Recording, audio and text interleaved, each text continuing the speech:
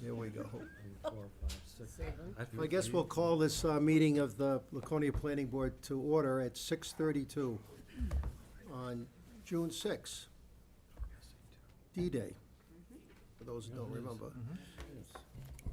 What's that? Randy's birthday.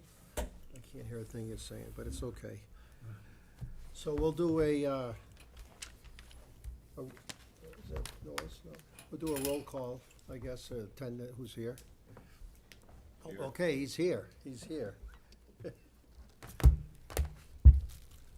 Had more important things to do. Obviously. My wife's sick, never mind.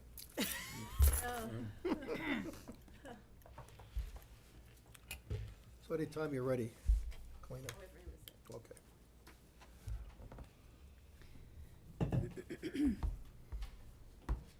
You're not waiting for me, are you? Yes. I just wanted to keep them waiting, that's all. So Amy Levisi, Here.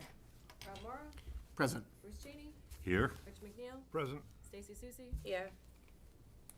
Louis Joseph, Here. Scott McWilliam, Present. Charlie St. Clair. Here.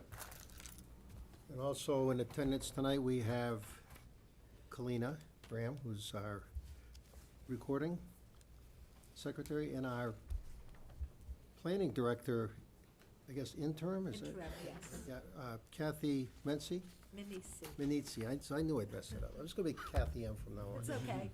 I Well- answer to that. Welcome, Kathy, it's very nice Thank to see you in that chair.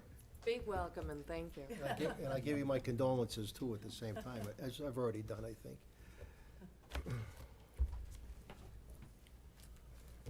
She's my lateness, sir. Brett's here now too, so that's good. So we need a motion to accept the minutes from the last meeting, previous meeting in May, unless there's any corrections. So moved. Second. All in favor? Aye. Good, okay.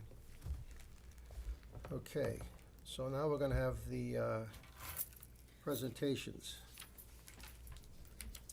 And on 7.1, excuse me, PL 2020-0087, SP 0076 CUP, which is all parking, and PL 2020-0088 SP, 0076 CUP, alternate parking. That's at 340 Court Street and 348 Court Street. So this is a request to extend the approvals to either add 3,000 square feet, a 3,000 square foot building, or connecting driveway with associated parking improvements. And they're asking for a one year or 10 year? They're asking 10 for years. one. They wanted a 10, but they can only have one. To June 4th of 2024. So we'll hear the application first? Okay. Is there somebody here?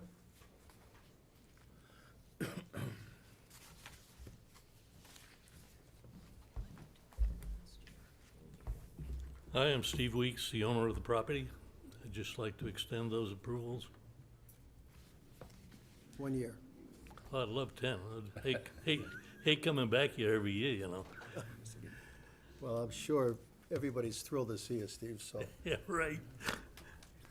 Does anybody have any questions for the applicant? Going once? Does staff have any commentary? I do have one question. Is there been a reason for the delay in your carrying out your application? Yeah, a buyer. Ah, that'll do it, yeah. Yeah, typically, I guess a 1 year extension is typical for this. Well, the sad part is, this plan was approved back in 2003. So I would have been coming here So you've been coming, for 30 years, right? 20 years. 20 years, yeah. You know, and nothing's changed other than maybe you're in a butter here or there. Yeah. Now, I did change it this time so that I could either build another 3,000 square foot building if there was a potential buyer or tenant.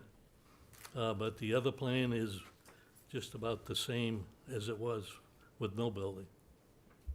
Right. So, you know, I think it's, you know, It might cost me another 20,000 in planning fees for a planner to redo the plans.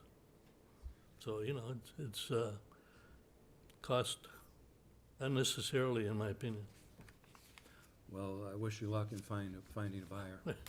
So do I. Okay, any other questions? Would entertain a motion I'll move it. to accept it? Yes. Is there a second on that? Second. Okay, all in favor? Raise your hand. Okay. Okay, it's unanimous. Thank you very much. Thank you. I wanted to ask you, so we're good with both the alternates voting tonight? We need them both? Like them to. Pardon me? I'd like them to. Well, if we have the need, I think we do, so, yeah, okay. So I get yelled at. All right. So that moves us down to 8.1, PL 2022-0114 SP, 13 Summer Street, the creation of a multifamily and existing structure. And apparently, we're gonna be continuing this to July 11th, because it's gotta go to the ZBA. So is everybody good with that? Understand that? I don't believe we need to vote on that. Motion, yes. Pardon me? Motion, yes. We do need a motion to continue I'll make that motion. I second it. God bless you, Amy. Okay, any discussion? All in favor? Okay, none opposed, beautiful, all right.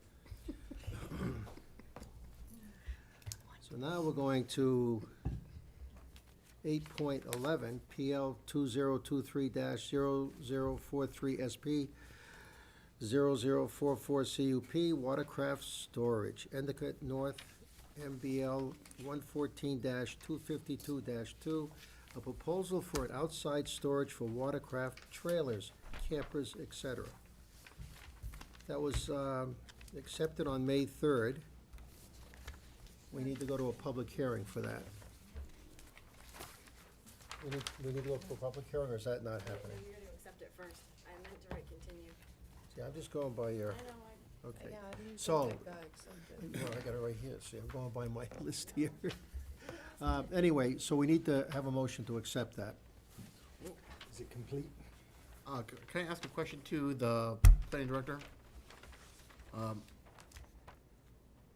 Do you feel that this application is complete? It's very difficult to,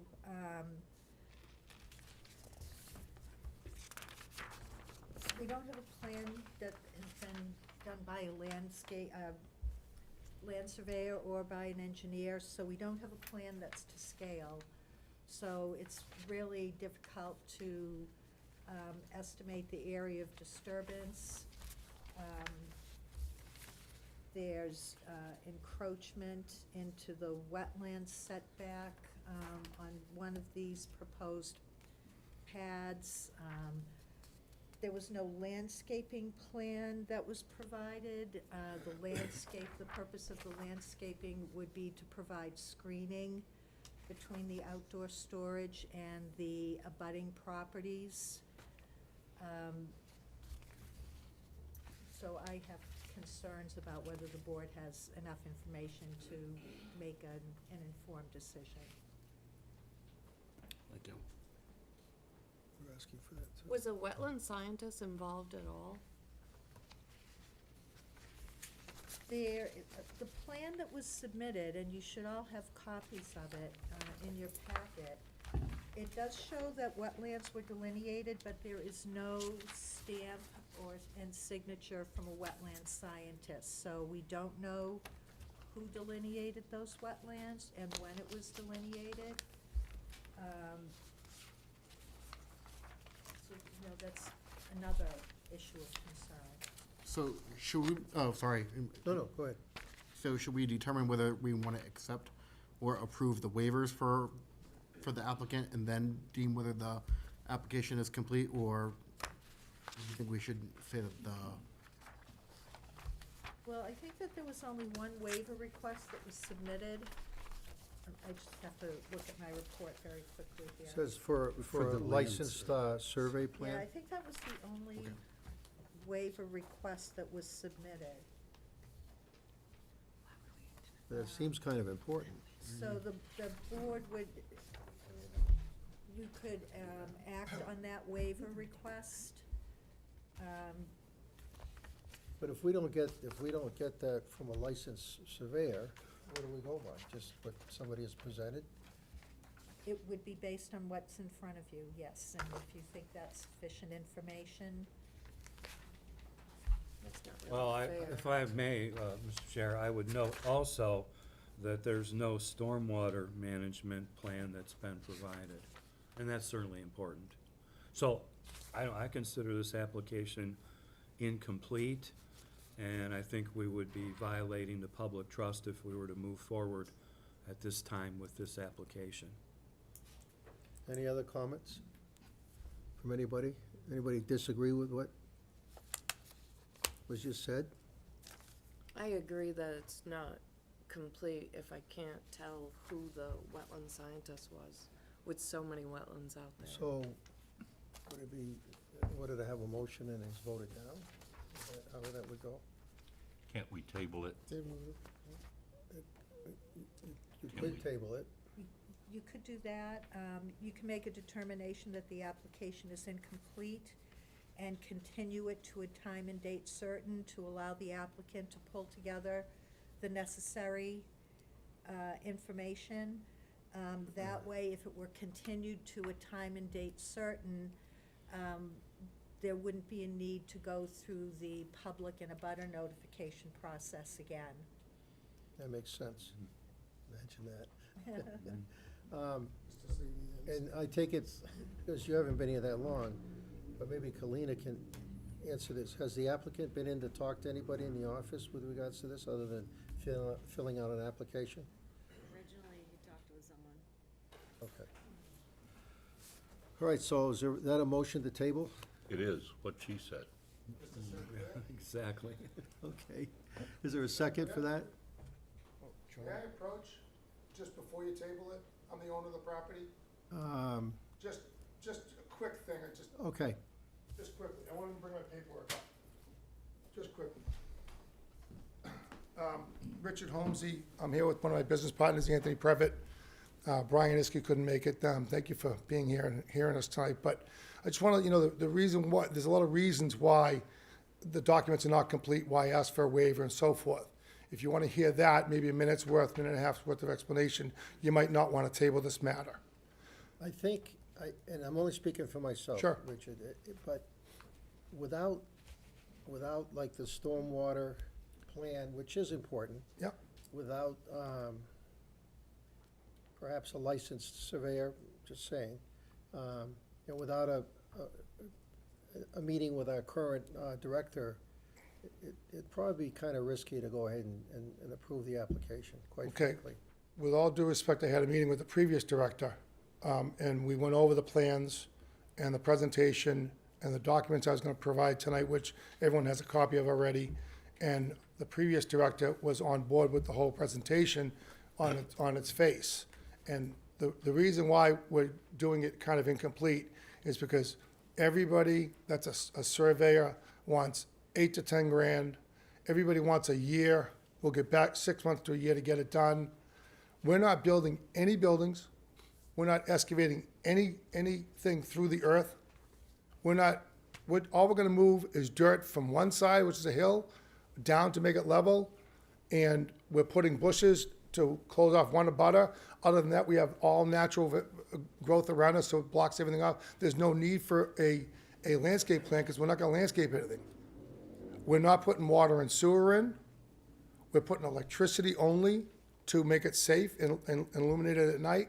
It's gonna be storage, trailers, anything that rolls, let's say, is what the purpose of this lot is for all the condominiums that are being built in the city and around the city and in different cities, abutting cities. They have nowhere to park their trailers.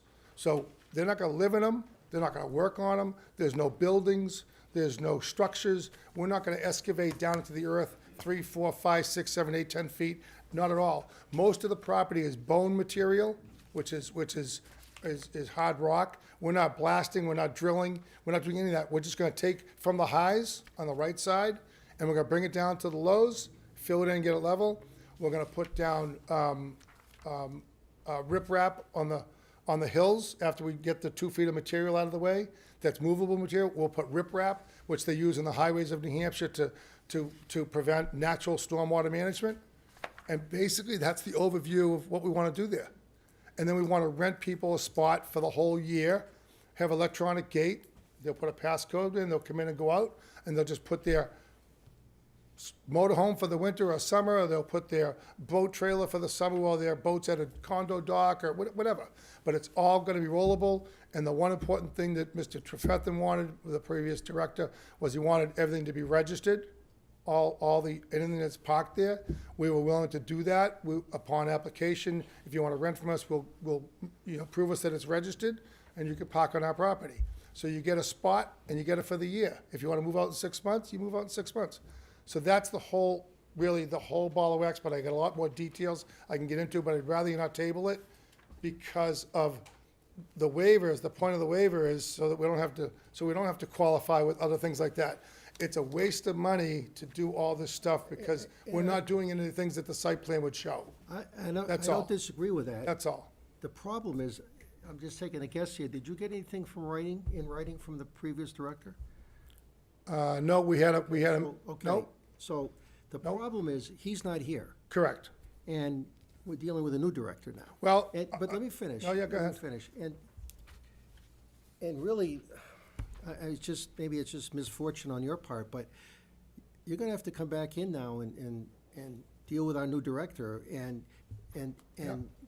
cross all these Ts, you know? Stormwater, I realize you're not building anything, you're not directing, but stormwater's a big deal, you know? If I take it because you're gonna have storage here, you're gonna have bare ground. well, that's what's there now almost, but yes. Right, So there and- will be some bare ground, but it'll be permeable product that we're gonna put in there. And I did try to meet the new interim director, and she was ill. So we had a site walk scheduled for Friday. Last Friday, we couldn't do it because she was not feeling up to par. So we were good with that, and we said we'd meet tonight. We drove up from Massachusetts to have this meeting tonight.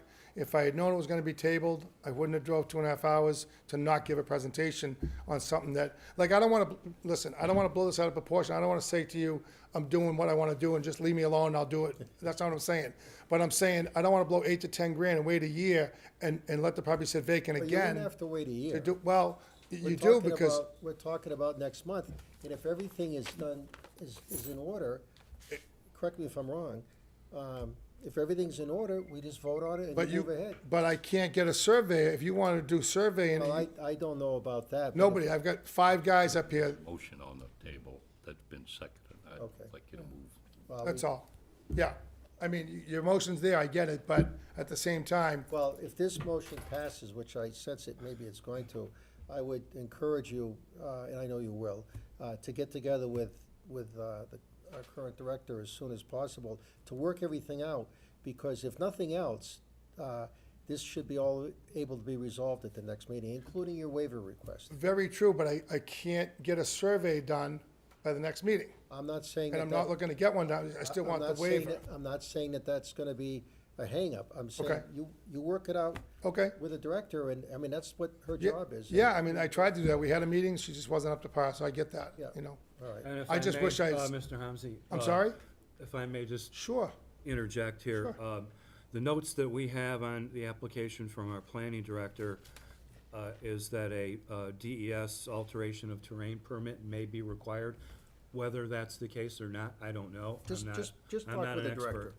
So, you know, yeah, that's just me. another issue that you wanna get resolved. Well, that's what the Well, office is gonna let That's him right. know. I found out that the DES is only gonna be involved in regards to a state permit to pave the roadway coming in. Okay. So the Right. question, on here is whether to table this to the next meeting. And that's a non-debatable Right, so motion. all those in favor of tabling it, raise your hands.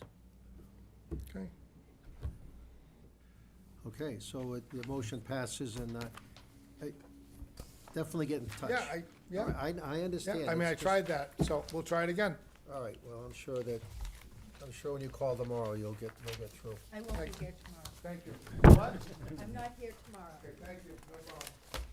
What's tomorrow, Wednesday, so Thursday? You'll be here Thursday? She'll be here Thursday, Okay. Richard, And thank you. Friday.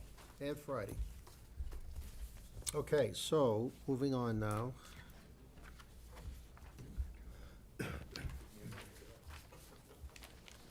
Moving on to 9.1, this is PL 2023-0053 SP, amended 150-208 Lakeside Avenue, New Hampshire Veterans Association, proposal to add 6 self-contained RV sites to the existing campground. So first, we need an acceptance for this, Excuse me. Bless you. Is Goodness, is you guys keep it over there, over there. anybody else? She coughed, You're in a he great sneezed, spot. I hate to think what I'm about to do. Oh, no. Where's the number? Is it complete? 9.1. Kathy, We have 20 sites now. Wait, we gotta vote on the acceptance here. So, This is another There we go, I Um, found it. application where the board is gonna have to determine whether or not you have sufficient information to make an informed decision. Again, there's been no plan submitted. There are some photographs, and there was and I'm not finding it in the file, where is it? A printout from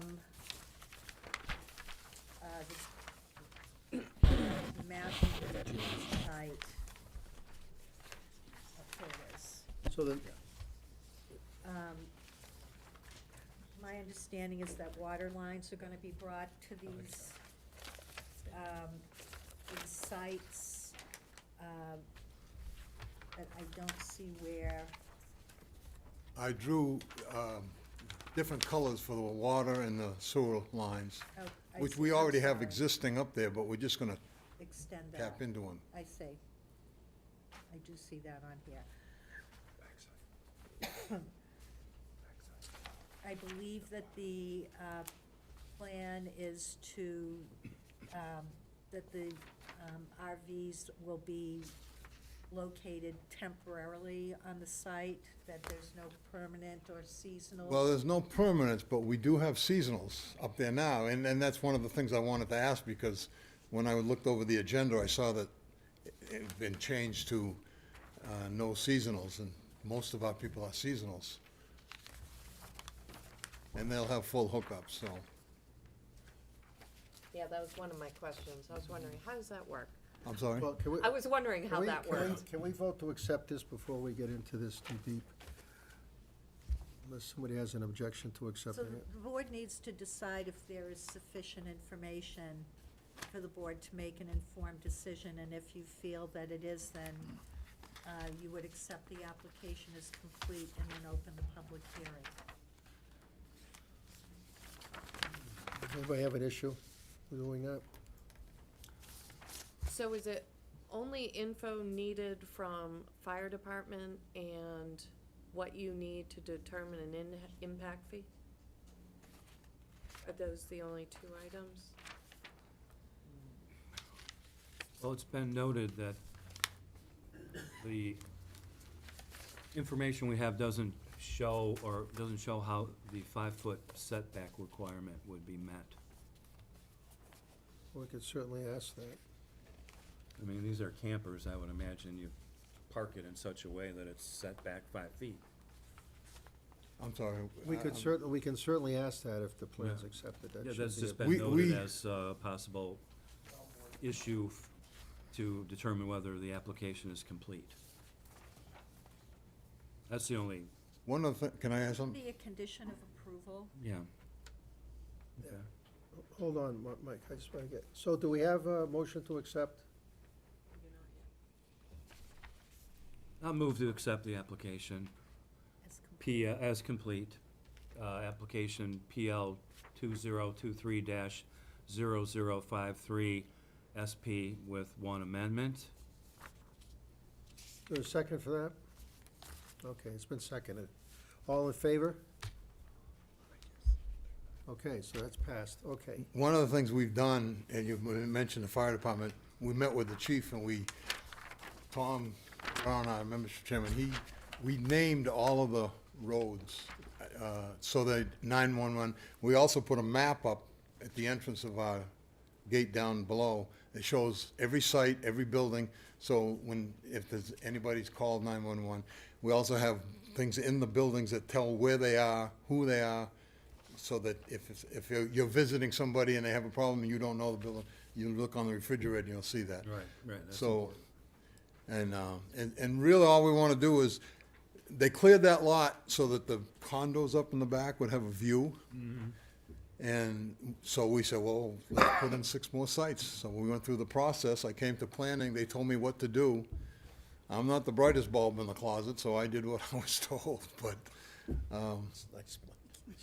I drew the maps the way I saw it. And we've got 6 sites. We're going to put in, we have a lot of veterans that want to come to the Weirs and stay. And of course, Bike Week, we utilize them. And so This is restricted for veterans? strictly, we're a membership. You have to be a New Hampshire veteran. You have to be a New Hampshire resident and an honorably discharged veteran to join our organization. But so that would mean for the people on these sites? Yes, they're that all, utilize them they're would all have to- members. They have to be members to rent the buildings and the RV sites. Members of the Veterans Association or the auxiliary. And, Okay, let's have, okay, go ahead. It's pretty much self-explanatory, looking at your plan here, that 23, 24, 25, 26, and 27 will all be accessed off what looks like a gravel road coming off of Veterans Ave. I have a question about 22. Are they coming in between those 2 buildings to get back to? No, Or they have to pull in first, and then 23 parks in well, front? sometimes you have to designate, and those 2 sites you won't be able to put trailers in there. There'll have to be a motorhome that can drive in. Okay. Because if you back a trailer in, you're gonna have your door facing the condos. You don't want that. Everybody wants to be facing the lake. So our quartermaster Carl's already decided that those sites will be used for smaller motorhomes that can drive in. Nothing has to go through a building. That little gravel road you see going up, it just continues up to the fence. And the sites are built off of that. So would it ever be possible to have 2 recreational vehicles on that site, 22 and 23? Yeah, but they'll be small, like a Class C or a Class B. Self-propelled type? Yeah, we keep a pretty good Not tab trailer. on everything that happens up there. And we have rules and quiet hours and everything, and it's a unique organization. It was started by Civil War veterans. So in the beginning, it was a campground, and then they built the buildings. And we're the oldest continuous veterans organization in the country. And we're pretty proud of that. And So we once- want to keep it that way. So once retreat sounds, no more noise. Sorry? So once retreat sounds, no more noise. Yeah, taps. So we got 10 o'clock. 10 o'clock. I can tell you that in 14 years of running the police department, I never once sent a cop to the veterans. Never. Because they took care of their own business. You had a question? Just some questions on your photo here. Are you removing any trees? No, the trees, we're actually gonna be planting trees, but we don't wanna block the view of the new condos behind us. So they're gonna be strategically put where they can be shade, but let's face it, Okay, so these trees are being removed? those trees are, You've got sites right on top of trees? well, those are the old sites, I think, if They're I'm not. under the trees. That's what I was Under- trying You're to just seeing the figure out. canopy of the tree. It's under the tree. They're keeping the shade. Photos are also from 2016, Ah, because that's what the city has. Can I look at that and show you? Yeah, yes, please. Got it right here. So I'm just trying to see which one she's She's talking talking about. about these. Okay, so, road coming up. These trees are here, the sites are already existing. Yep. There's actually less trees there because they were pines and they broke, so we took them down. that's the grove. But there's still plenty of trees there. And then the new one is, right, so now the road comes up like this. There's a site here, 1, 2, 3, right now. It should And hold these that two up. here can only be for Class C or Class B. Could you hold that up so, and So just others explain can that, see. so she can see it? Well, I can just walk down and show it to her if you want. So the sites here, the road coming in, you can't see it in this picture, but they're dug in. Let me show it. If you don't mind. Not at all. The key is you're not removing any trees. No, Okay. the No, trees we're are not. already That- These That are all answers the existing. The tree, they removed trees before, I'm right For the here. site. and that's line. what opened up this field and Yeah. gave, Okay, the fence comes up. and we did that for the developer up in the These back. are where the sites are. Gotta make your neighbors. Because we're good neighbors. Gotta make your neighbors happy. Understood. Yes, these are already So- existing. There's already sites here, When in this here. says, See all these trees over here? They were all taken out back when they cleared for the condos. All right, so we Those got have been that. gone for like 7 years, 6 years, the trees that are gone up there. Yeah. All right, so that's This just, new proposal is right here. And you know, let me just add, Site right if here, one right here. we don't have right here. the RVs there, those trees grow up fast, Pull them in. and These two here that we. we got can't keep planned, up with them, so You drive them in. Because everything is on the passenger side, so you, that's the way. it's any gonna more be set. questions for the Yes. applicant? so when this says parking for 15, that That's- is that's for not this building. 15 No, cars. no, that's That 15, is building. Building 15. Site 15. 15, Yeah. oh, Building, okay. building 15. Building 15, okay, great. So if this I was, got nervous when I saw at the that. end of the day, with this These approval, are the you would numbers of have, the or building, if, 15. if we were to No. approve Okay, this too many application, people talking. you would have 27 campsites up there at the end of the day? Yeah. Okay. She's got it. I Okay. think that's all my questions, thank you. Yep. Okay, any more questions for the applicant? I'd like to open up a public hearing at 7:03.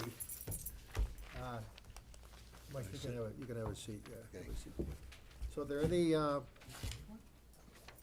abutters here that would wish to comment on this application? Jeez, I thought there was people here for that. Nobody? Okay, well then we will close the public hearing at 7:04 and move on. Yes, I've been waiting for that. So staff, do you have any recommendations or commentary on this application? Well, there are conditions of approval that are included as part of the report. I did, based on the presentation, started to make some changes. If the board is inclined to move to approve, I'd be happy to read through the conditions Go ahead. for you You mean after or now? after. After it's approved. Well, you would approve it subject to the following conditions, and Right. then I would read the conditions for you. The change that I made, it said that These are there her may be conditions, some seasonal use, so I deleted that. Is that So- 2A? Yes. And there's no impact fee, so we don't have to discuss that.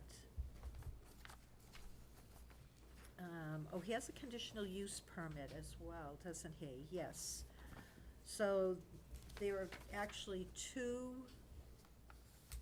votes that the board has to make. The first one would be to approve the general conditional use permit, which is required for a campground in the commercial resort district.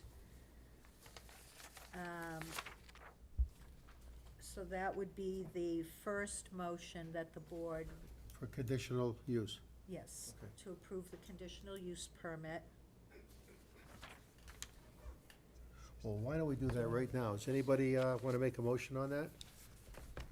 Could we wrap them up in one motion, or do they have to be separate? Well, you could approve the conditional use permit without adding, I had conditions on that. You don't need to do conditions for that. You can just approve the conditional use permit, and then you would have a second motion to approve the site plan review application, and that's where you would list the conditions. Right. Okay. You making that motion? I'll make a motion to accept application number 0068 CUP. We've already made that. I'm talking. No, this is the conditional use. So you didn't mention that, so you're saying the conditional use, okay. Conditional use permit, CUP. Okay. We'll accept that first. All right. Second on that?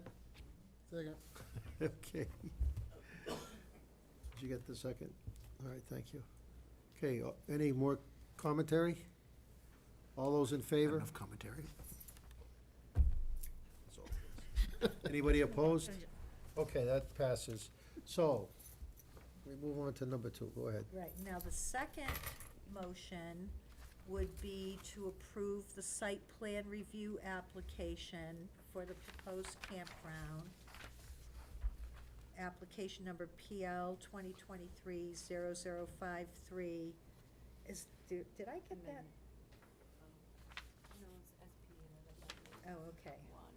Okay, so it'd be SPAMD 1, subject to the following conditions. Okay, and what would those conditions be? So the conditions would be, project completion deadlines. I'm assuming they want to get this done pretty quickly, so I gave it a short window of time. How much? Well, the plan revision, because they're gonna have to make some revisions to that sketch that they provided, we can give them a copy that they left with the town to do that. Have that completed by July 6, 2023. Final plan, July 6, 2023. Completion of the project, July 6, 2024. The plan revisions would be to add a note to the plan that the use of the proposed sites is transient.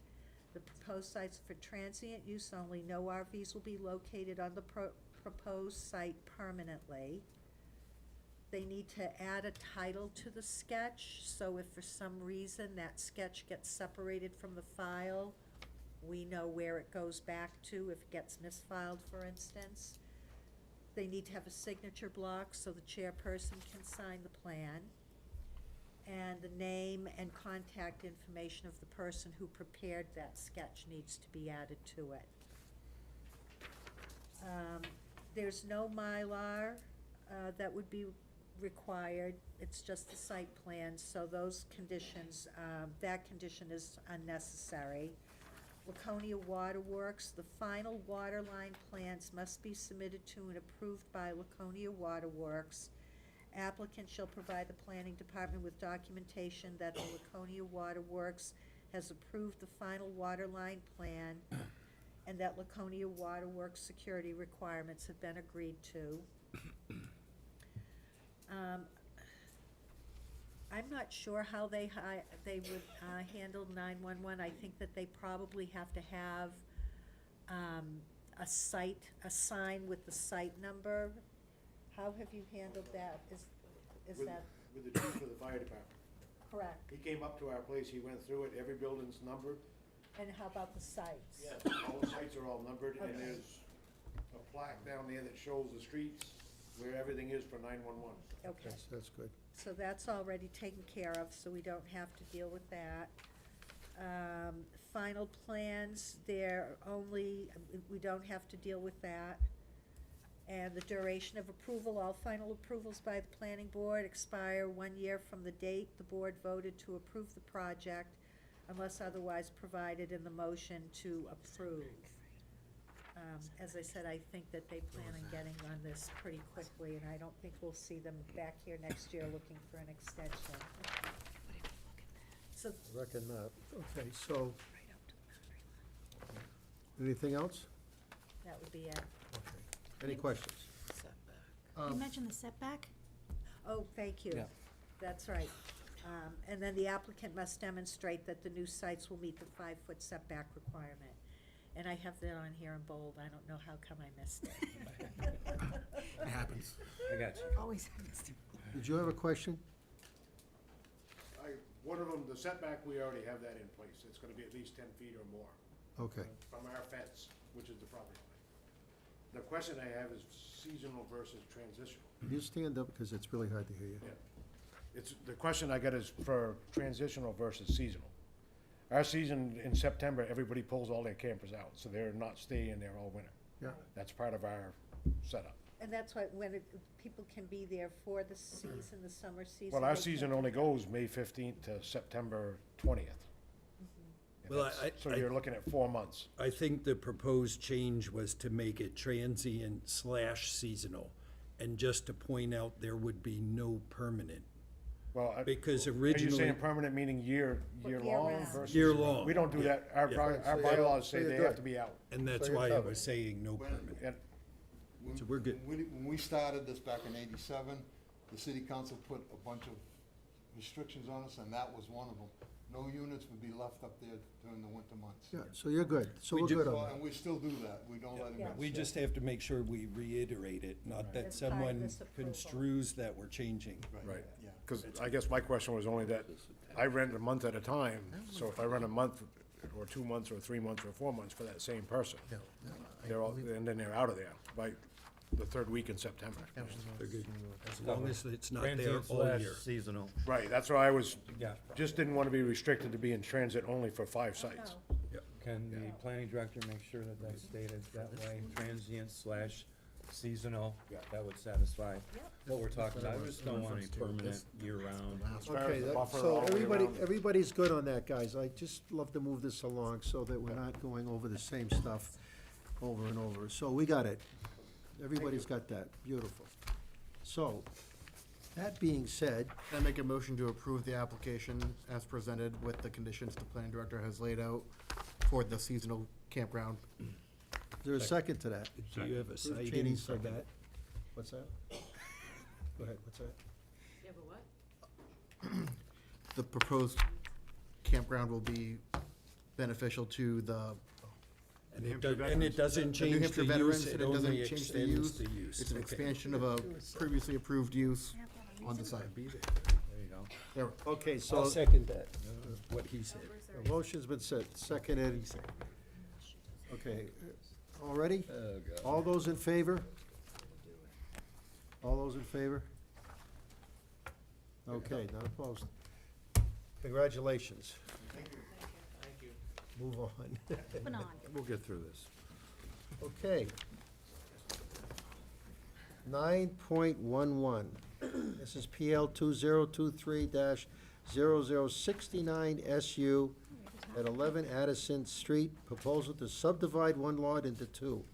There's a waiver requested for topographical lines and sidewalk. Okay, so we need to vote to accept the application. I'll make that motion. I'll make that motion. Okay, the I'll motion. second that. Motion and seconded. Look at us go. You got that? With our powers combined. Wonder Twins. Just checking. Any discussion? All those in favor? Opposed? Okay, that passed. So now, with the applicant, come on up. I'm Dean Clark, DMC Surveyors, representing the Prestige Kitchen and Bath, which is Wayne and Shayna Percy. This property has a residential house on it right now, and a business which used to be, everybody's familiar with Tradesman's Builders, which is down off of Court Street on Durkee Street. I would imagine, I mean, they've been there for a long, long time.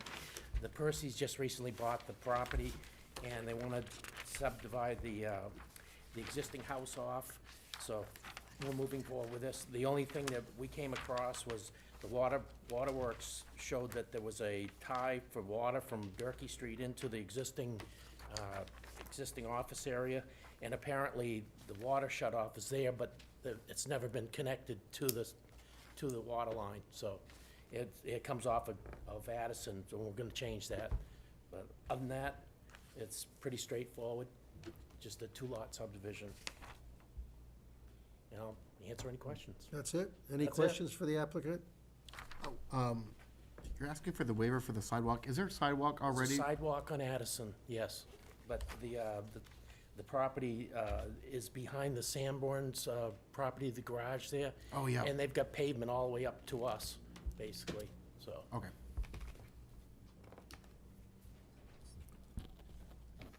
They have pavement in the street or pavement? Pavement right out to the street, it's their parking area, and where they park their cars when they're working on Sanborn's, a lot, Right across from Al's.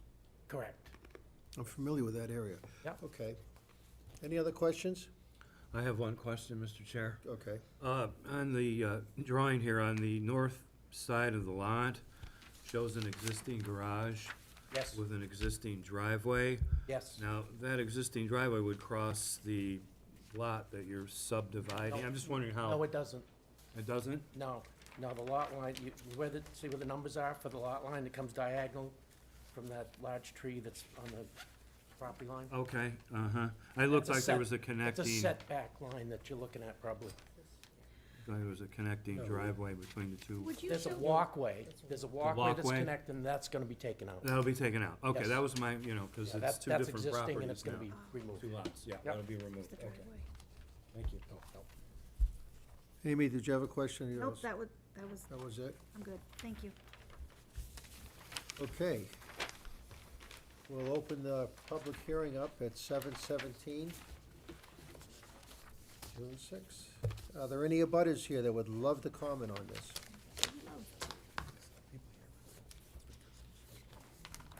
Makes me very nervous that they're all here for something else. Thought we'd spread it out a little bit. So no abutters, one more time. Okay, we'll close the public hearing at 7:18. And move on. So do we have Staff report? questions for the staff? I have a question. I'm assuming that with this subdivision, both will be conforming lots? Okay, that's all. Anybody else? You sure? Positive. Okay. Staff, do you have any commentary on this? Any recommendations, or? Yeah, I mean, it's a pretty clear-cut application. You've got two existing buildings, a residential use and a commercial use on a single property, and they're just creating two separate lots. No additional construction is proposed. Setback requirements are all met. They did ask for the two waivers, the sidewalk waiver and also the topographic, providing the contours, which really isn't necessary in this situation since no additional construction is being proposed. It's pretty straightforward. That would mean no problem. I don't have any, I don't have any concerns about it. There was just the one condition, 16, that being the water supply. Yeah, there's a list of conditions on the back, I'm gonna make sure, yeah, the Laconia Water Works requirements is, one of the conditions. Okay. And actually, I had missed something, let me see. That would be extending the service from the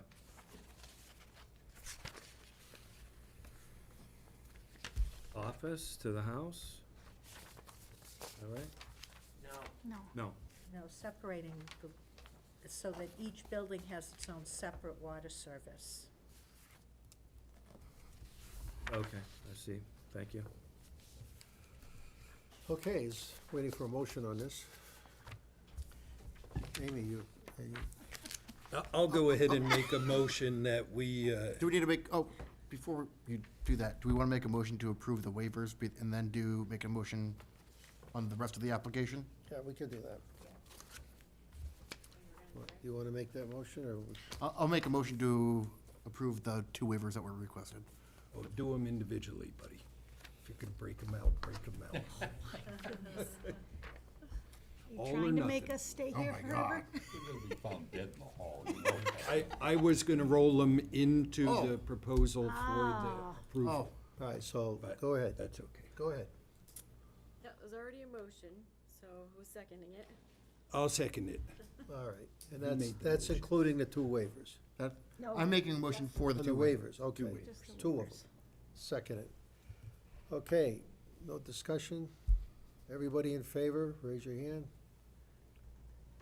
Okay, that's unanimous. Okay, That's on now the we'll move waivers. on the question itself. I'll make a motion that we approve PL 2023-0069 SU, 11 Addison Street for the subdivision, with the staff recommendations there, citing that there is no change to the property. Both uses will still be within the zoning regs, and there is no new development in there. It's basically a lot line adjustment subdivision. Do you have any key findings, sir? That is the key finding, that there is no No change in the use, it's just a lot line. And the lots will remain in conformity. I'll second They're the both motion. conforming. Okay, it's been seconded by Scott. Any questions or comments? Conditions? The conditions, I said with the staff recommended. Okay. We did- Conditions. we did include that in the Thank motion. you. okay, all in favor? Raise your hands. Opposed? Okay, we're good, that went right through. No Thank you very much. objections. Have fun. Okay, so now we're up to 9.3. Oh, we lost some visitors. Okay, that cuts the crowd Little down by by little. 3. This is PL 2023-0029 SP, 0030 SU, White Oaks Road. Proposal for residential site plan for 6 multifamily buildings for a total of 29 units on a private road. So we need to have this application accepted if it's ready. It Oh, was go ahead. accepted in May. Oh, it doesn't say that on my notes. Okay, so we've already accepted it? Yes, but they actually asked to go to the end of the end of the public hearings, unless they're here. No. So- They're here, okay. So it's been accepted. Now they're here, and we're gonna listen Yep. to their proposal. Oh, my goodness. We are waiting for one more member, so if we could push it one, Okay. You wanna move down the agenda? yeah, Right to the end, kid. right to the end, that's where we have to go, okay. Batting. Back of the line. You sure? Okay, so we're gonna move down to 9.4. This is PL 2023-0062, 0063, CUP Wetland, Lexington Drive, NBL 375-324-4, a proposal to construct 2 warehouses, 5,000 square feet and 3,000 square feet in the wetland. Not in the wetland. That's what it Not in the says. I know it Wetland. says, Buffer. in the Buffer. buffer. Buffer, Buffer. wetland buffer. You guys, somebody's setting me up here on this stuff. It's just for the laughs. Just for the laughs. Okay, we need to accept this, according to my notes. Well, I don't want to get yelled at here again. So, can I have a motion to accept this? Is the motion, is I think the it's a little over applicant, 2, because we have complete? the CUP. is that complete? Is that complete? This application? Yes. Yes, it is. Okay. I'd like to move that we accept application 0063 CUP, conditional use permit to construct 2 warehouse buildings that are in the wetland buffer. Been seconded. All in favor? Okay, we're in. Oh. Floor is yours. Do we need to accept the regular application as well? I thought that's what we just did. That was a CUP. There's I only think it's together. Oh, it's only a CUP. Okay, There's thank you. two- No, there's site It's plan. together. No, It's there's site plan. There's conditional use permit and site plan review. So does the board want to take up the conditional use permit first, or do you want to do them together? If we could do them together, I'm good with that. So then you want to go ahead and accept the Site site plan application as Okay. well. All For a right. motion to accept that site plan application? So moved. Second? All in favor? Okay. Good evening, Mr. Chairman and members of the board. Peter Howard from Du Bois and King. Also, Bob Gallagher. He is Beaufort Investments LLC. He is the applicant, local resident. The owner is the city of Laconia. This is a lot in the O'Shea Industrial Park on Lexington Drive. It's about 4.85 acres. It's been vacant for quite a while. It is between Smith Tubular and Vient, medical manufacturer. I think you're probably familiar with the site. This existing conditions plan shows Lexington Drive here. It's about 223 feet wide and about 650 feet long. We have had the wetlands mapped. This lot was subdivided back in, I think, 1997. That's when Vient, the people that developed the lot that Vient is on, these were two lots, was divided. And so this is, the wetlands were mapped at that point. We've had them mapped, and it's what is shown in gray there. The blue line represents the wetland setback, 50-foot wetland setback. There's also a wetland that goes along Lexington Drive. It's a running ditch line. I don't call it a brook necessarily, but there is a major culvert that goes underneath Smith Tubular, brings water from up above down, and it runs down along the road. So the lot is severely restricted by wetland buffers. We have talked with planning about this prior to Kathy being here. We've also been to the Conservation Commission early on in the planning process to get their comments and support, which we did. We're proposing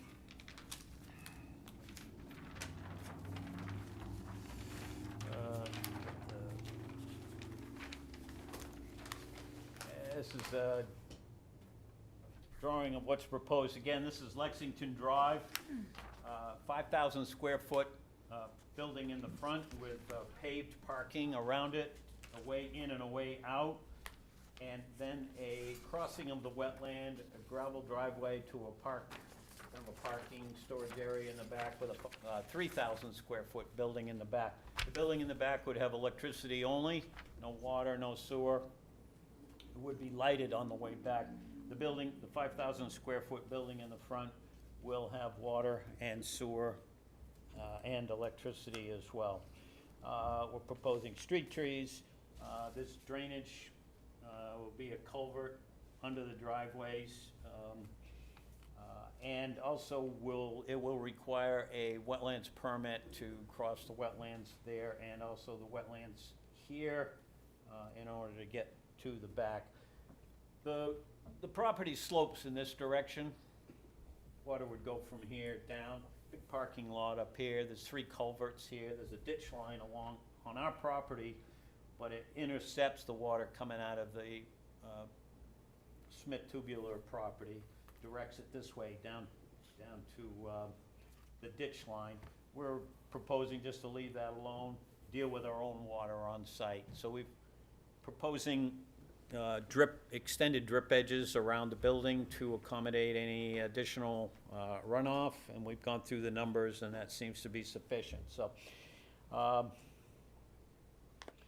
hey, Bob, if you would like, he could speak to the uses of the buildings.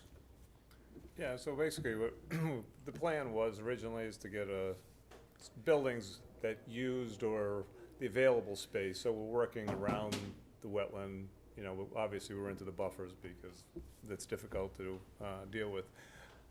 So basically, I'm looking to put use this for a small manufacturing shop and maybe storage, place where I can work on vehicles and such.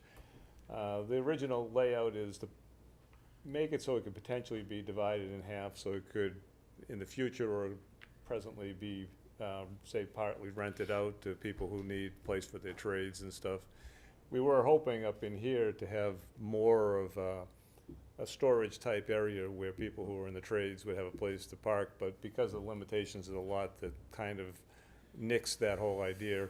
So the idea with the building in back was to have like a cold storage area where you're not really tying up valuable space in the front building, such to put equipment or tractors or whatever, somebody might need to store, in my case, maybe I boat and other junk. And then this area here would be for anything that I need to keep you know, like maybe storage containers or something, they'd be way back out of sight of the road. Again, it's all industrial, this is, you know, way back out of sight, so it's not something that's gonna detract from the neighborhood. What we did is we just, again, planned, so there's an overhead door that goes in right here, which would service the right-hand side of the building. We've got two overhead doors coming in on the end here, which would be, so if somebody was bringing in trucks or something, or whatever it might be used, they could easily get in and out. We designed this such that, so if a delivery was being made, a truck should be able to pull in, get off the road, you know, a forklift could come out, take off whatever needs to be removed, and then the truck could come back out onto the street without really any problem. Aside from that, really not too much. I mean, I run a small manufacturing company, so I'm basically looking for is a small space to move my shop to, since I'm moving up more. I have a house in the area, but we're moving permanently up into this area, so. And there's very limited space like this left in the city, you know, or actually pretty much anywhere in the area is very tight, so. Trying to just get something in that's convenient, and again, we're trying to work with the site. We're not trying to, this here, as far as where we're crossing this section of wetland, this is really drainage that just crosses. Like if it rains heavily, if you walked out there, it might be a little wet on the surface, but you can walk right across. It's not muddy or anything, it's just the push through from the water. So obviously we'll have to get permission to get across it, but it's not like we're getting into a swamp or. How would you get Alternate. across it? Huh? How do you plan to get across it? Well, we're gonna put a culvert in here and get a DES permit to go across. Okay. So that'll get us to the back of the site, and then the same thing here. This again is a dug man-made ditch line, and all the water from Lexington right here, the pipe that goes in front of Smith Tube ends right about here, and then there's a paved swale actually from Lexington draining right down into it, so it's actually collecting all the water from the road, you know, so it's everything that comes from Lexington that's draining down on that side, flows into this ditch line, and the water that comes through the culvert. And then again, there's a swale in along this property here that's hasn't really been getting maintained like it should, and that's just keep that open and it flows this way. A lot of this flow here is because this wasn't maintained. The silt has built up so that the water tries to come across, it's stopped going all the way and then started really crossing. So a lot of this has been aggravated by, again, this is a massive parking lot. There's a ton of water that pours across. Where do they push their snow? That massive parking lot? Right here. Over the edge. What a shock. I might have to just say as well, here's the edge. This is the new edge, you know, so they just shove it all over the top. But they got a ton of parking up back. I know you're gonna ask the question is, what are we gonna do with snow? Our plan is to push the snow up back at them here, out in the front. But if we run out of space, we can pull it up and, you know, dump it along the Smith Tube side, so as it melts, it's got more area to be dissipated and controlled, not really create a problem. I don't know what they do, but, so in the wintertime, would you maybe not use a lot of salt or chemicals and maybe just use sand or stuff like that? Yeah, for that's fine. traction? I'm not, this is, the part that matters is paved, and I'm the type that gets cleaned up right to the bare pavement, so once the sun hits it, you know, it'd be melted and such. Yeah. But as I said, as far as salt, I understand that concern. Unless the city stops salting Lexington, everything is right in, as I said, right here, there's literally a paved swale that carries all the water that runs down along the road right into that drainage trench, so. I just always encourage private businesses to do as best as they can to mitigate it, because the city, Oh, in absolutely. fact, as we know, when it gets cloudy out there, dumping stuff, so, you know, whatever we can do on our own to mitigate that. Oh, absolutely. Yeah, and scraping it down. I always have all kinds of plows and trucks, you know, stuff with tractors with blades that scrape down. Any other questions, or questions at all? Mr. Chair, if I may. Go ahead. I have a question that may be better suited for the engineer. Looking at the side elevation of both buildings, the roof line is slightly sloped, is that Yes. correct? Yes. And you mentioned the topography goes off in one, so will the slope line of those roofs be such that it will go towards the low point of the lot? You follow what I'm saying? What I'm asking? Those roof lines are gonna slope back into a drip edge. Now, you might ask, I have drip edge all around it. The reason I have drip edge all around it is not to catch it off the roof, because it won't catch it off the front, but to expand the volume of the drip edge area around it, so that water gets into it, it will be dispersed around, infiltrate, overflow, and then it will be outlet.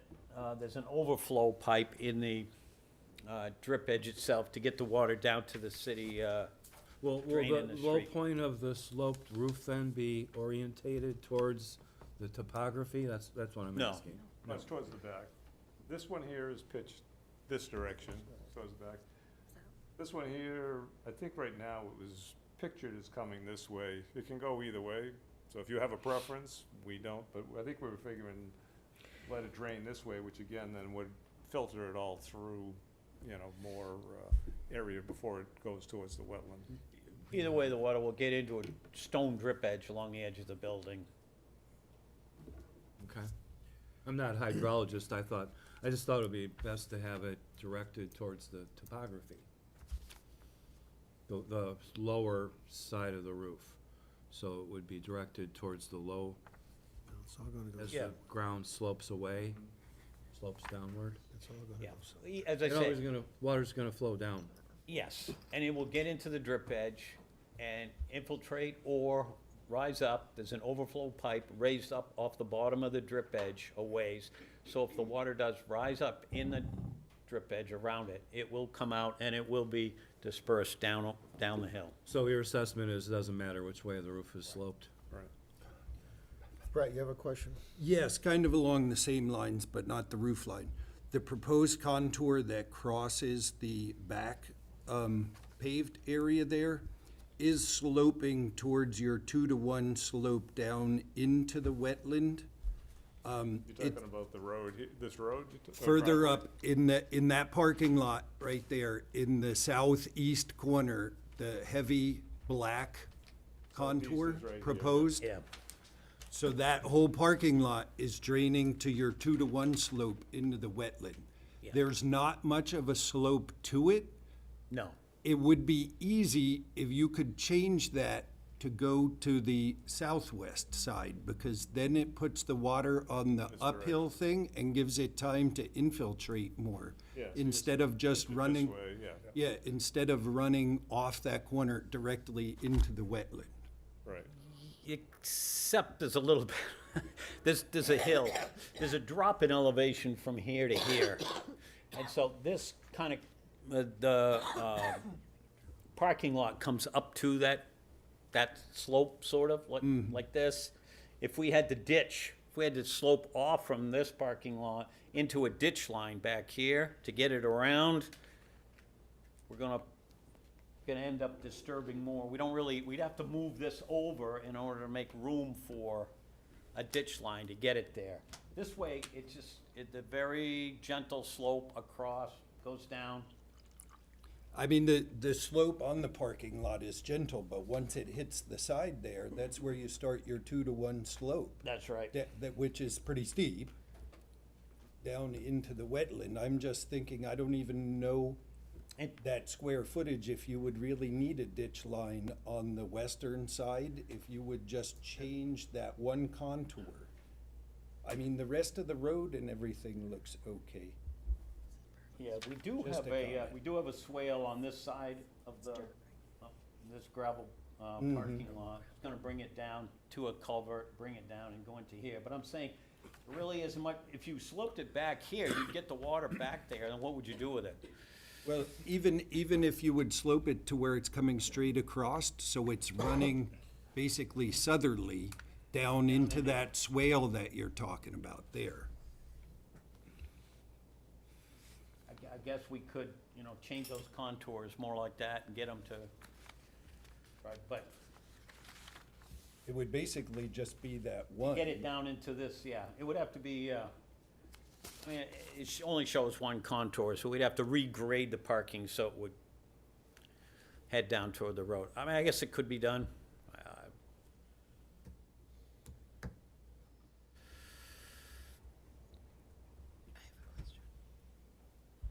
Is that a suggestion? I will do that. Or is that a requirement? No, I was just asking about the feasibility of it. It seems like it would make more sense to give that time, that water more time instead of just dumping it into the wetland. You gonna try to do that? My only comment on that would be is the more you concentrate, the more you push it all in one direction, then the more the mass grows. Whereas, in other words, if it was going off the side towards the east over a much wider area, then you have a lot less acceleration and a lot, in other words, because you're taking the same volume.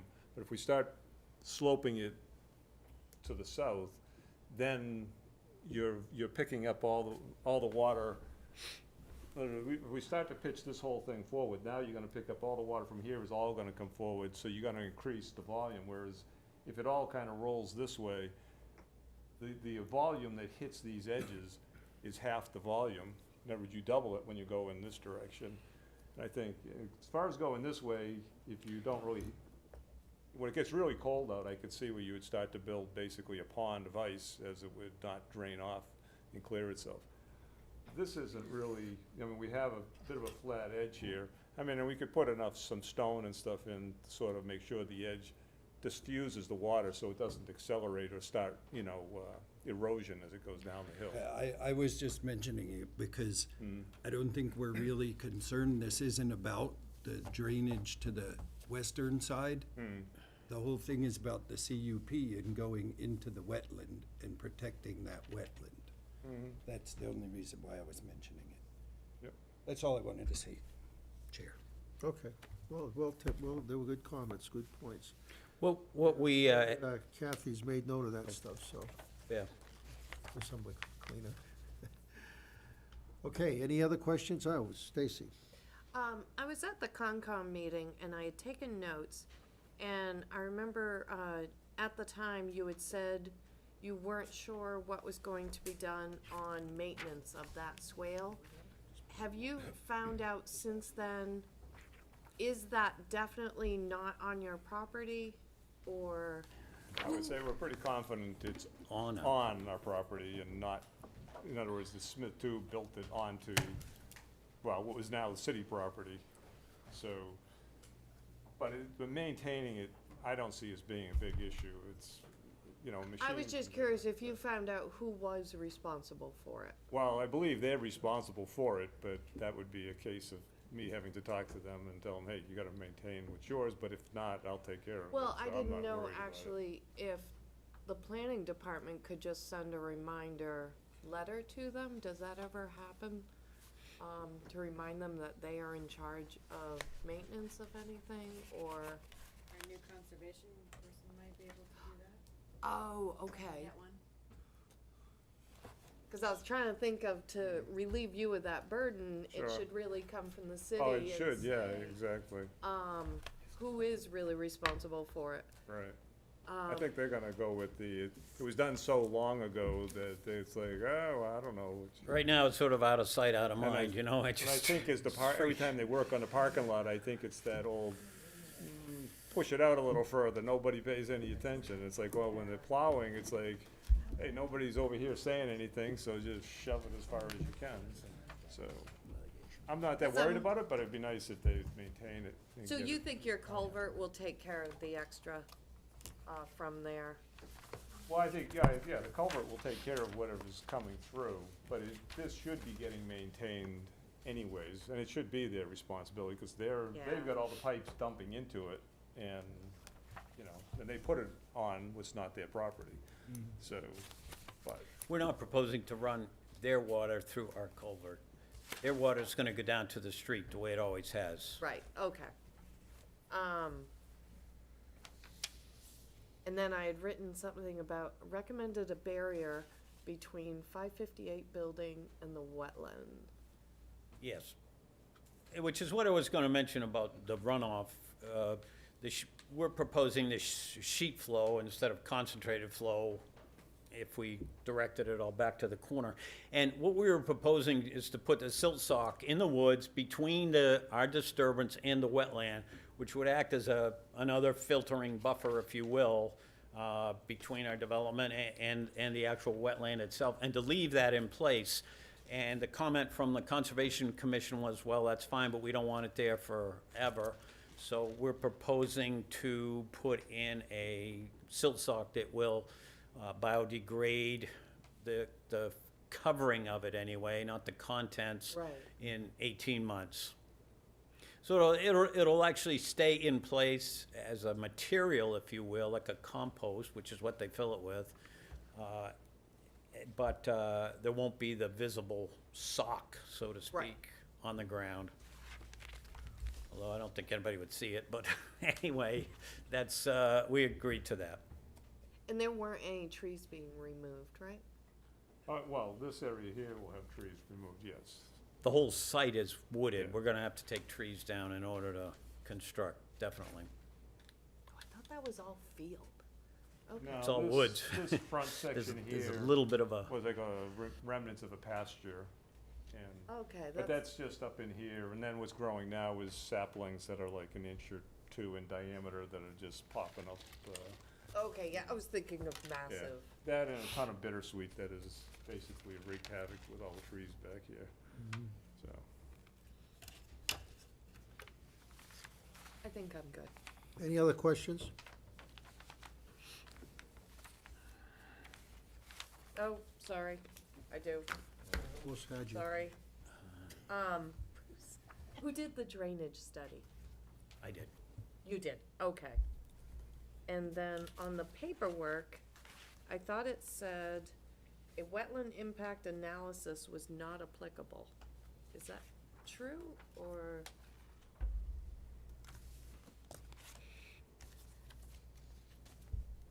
Where do you see that, Stacy? That was on one of our checklists.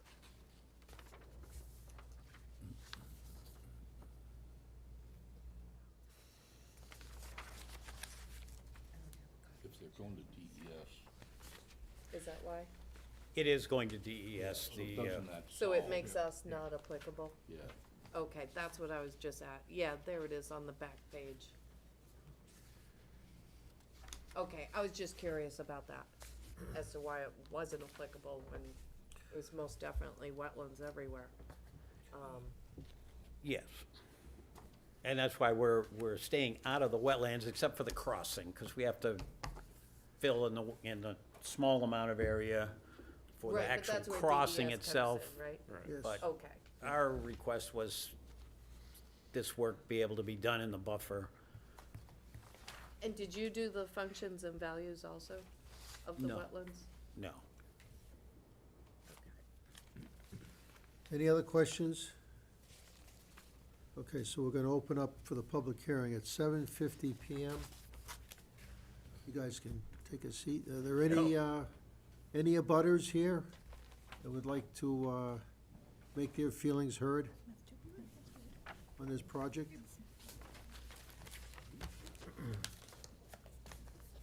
Okay, we'll close the public hearing then at 7:50 and 25 seconds. And now we'll go to staff for their recommendations or comments. You have both the conditional use permit and the site plan. There are conditions, proposed conditions for the conditional use permit, as well as proposed conditions for the site plan review application. The proposed conditions for the conditional use permit were recommendations that came from the Conservation Commission as part of technical review. And then there are some additional, obviously, conditions that relate specifically to site plan. How would you? Any questions on those? Everybody?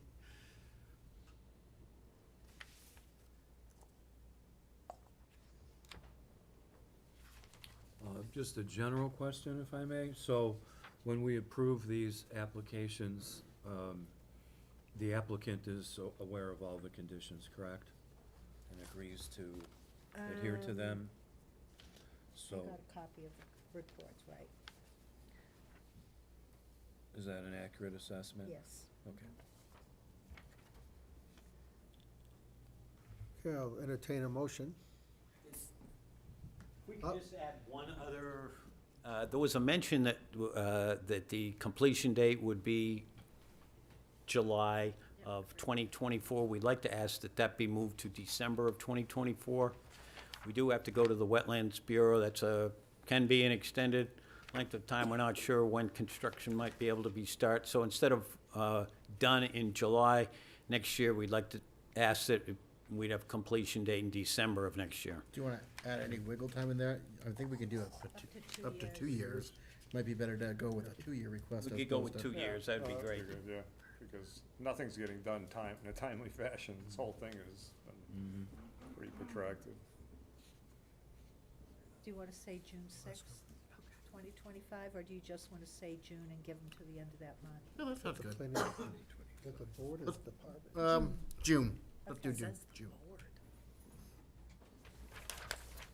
Are you guys gonna have any signage for this project? I kind of overlooked it, mostly because I never actually, all my customers are across the world and the country, so I never really give it any thought. So it's really kind of late probably to add that in. The only thing I was thinking is maybe we should have something, at least so if a truck was, a delivery was looking for us. But I wasn't looking for anything special, so if there's something you'd say, But we don't have to do anything with that. They can actually just apply for a sign permit after the fact. yeah. Again, I've been thrown under the bus, so. Bad information? Good that you brought that up. Yeah, Thank the you. building will be visible from I the prefer street, so you neon put signs something on the myself, building. so- Oh, my God. Flashing, Here it comes. I do prefer neon signs. You can see them forever. Maine. Yeah. We can get them a deal on the time and temperature sign. Thank you. Time and temperature sign would be great. Okay, thank you both very much. So, hearing from everybody, and would somebody like to make a motion on this project? Did we separate them or no? Would you like me to go through the, unfortunately, I made a copy of the wrong conditions of approval, so you don't have a copy of the proposed conditions for the conditional use permit. Would you like me to read through those quickly for you? Sure, and I hate to jump to conclusions, but I get the impression, which I'm probably wrong, that the applicants are being very cooperative and working with you guys on. They have been.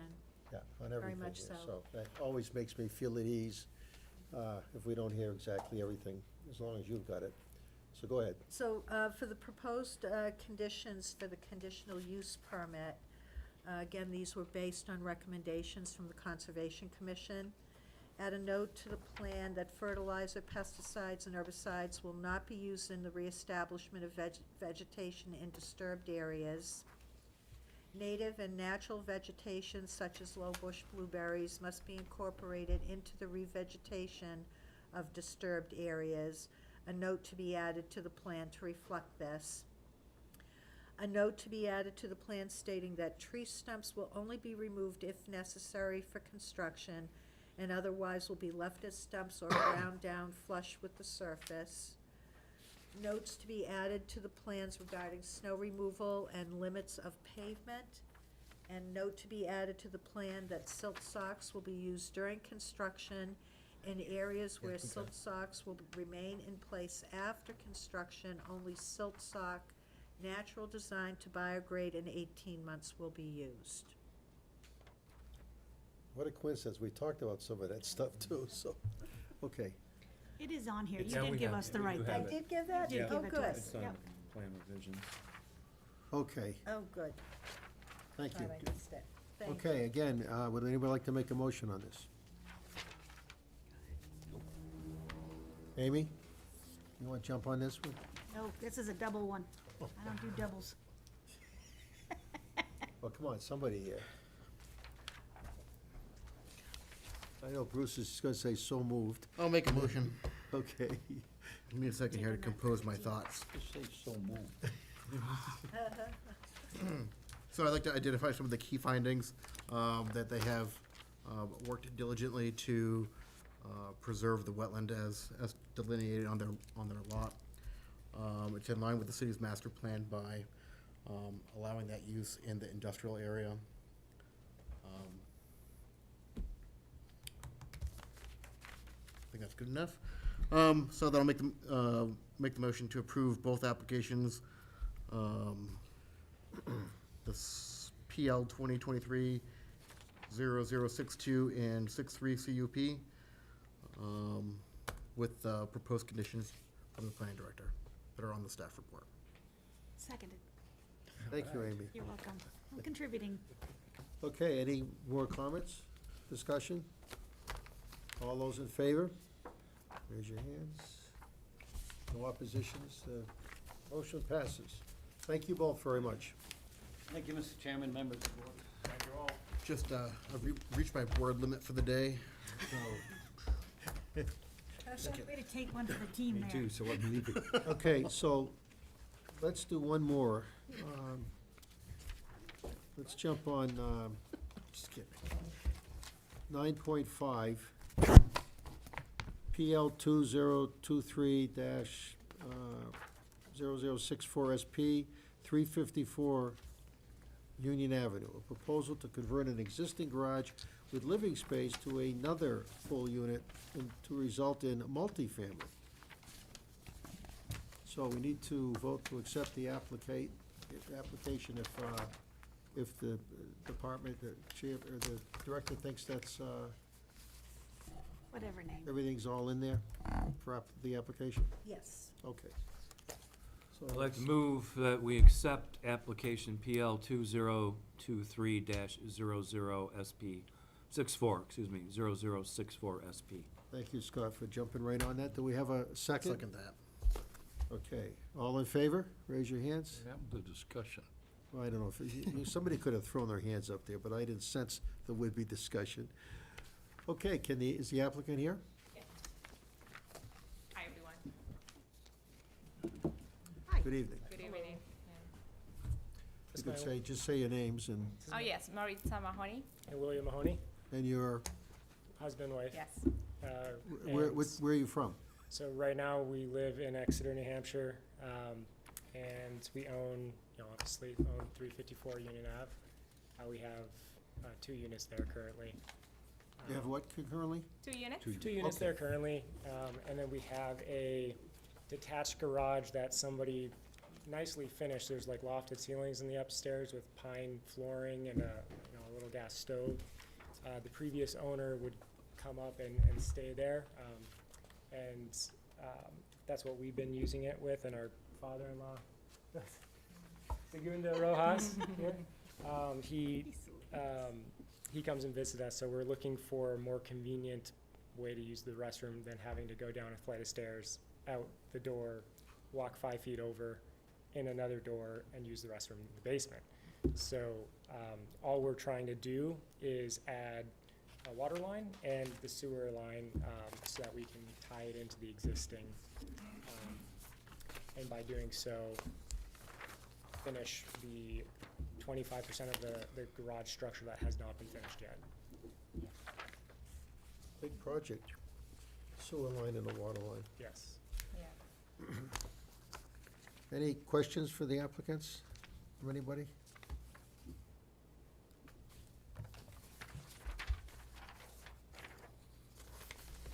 Is it going to be just for visitors, or will somebody be living full-time? So initially, it's going to be part-time between our own personal use. Because she works remote full-time, I work for Lamacchia Realty in New Hampshire and Massachusetts. So I have to be on the road. I can't be living up here full-time yet. That could change in the future.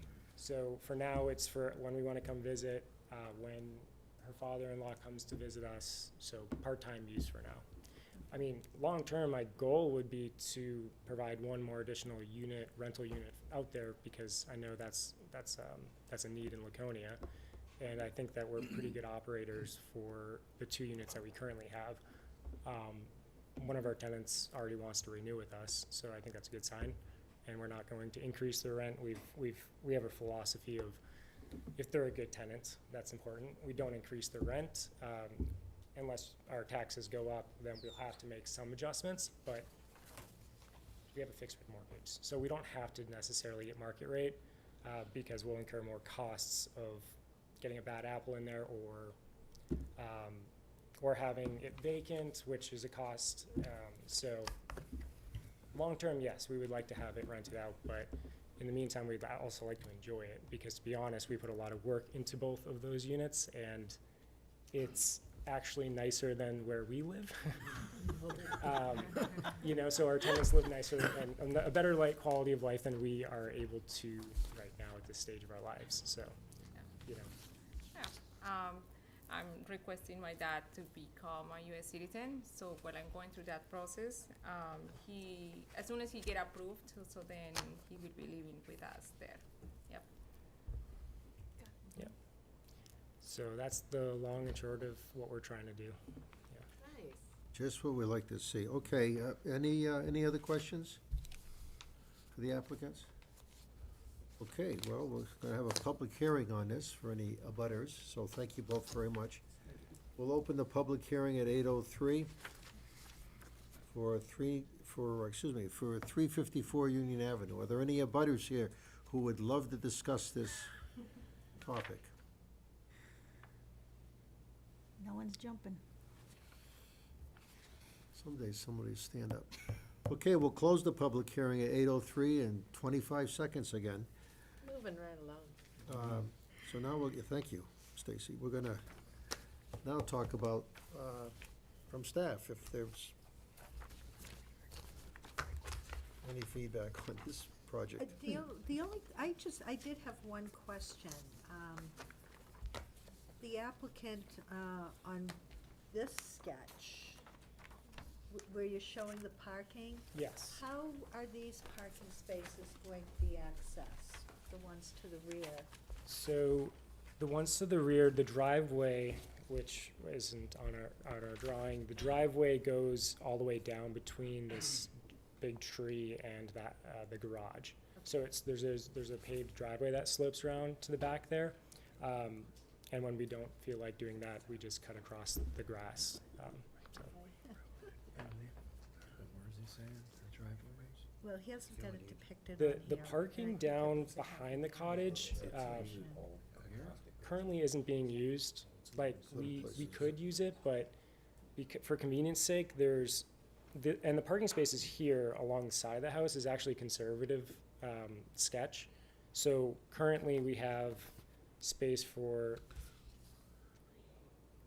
there's 3 that park there, 3 that park there, 2 guests, and then 1 more in front of the garage. So like 9 actually can fit there instead of what we put here, 1, 2, 3, 4, 5, 6, 7. Depicting yeah. 10. I mean, the number On of the side, parking yeah. spaces is adequate. Yeah. I just didn't know how these back spaces Right. were. So it might be helpful if you added the Into the drawing. driveway onto the sketch so that it's Okay. clear. Yep. Also, if I could just piggyback, for the parking, we have, it's annotated on the plan that it's 8 by 16. In the city ordinance, it's 9 by 19, I believe, per parking space. So if you just want to update that on the plans to reflect the size. I think you've got enough parking, So it but needs to be, I'm sorry, it needs to be 9 by 19. 9 by 19. You take it out? Okay.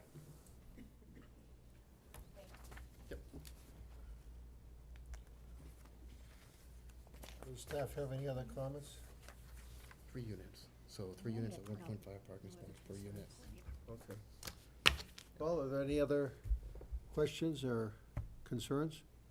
Just one question, Chair, if I may, to Only, the planning Scott, director. I'd be nervous if you Our didn't. notes indicate that this application is eligible for an 80% impact fee waiver. Is that something the board can consider separately? Well, it's a waiver request, so. As a part of the application We have the then? request. It is part of the It's in the packet. application, so you would, So if we approve the application, that includes the waiver? no, No. No. That's what I'm asking. You have to specifically approve the waiver That's request. what I'm asking. Okay. So, is that something that the board should consider first? Doesn't Yes, matter? probably. Doesn't matter? Well, we could do it, I think. Either way. Either way, but my question would be is, how much money we talking here? They have on their, It's, in fact, the, 4,000. almost, 33. 33, So Oh, yeah, it's right there. 3,000. they have Yeah, 33. $3,348.37. it's a bigger number on my Yeah. sheet. And that's based on, I know it changes from two-family to multifamily, is that correct? The impact fee? So is that number 3,341.81.37, is that based on a multifamily? Yes, it Oh, is. it is, okay. should just be for that one unit, yeah. So that 33 is for one unit? Counselor, has the council come up with any more discussion on this? They have, and I think you will see a change in the formula sometime this year. I doubt it'll be 80% going forward, but I haven't seen any even drafts of it, but I know it's a concern. Have they given you any indication of what they would like you to do when you're sitting at this table with this board?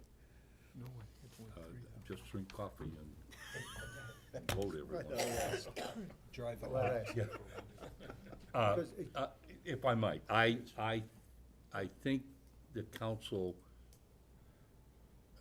I haven't polled the council to say that this is in fact, that I know for a fact this is true, but I think the sense that I got was they questioned why the applications were always 80%, never 20% or 30% or 50%. Every application that comes in is approved at 80%. Not entirely true, but. I'm sorry? That's not entirely true. We, Pretty damn close to We'd love to A be lot the of those exception and do were- 90. Infill and nonprofits, so they were, you know, they merited the highest I consideration. think the council would recognize that, but as it relates to individual projects for individuals, remember that there's additional demand for services, you know, in some cases, kids in the school, the list goes on, and I think the council is hoping that. Point well taken. I think the council is hoping the planning board will consider, you know, adjusting it. Yep. Well, we certainly have heard the discussion here before about, it's not just schools, but it's Parks and Rec, it's just a bevy of Listen, services, so. Library. Police, fire, EMS, all of that. Yep. God forbid anything should happen to you or your father, but if they need an ambulance, I suspect they'd like a decent ambulance that you helped pay for. It gets there very quickly. Wagon on Well, wheels. does the board have any thoughts on a percentage other than 80%? We have done this in the past, so We just do this last month? Yes. I believe we I believe did. we did 20%. I believe we did. That was a group of investors, so I kind of fell down on on its merits. That's just my opinion. May I, Wasn't a nonprofit, wasn't a school or hospital. may I make a comment on this? Because I've given some thought to this. Well, hold on a sec before Yep. you do. So, keep going. That was it. That was it? I'm with you. And that's why we adjusted it down. At least that's my sense from the board from our last meeting. But again, the selfish side of me, the Parks and Rec side of me is, Yep. I'm getting that fee Yep. for things in the parks. Yep. Right, so not they just- EMS is getting it. they It's not still just were thing- responsible it's- for 80%. But I want, We gave them a 20% waiver, so they would still have. Scott, if I can, I want to be clear that it's not just the park. It's your crews are out working all over the city. to make the city look like it does. I understand even the library, for heaven's sake. So, and I know that every applicant that comes here is gonna want every break they can get on that. I certainly would. Unfortunately, the cost of doing business, whether it's improvements, adding another dwelling in the house or whatever, there's always hidden fees that we get hit with because we need to raise money for the city as a whole. Go ahead, sir. No, yeah, I totally understand that, and that's what I was thinking about, is it's not just for the parks or for. Hold the- it. Let this idiot go by out here. He's screaming, look at me, so. want you to pay don't for look, additional- don't 15 look, miles an don't hour look. too, believe it or not. That's just a loud bike. Okay, go ahead. He doesn't know how to shift either. So, so anyways, this impact fee. So I guess that's the case I would like to make, is that the true change in terms of usage on Laconia's sewer and water, and I understand those things do need to get upgraded as we continue city development, as those systems get taxed, as we have more 911 calls. My argument is that currently the only change that's going to happen is me not having to walk down 2 flights of stairs, because we're able to use the bathroom, we're able to use the space, and so the space is not changing dramatically. The upstairs and the way the layout of this structure would not be suitable for more than one person or a couple long term. So we're not talking about a family of 5. We're not talking about even 3 people. I don't think that would be feasible for this space. So that's why I think is in terms of our, that's why we're asking for that waiver, because the impact relative to, we're comparing ourselves to, well, technically on paper, right, adding a 3-family instead of a 2-family, like adding a whole nother apartment. So the main structure has two bedrooms on each unit. And so this would be like a total of 5 bedrooms we're talking about on the entire property. And so I don't think that's going to tax the use of the services in Laconia. May I? Yes. I think the point I would make to you is, I accept everything you say is totally accurate. And 2 years from now, you sell the place to somebody who puts 5 kids on the second floor. I think the idea is you're adding space that will add demands on the city. The potential is questionable. I would admit that it's probably minimal right now, but over the long term, it could be much more. I mean, I would make a motion, we consider 50%, and, well, I make a motion, we consider 50% as the. A 50% waiver? Right. I second that. A second. Any more discussion on that? Scott? I think a 50% figure is appropriate for this application. Thank you. We are saying 50. Yes. Okay. What else would it be? No, I thought I was hearing 50, but I thought Scott just said 15. No, 50, 50. Sorry. Okay, I just wanted to be clear. Well, any waiver is better than nothing, I hate to say, but,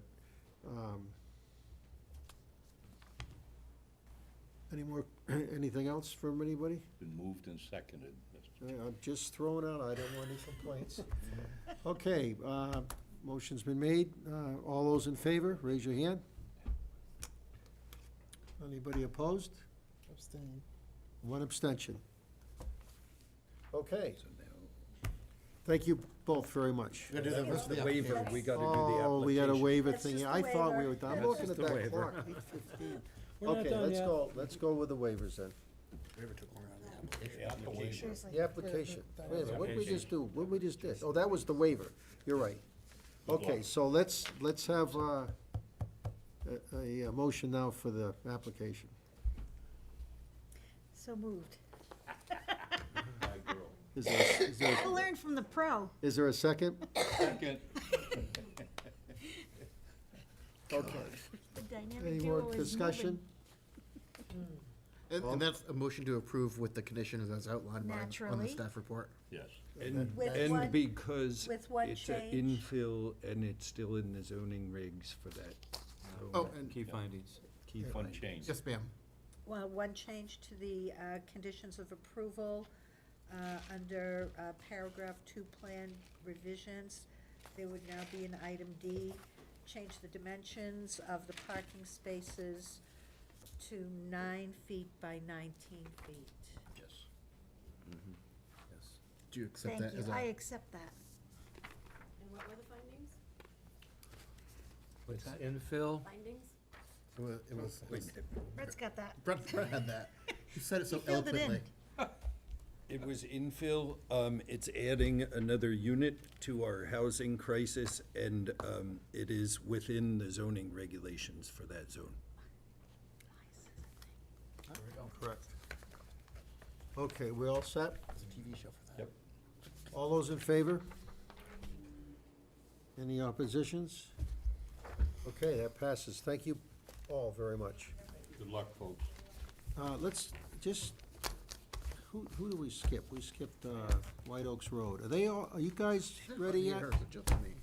Wait, They're all why are outside. we Okay, still we'll move going? on So then. they're not ready. So they're not ready. Missed their chance. Okay, we're gonna go 9.6, PL 2023-0066 SP 395 Main Street. A proposal to create 4-unit in existing structure, 4 units, in existing structure to result in multifamily. We need to vote on an exception for this. Acceptance, is the, Application complete. thank you, is the application complete?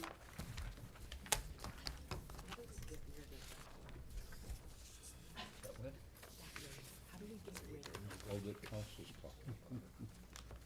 It's a zoning amendment, just to get rid of it. Just go Job done. Yep. Council's talking.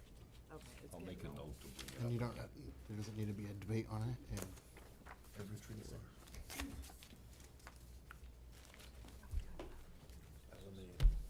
Should we mention the type of That'd be nice. We're on a pause? Should we mention We're on a the pause, type of okay. I'm patient. She's getting the documents. Meaning, get rid of it, yeah. I didn't- 33,000. Eliminate from the ordinance. Take one, I guess, and pass them It's not along. 33,000. Oh, same, There was right? an extra figure. Bruce, I'd Yeah, be in should we favor of that. mention that they should Oh, here you correct go. it? Yeah, can Favor of we that. just go back and For make the one waiver more for that. correction Oh, to yeah. that last acceptance? I'm I'm good. 100% I just made sure to bring it up. On the application, it said the I, impact fee, there was an extra 3 in there, I believe, I in a think we comma. may leave So something it's in. kind of looking like 33,000 something, when it should just be 3,000. Yeah, they said that amount, so. So is this application ready They for are the ones that give us acceptance? Yes, it is. To you. No, there was many of them, so did you get one? Oh, no, I do now. Hey, guys. Okay, so the Yeah. application is ready for acceptance. Is there a motion on that? Yes. Seconded. That would be so moved, Amy. Thank you very Minimal much. effort, minimal effort. Any questions, Ask me a question. I said comments? yes. I have a question, Mr. Chairman. I know Could this is, somebody at some point explain to us how we arrived at this numbering system? Because I don't understand it. no, not tonight, Okay. but we'll put that on Fine, the folks don't wanna hear it. quest for the future. New business for next month, Yes. Okay, so we're looking for a motion to accept this? Yeah, so moved. Okay, second? Okay, everybody in favor, raise your hands, please. No oppositions, okay, that passes. Okay, with the applicant on up. Mr. Chairperson and members of the board, my name is Tom Cochran. I'm the Executive Director of Laconia Housing. Our mission is to secure affordable housing within the city of Laconia. Our agency has looked for opportunities for properties in the area. We found 395 South Main Street is a property. It's a existing 4 units of office space down on South Main Street here. 395 South Main Street is an LLC. Members of the board, members of the LLC is New Hampshire Regional Community Development Corp., along with Laconia Housing Redevelopment. They're limited liability corporation. Right now, it's, as I said, 4 units of office. We're going to turn it into 4 units of affordable housing. We were awarded Federal Home Loan Bank grant funding for renovation projects, which essentially is going to turn it into 4 efficiency units.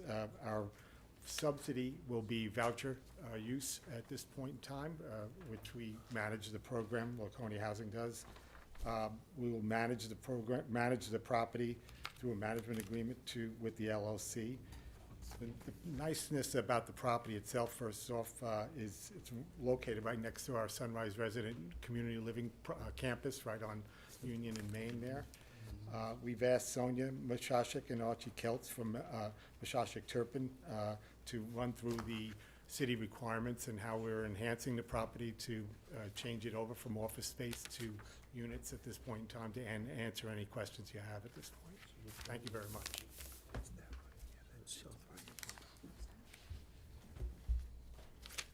Good evening, Mr. Chairman and the board.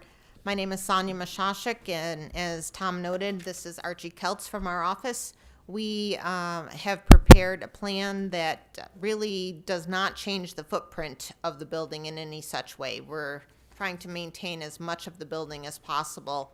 So the volume stays the same, the footprint stays the same, the siding, the lighting that's on the building, we're not upgrading. Everything else is really internal. We have gone to the zoning board already and received a density variance. And I'm going to turn it over to Archie so that he can talk with you about the site implications. Can I just say one thing, just for the record?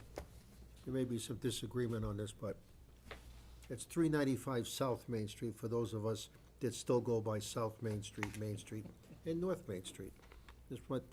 Thank you. It is very, it is, in my mind, South Main. It's in between, like, the laundromat that's for sale and the Dunkin' Donuts or the Chamber. Yeah, it's South Main Street, and we'll work on that. Thank you. Thank you. So as Sonia said, there's really no change to the building. We're trying to maintain the existing light fixtures, which we're showing here. And we have an existing blacktop paved area with enough parking space for 8 existing spots. But modern code requires we need a van accessible space. So we're showing that, and that will be painted in and signed. So that will be the only real, like, physical change to the property. Everything else, we're just showing on this plan here. We have the gas line, water line. There's actually a sign on the lawn that I guess was for the office before, but we would keep that, maybe change the sign to something that says Laconia Housing or whatever this property will be called. So the AC units are also next to the building. We're thinking of putting trash, the new Laconia toters, just beside those on this area of ground. Yeah, and we have just 8 parking spaces splayed around the paved area. Some of them are more like parallel parking street things, but they're not on the street. And then some of them are pull-in or back-in spaces. So there's no back-in, just pull-in. So there is no street parking, right? No. No, there's no street parking there at all. No place to Vista. park. Across the river. It's within 300 feet. We've dealt with this before, people. And Got enough parking. if we can just talk a little bit about the parking, these are efficiency units. There's not a lot of space in the units, so most of these people are really relying on the services and being close to places like Vista, the pharmacy, they're walking. So we have met the parking requirements, but they may not be used a lot, so we don't see a lot of overflow need to go to additional spacing anywhere else in the city. Smart people are trying to do less with vehicles when they can. Unfortunately, we just don't have a lot of public transportation here, but hopefully soon. Okay, any questions of the applicants? Okay, we'll open the public hearing at 8:26. For any abutters here?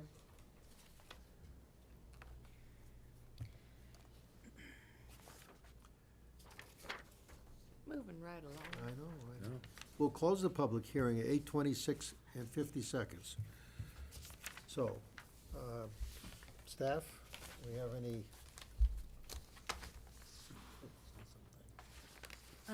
There is a waiver request Okay. regarding the impact fee. They have requested an 80% reduction. And they do qualify for a reduction in the impact fee. And the sta- As a nonprofit? Yes.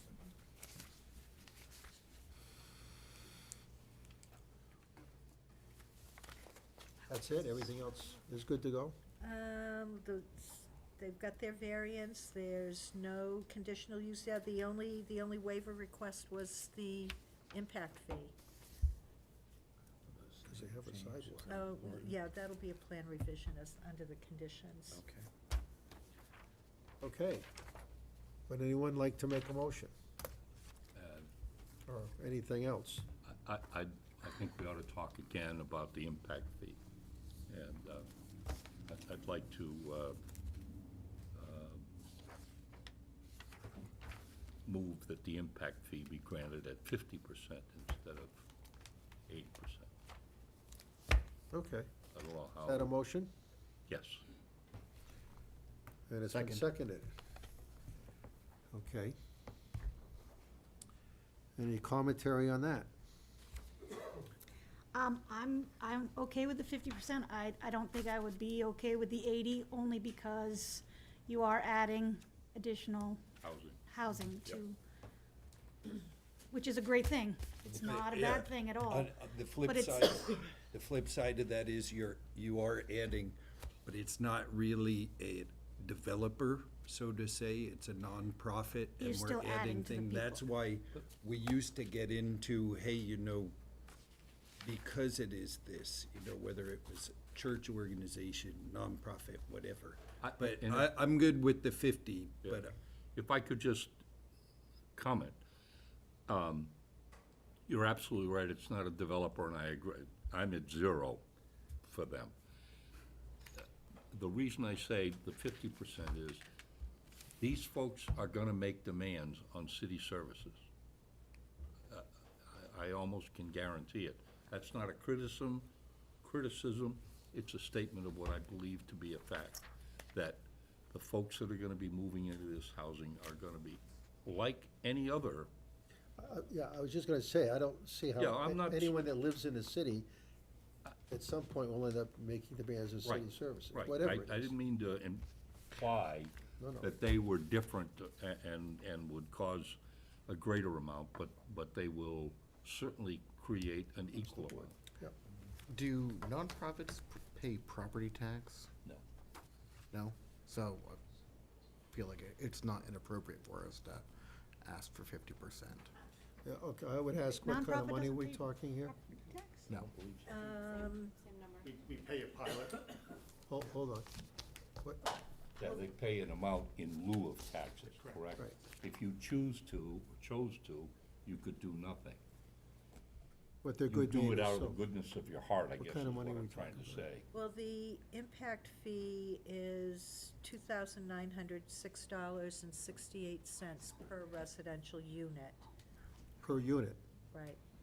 And there's how many units in this? Four efficiencies. so if we're talking about, just 50%, There's a different calculation. times 0.5 times 4.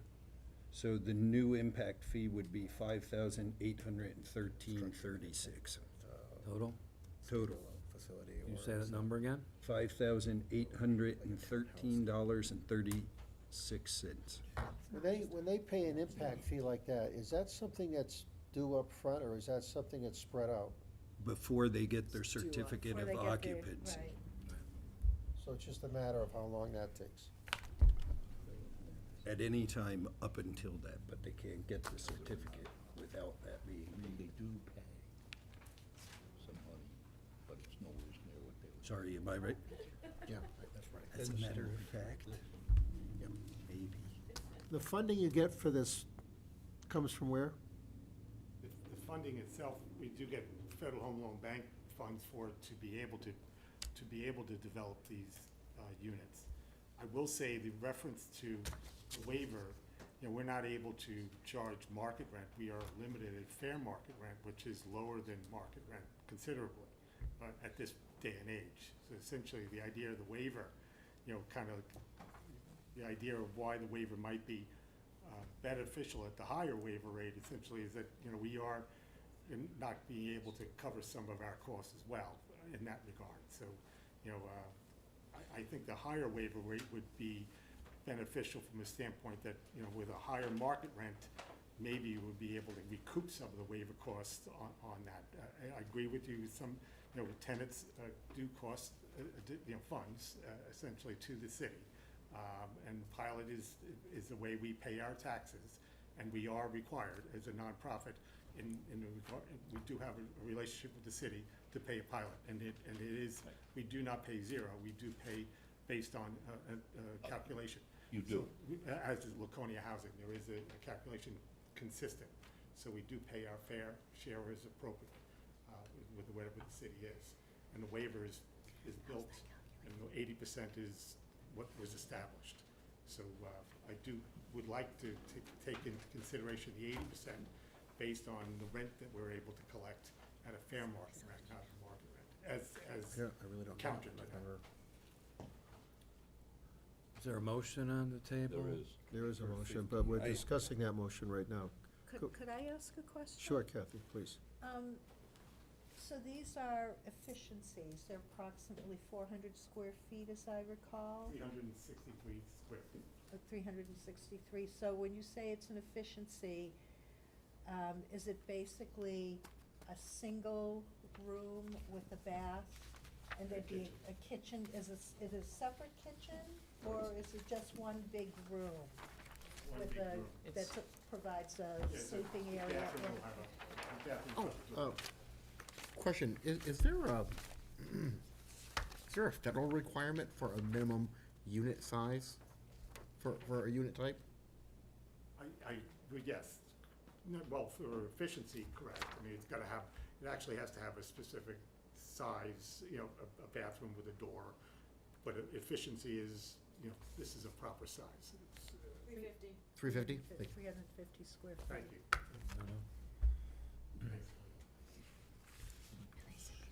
Again, if I may, Mr. Chair, this being a nonprofit, providing low-income housing, something that's desperately needed, and certainly acknowledging the fact that there will be an impact on city services, there's no doubt.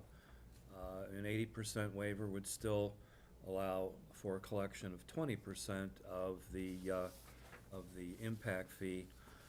Again, I hate to, Which would be how much? the, 20%, what would that amount to? 2,325. 2,300 versus 50 something? 58. 58. And I hate to see this board taking action that would be something of a disincentive for anyone to develop low-income housing. I think it's something we need to encourage more than anything. Thank you. Well, just to point out, we do have a motion and a second. on the Yes, I table. know. We So were we probably need a- discussing it. Well, we're just I'm- discussing it, so I get that, though, I understand. We Whether do we have to discuss vote it on now the or later. motion on the table. It's a real mixed bag, because I agree with Scott, and I agree with Bruce and Amy. That's why I was wondering, the funding on this, you get this money from banks as a loan to build these units, or is this a grant that they give you, like a federal grant or something Yeah, that? it gives us the money to, and essentially it's 15 years, and I need to make sure it keeps it affordable at least for 15 years. 15 years? 15 years. What, explain it, because, It's 15 years, they give us well, first off, I gotta purchase the property. Yeah. And I've gotta pay that down. That doesn't go away. And then I've got, for the renovation work, I get funding available to us, which essentially is money that's available. And then essentially, that's the renovation cost. But you're not doing this out of your pocket. This is a job, so I'm just, and again, I think for the public is, because people, why should I pay and they don't?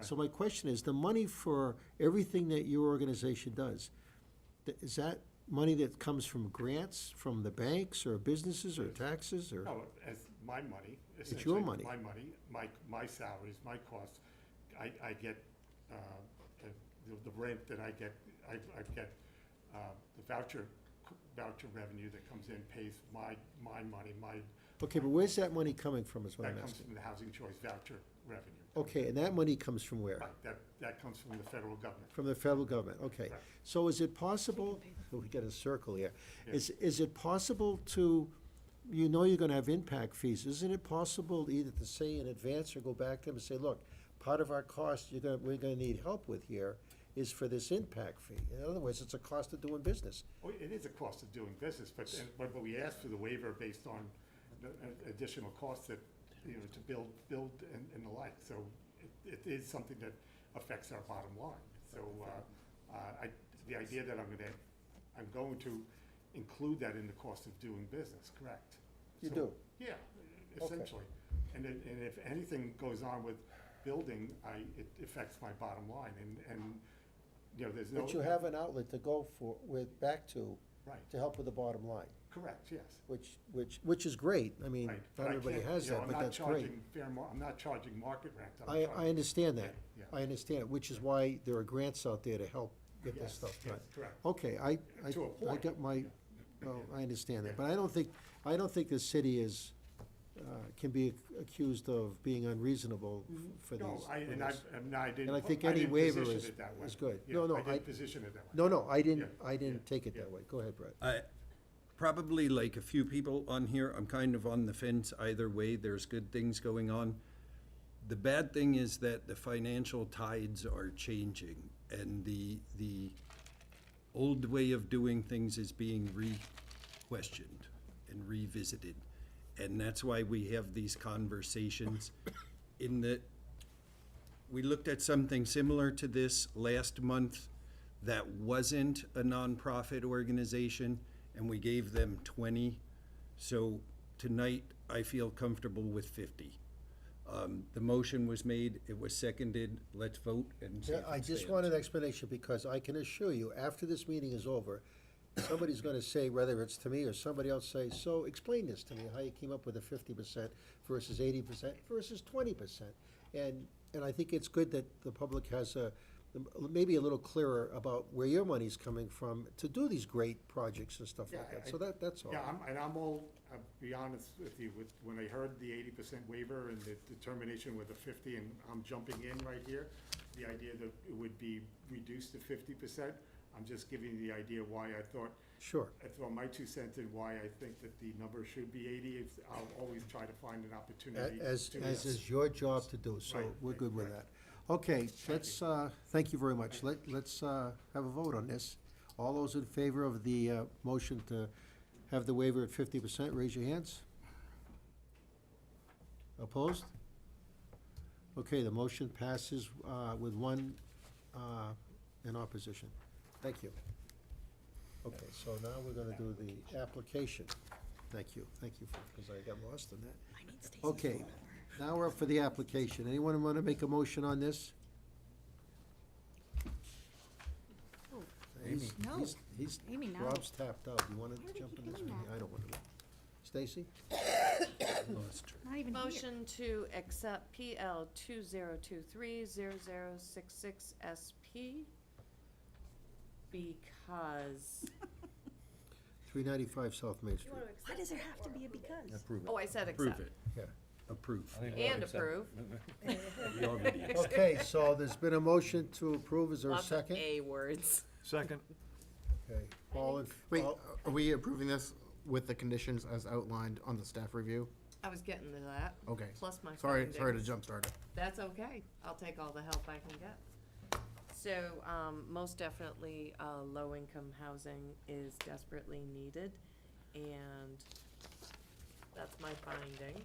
And I actually was going to ask if, because they are leaving the sign as is, and they're only going to change what's on the sign, that should cover the provided details, or will they need to do a sign permit? Need a sign permit. Even though it's just staying the They're same? changing part of it. The change needs a sign permit. And it's going from commercial to residential, which changes the requirement. Thank you, So- excellent. Learn something every day. Okay, so we have a second for that motion. All in favor? Me. Any opposition? Okay, so we've got a unanimous vote on that. So thank you very much. Thank you. Okay, so next we have,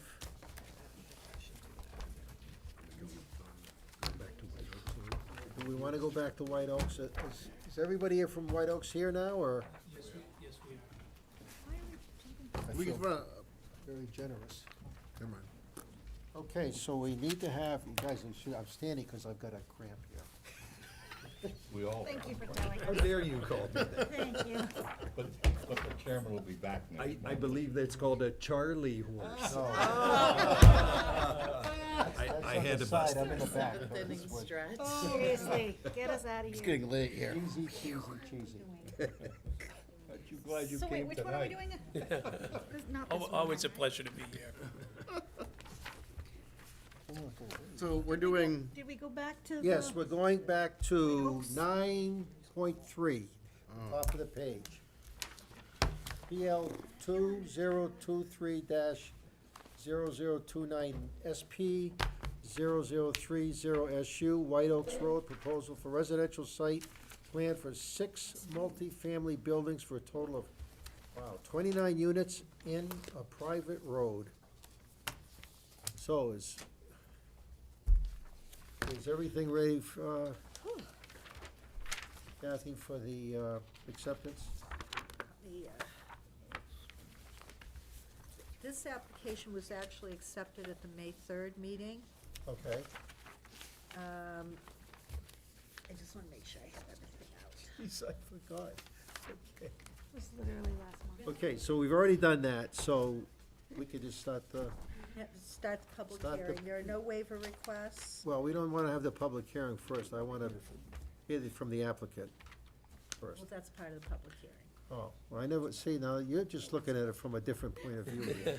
Now we got to get Wait, used wait. to that. Are they requesting a waiver for sidewalks? We haven't got that far yet. No, On White Oaks Road? They're not, it says it's needed. right. They do need to submit that request. Yeah, I've got it on here. Unless they don't want it. Check, check. So, go ahead, sir. Your name, Good evening, please. Mr. Chairman, members of the board. My name is John Cronin. For the record, pleased to be here again, and thank you for your accommodation to the schedule. Long, busy commute from Boston, where I hate to go, but found myself there this morning.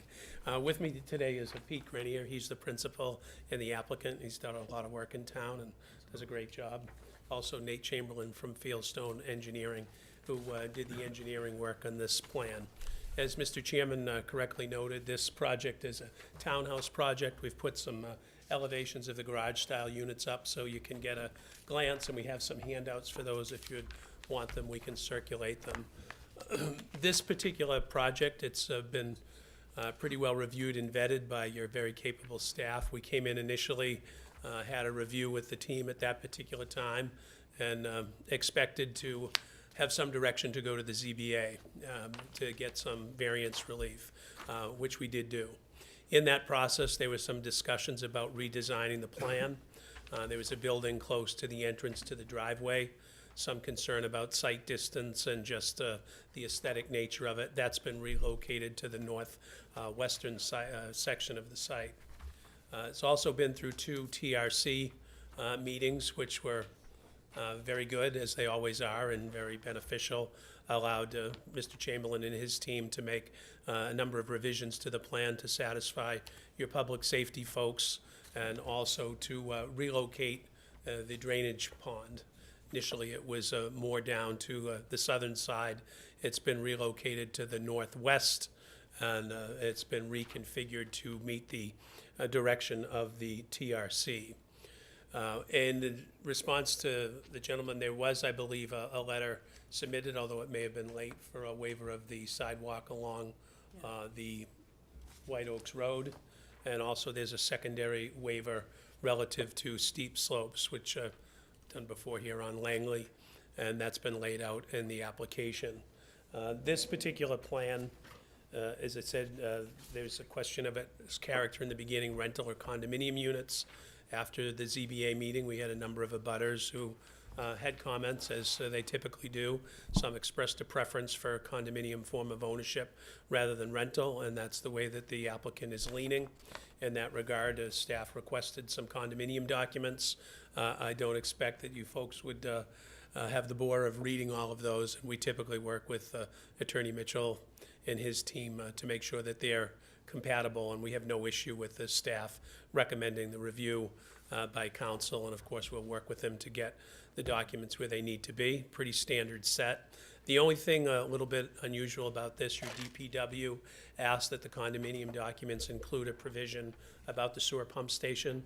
They wanted that to be included. We've added that to make it sure that that's the responsibility of the association for the repair, maintenance, and replacement of that particular item.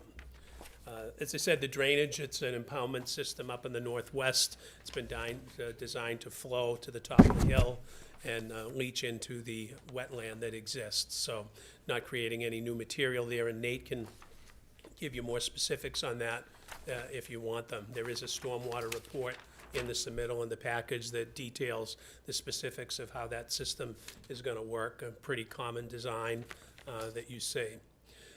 Based on the disturbance of land here, this particular project will require an AOT permit, and that's something that the DES is, I'm sure you regularly see them in different applications they go through. You have to satisfy all of their criteria to get an AOT permit. We know that that will be a condition of approval if you see fit to approve it. I did note that there was a comment about a third-party review of that. Generally speaking, when AOT does it, we don't necessarily see that. We don't have exceptions to it other than to time. And if you would be willing, we would ask that if you're going to do a peer review and you find it's necessary to make sure the work complies with DES and the AOT, which have some pretty skilled folks up there, that would be done as a condition of approval, and that we have to make any adjustments recommended by the peer review in connection with our AOT permits. The landscaping is pretty healthy. There's a lot of landscaping design. This particular architect has a talent for his building design and making the sites look great. It meets all of your regulations, as does the lighting. Mr. Grenier would like to start this project as soon as possible, if he could. So he would be very grateful if you could see a path forward to approving this evening. I'm happy to take any questions that you have, or call up our subject matter experts to give you more detail on the engineering specifics. Thank you. Thank you. Amy? I just have, it might sound like a strange question, but you have some lovely drawings. Some 3 units, 2 units, and 4 units, but then you have some 6 units over here. There's 5. Uh, Oh, no, there's a 6.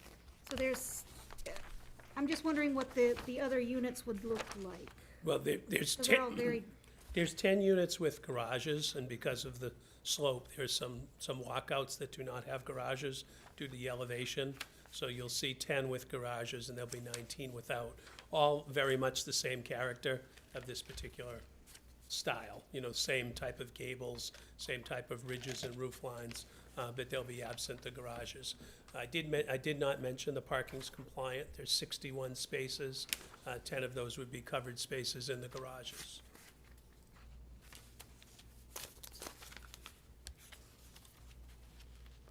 So, if I could just piggyback on your question, because I had the same question. Great. We have renderings of 3-unit and 2-unit, and you're saying the 6-unit would look very similar to this? Yeah, just so there's no confusion here. I'm gonna either call up Nate or Pete if he wants to speak to it to give you some precise detail. As far as the configuration of the buildings, there was some change initially in that front building, and there was some breakage of it. Pete, why don't you come up here and introduce yourself and talk on the record? My name's Pete Granger. So will it have just these, the extra tall piece times 4 with these side pieces? Yes, they'll So- have side pieces on them. You guys have a picture of the 4 unit?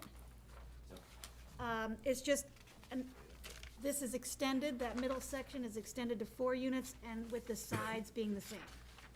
That's what the 6 will look like? Yes? Yes. Okay. That's what I needed to hear. Thank you. Stay here for a That minute. was easy, wasn't it? Sure, absolutely. We'll make a button for that. Anybody else have any That was easy. questions? What's the tallest height on a building? I was about to ask that. It would meet the code of 32 feet is usually what we go. 32.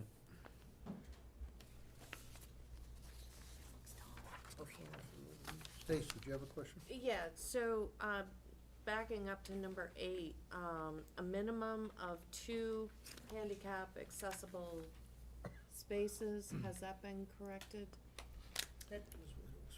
We Can can I abso- jump in on that one?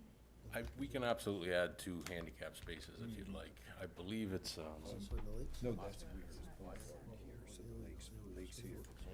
Yeah, technically handicap spaces aren't required for this type of development, so that's why they were not on here, but we can certainly add them. You wouldn't have a ADA accessible spot on a single-family house. Oh, okay, so that is not required. They're private residences. Right. You wouldn't It have was- that. It's not open to the public, so that's why they're not required. They're gonna be private residences, not rental units. If it were a rental property, then they would be required to have and I meant to take that out when I found out that this was not, this was gonna be an ownership. Got you, okay. And so, do we need to worry about signage then? Because it says we should confirm there will be no signage. Signage is still allowed for a residential subdivision, But it's a totally different permit. but it's still a sign permit, but it's its Okay. own regulation for it in the process.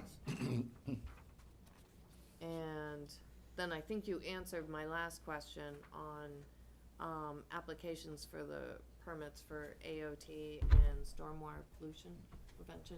Those have been applied for. So this is on a hill, obviously. They have not been applied for yet. Typically, we wait till we get a conditional approval here, then apply, in case the plan changes. Got you, okay, that makes sense. The NIPD's filing is a construction permit, so you put a notice of intent in a week before you build. It's not a permit you actually go out and obtain from DES like the AOT permit. Got you, okay. So I have a question. If you're done, Stacy. Are you done? I don't want to cut you off. The only other thing that I had was the third-party thing, but that's Okay. fine. So obviously you're gonna have a view of the lake from this up here? Mhm. And the buildings are 32 feet tall. You're at the peak of the hill there? at the crest of the hill. At the yeah. crest of it, I should say, sorry. Yep. So you're not envisioning clear cutting, No, looking down towards the lake, no, we're taking out what's necessary to build our property. and that's it? That's it. Yeah, we're not disturbing anything further down. We'll prune as necessary, but we're not removing trees or anything like that. So pruning doesn't mean you're absolutely not removing trees? We're absolutely, is that correct? What we need to remove for the development, that's all we're taking. All we're doing is for the stormwater management, what we need to do this development, which is what you see there, is what we're removing. Is your We're not clear cutting down to the property lines, if that's the Okay. question. And the property line goes how far down? Like probably right in front of me here, but let's say down towards Weirs Boulevard. It does not hit Weirs Boulevard, no. Right, that's good, Pruning- that's sufficient. I just- Pruning is just taking care of the trees that are there, cutting off any dead limbs and things like that. Maybe in your, shaping them. in your world it is, but perhaps in somebody else's world not, so I just wanted to be really clear about that. Pretty sure that's what pruning means, but. Okay. Yeah, this would stay, all these trees would remain. This is our tree line here, so there's still quite a bit of vegetation to remain on the low side.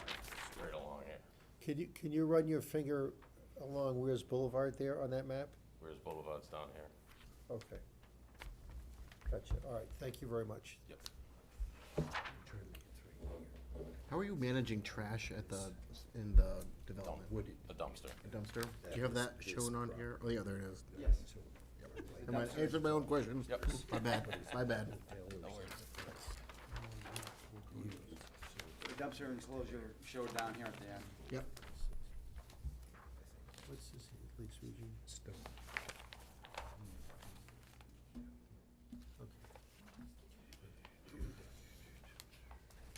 These folks are waiting. I'm looking at you guys. So are we all in Any- agreement that we do want a third-party review, or can we talk about that? I don't think we've even actually spoken about it. Have we? That's why I'm bringing it up. I'm not certain how necessary that is, given the fact that they're going to be getting permits for, what did you say, AOT? AOT permits. Again, is the Would third agree. party. Because you have is- steep slopes right in your. Is it so, right, so they need there. an AOT permit for that. No, they need a conditional use permit for that. And Okay. I think there's something in the conditional use permit about what they're doing for, depending on what kind of slope it is. Yes. So is a third-party review absolutely necessary, or does the permitting process for the alteration of terrain kind of already? That has nothing to do with the city Alteration of of terrain itself. is basically how many cubic yards of material are you moving? Okay. It doesn't really get into the engineering. I think that. Okay, well, that answers my question. Review of the steep slopes is to protect the city, and our outlook for those abutters that are downhill of what development is going on is Right. whatever they're gonna So- use, disturb that where those people that are below, So is this third-party, development just gonna come down on them? a third-party review would be prudent. I think it's in the Yes. best interest of the city. Okay, that's, we do that that. answers my question, okay. Agreed. Okay, I agree with that.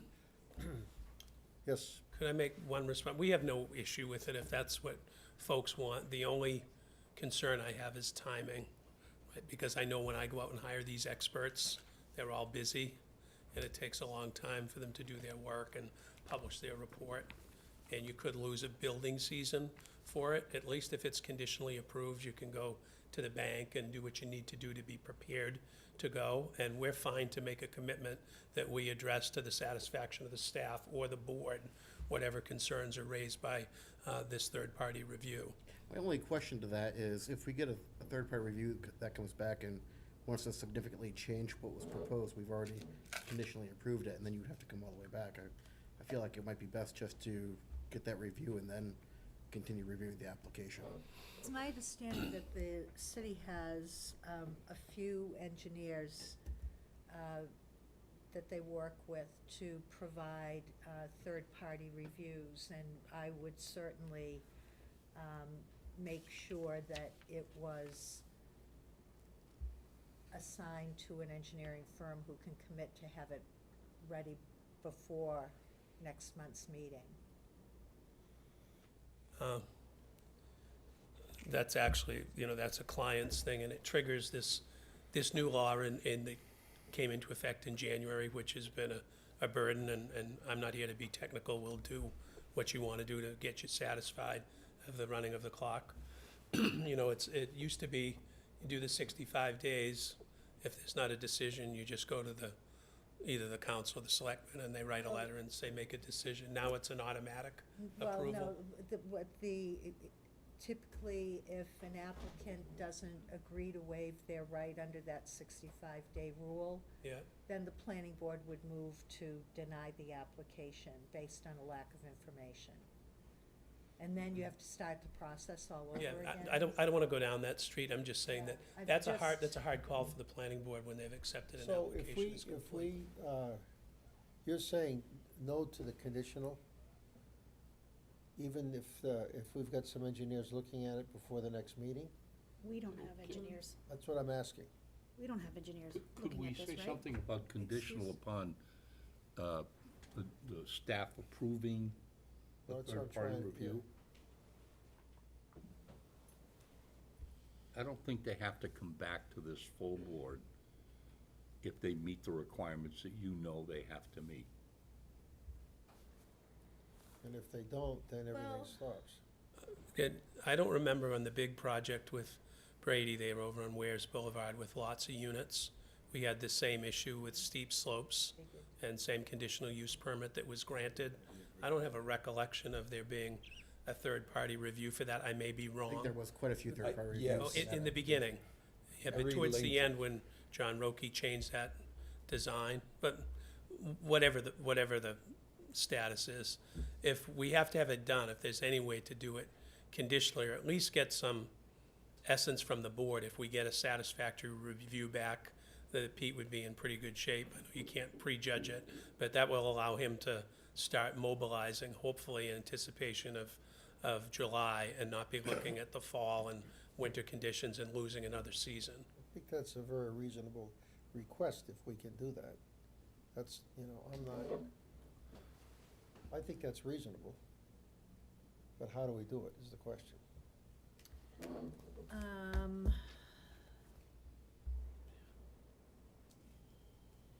If you're gonna get an engineering firm to do this in a timely fashion, so that they don't have to wait, I'm certain that it would be completed by July, but in time for the July meeting. okay. The July meeting's the first Tuesday of the month, The so- 11th, because of the 4th of 4th. July. Sorry, the 4th, right. Get rid of the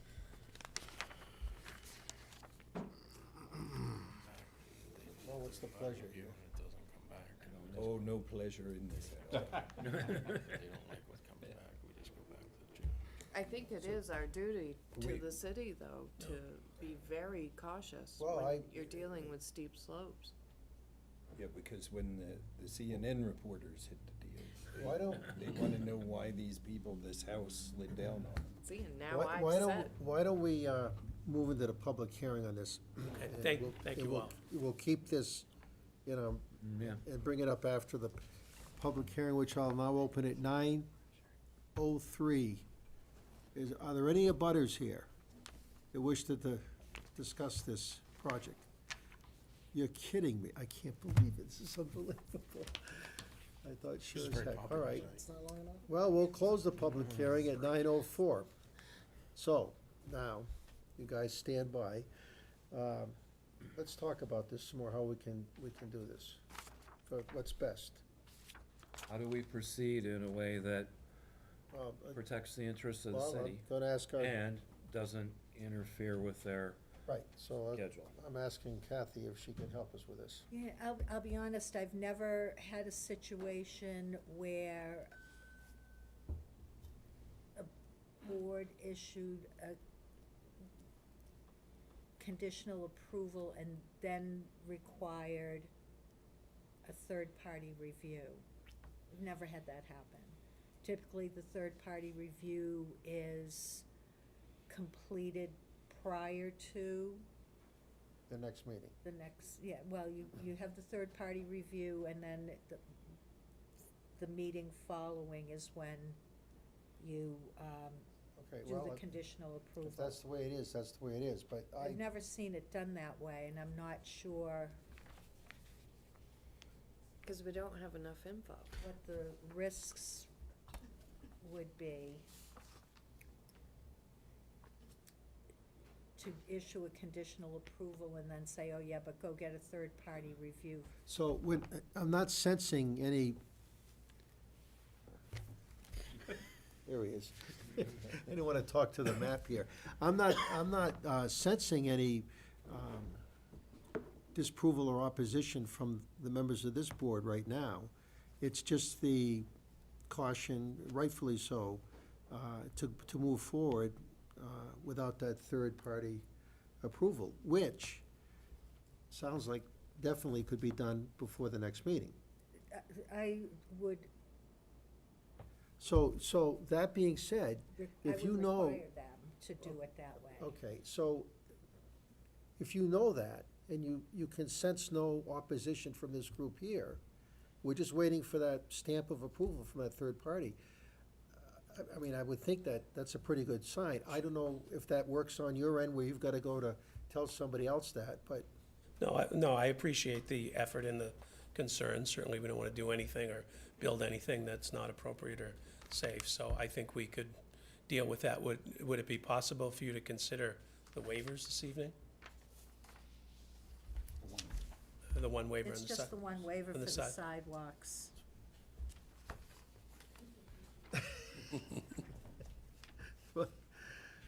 So, go ahead, Counselor.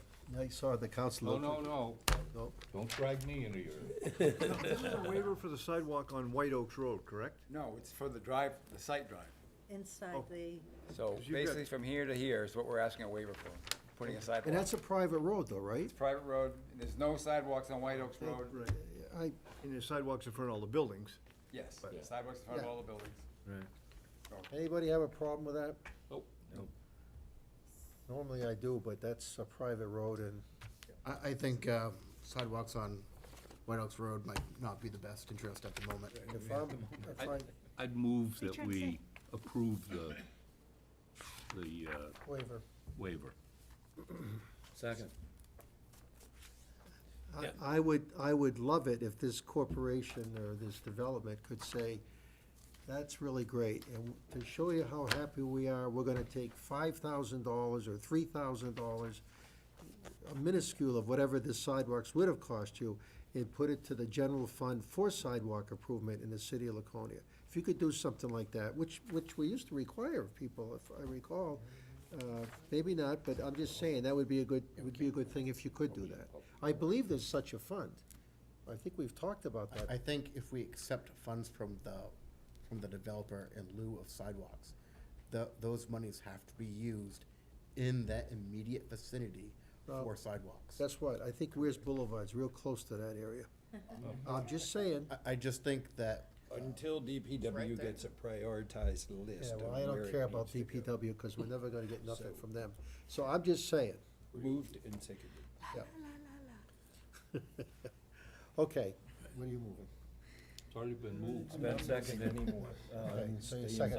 Okay, so the waiver's been seconded now? Yes, All right, I seconded. all in favor, raise your hand. All opposed? Okay, We'll see you next month. You Well, got we your we waiver. haven't done anything else. We've only done the waiver. So, the applicant has to waive their right under the 65-day rule. and that's what I wanted to ask, because I don't want to leave us in a situation, as he's mentioned, that he's going to get an automatic approval from us. So, whatever we need to do to prohibit that. So because we did your waiver, could you do our waiver? Sure, what's the next meeting? I know there was some confusion. July 11th. So we'll waive it to the next meeting. Give opportunity to do what you need to do, and I'll hope we have what you need and can look favorably on it in July. And the board probably wants to note that the third-party review is at the applicant's expense. Oh, yeah. Okay. We knew that one was coming. Just to be clear. Cost of doing She's getting it business. expedited now. Yeah. Can I just ask a question quick? Sure. We didn't, and I don't know if this is what you were getting at, Rob, we didn't really talk about the application. So we're looking favorably at it, but just because the third-party review comes back and says they're good to go, we're not implying that we've already approved this, No, no, correct? no, no. We're still gonna debate and take That's the right. application to task. That's correct. next month. But at least the steep slope will be out But of the we'll have picture. that engineering the third Right, part, and we've- okay, and just nobody- to make sure yeah, that and- that was clear. And nobody in here So, has stated that. I think we need to make a motion That's on the that. stick. So, What's that? To continue it? Just, if there's concerns with it, like in people's minds, if we could hear those tonight, maybe we could have them That's- revised or addressed No, by no, next that's month. why I asked if there were, So, if anybody was, I personally really like it. Oh, I mean, okay. I think it's my opinion. I didn't get that when I asked the I question, just- so, yeah. based on the debating piece, no problem if they want to debate the merits of the plan, but if there was issues that came up in that, we would at least have time to do it for July rather than be looking No, no. at August. Put a bucket at the entrance there, where people can throw coins in for the sidewalk fund. That's all I'm Okay, asking. all right, we'll talk about that. Do you have Do you have concerns concerns about that it, you wanna Brett? address now with them? No, No. and I will address that later. Okay. Any motion? Table, whatever you're gonna do with your. They're continuing. Can I make a We can- motion to motion on continue the table. application till next month, when a third party can be completed to study the steep slopes? Second. All in favor? Thank you all. Thank you. It's late. Thank you for bringing that up about the motion. Okay, so now we're on to 9.7. PL 20230065 CUP Wetland 48 Lucerne Avenue. Proposal to construct a three-story cottage in the wetland buffer. Has this been approved? That's fine. Okay. Accepted, thank you. Timelines, but thank you. Kathy, has this met the requirements? Yes, it has. This is just a conditional use permit. Yep. We need to approve it, the application. I'm sorry, the acceptance. Somebody want to make a motion on that? I'll make a motion that we accept the application for PL 2023-0065 CUP for 48 Lucerne Avenue. Is there a second? Second. All in favor? Okay, no opposition? Okay, is the applicant here?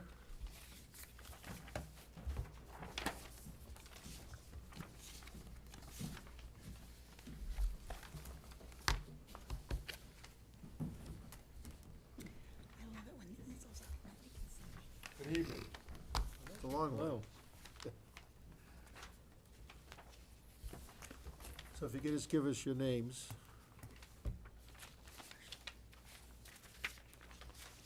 Good evening, Mr. Chairman and Board. My name's Joe Griffin. I'm with CivWorks New England. I'm here on behalf of the owners and applicants, Greg and Kim Bolton, with regard to private residence, the two-story private residence at 48 Lucerne Ave. We'll be looking for conditional use permit for disturbance within the buffer.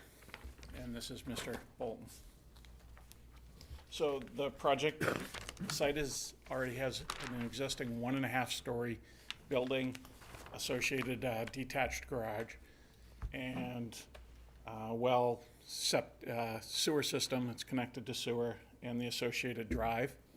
The associated drive is actually Alpenrose Ave, which is a easement that allows access to abutting parcels as well. The project proposes upgrading that road and removing the existing structure, building the proposed house pretty much within its footprint, not encroaching any closer to that wetland.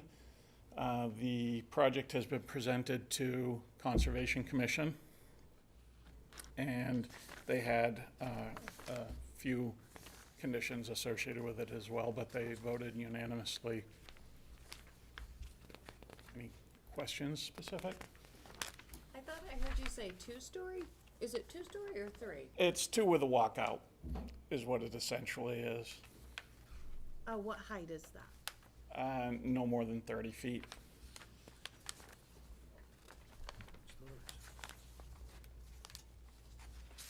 It proposes minor drainage improvements to the site, and that's and landscaping as well. Any other questions? When you say pretty much it sits on the current footprint, how much are we talking? So we're not beyond? encroaching any closer to the wetland, is what we're doing. We're not getting any closer to the wetland with the proposed structure. So we're resting on that footprint, but not encroaching any closer to the wetland.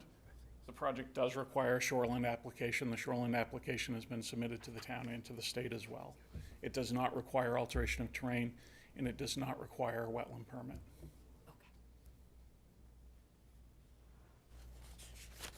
Any questions? Scott, any questions? Good. Anybody else? Okay, thank you. We'll open this up to a public hearing at 9:16. Does anybody have any comments on this project?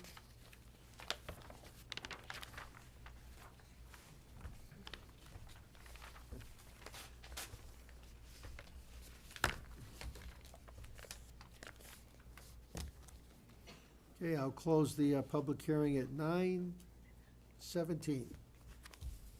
So, what does the staff have to say about this here? Granting conditional approval, Say again? that the board could grant conditional approval, Okay. and there's a list of conditions on the second page of the report. It incorporates the, conditions of approval incorporates the recommendations from the Conservation Commission.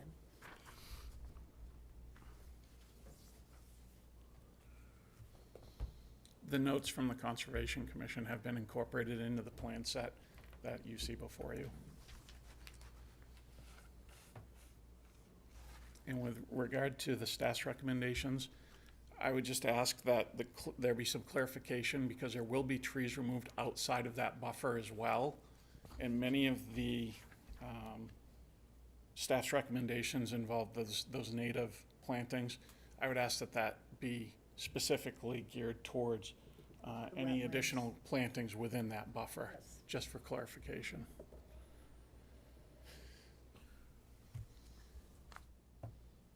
Okay with that, Stace? There's a note in here about the installation of the plunge pool at the end of that drainage outlet. Correct, yep. Should that maybe be shown on the drawing, that plunge pool? Yep, it's in Okay, it may not be on the one we have, that's all. Oh, it's in a detail? It's on the plan set, and it's also detailed as well. Okay. It's in the shoreline application plan.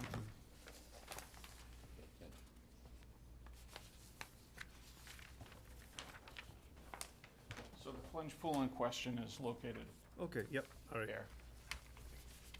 And there's a detail that gives direction to the contractor on the proper way to build it in accordance with alteration of terrain. I gotta ask, what's that part about the turf? You should just tell me. So, with alteration in terrain, Fish and Game has been pushing sort of recognition of turtles and endangered species. So we incorporate that into our plan sets so that folks that are doing work within a vegetated buffer, something like this, if there's a species of concern, the contractor has some understanding of what that is. I thought that was awesome. Yeah, like you do at your house. Yeah, I do it all the time. Now, I'd like to point out that there were no species identified by Fish and Game in this wetland. Good news. You had that smart ass on a job that brings a little turtle out and sets it out there. Oh, I hope not. Okay, any other questions? Never thought of that. Any questions at all for the staff? Okay, we have a motion. Stop looking at me. I'm always looking at you, Amy. You don't want to make the motion. No, I don't. Any wanna motion make at the all. motion. Rob's tapped out. But you're so good at it, Rob. I'll go ahead and make a motion. Okay. I move to approve the conditional use permit, that being PL 2023-0065 CUP. Key findings are that the proposed project will not impose on the, or impact the wetland buffer, that the proposed construction will pretty much follow the existing footprint, and it's not a change in use. Is there a second to that? Second. Lewis. Said it out loud.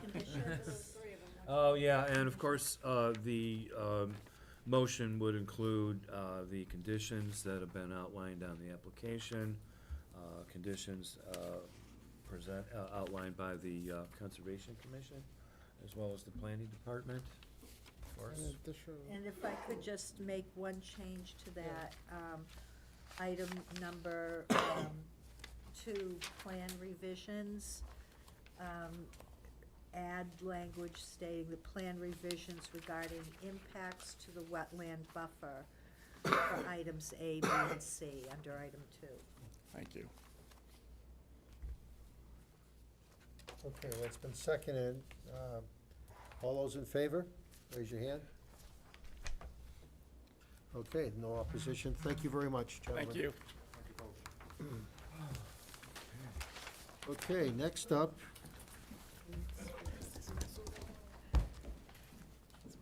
Pushing the crowd thin here a little bit. Next up, we have 9.8. Before I do this, I did neglect to say, Amy, I forgot to say that our chair, Peter, sends his regards to everybody, and he was feeling under the weather tonight, actually all day. So that's why he's not here. I wanted to let he asked me to let everybody know that, so. A little late, but I got it out there. So, 9.8 PL. Hope you feel better, Peter. PL 2023-0048 SP 0049 CUP Campground, Endicott, and I want to emphasize Endicott North, not south, MBL 114-252-3, proposal to construct an RV campground with associated groundwork, bathhouse and pool. I look to Kathy over here to see if there's if this meets the acceptance.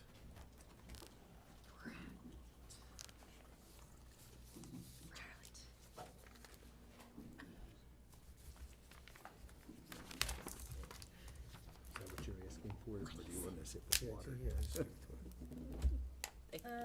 So there are waiver requests, conditional use permits. Let me see if there's.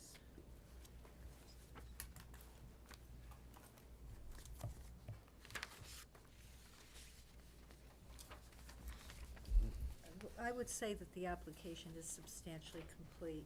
Okay, thank you. Would anybody like to make a motion? So moved? So moved. Thank you. There you go. Beat me. Is there a second to that? Second. Thank you. Okay. All in favor?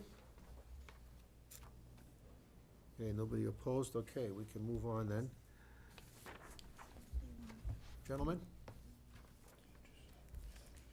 Yeah, sure. Good evening. Nick Schedule from Dubois and King, engineer representing the applicant.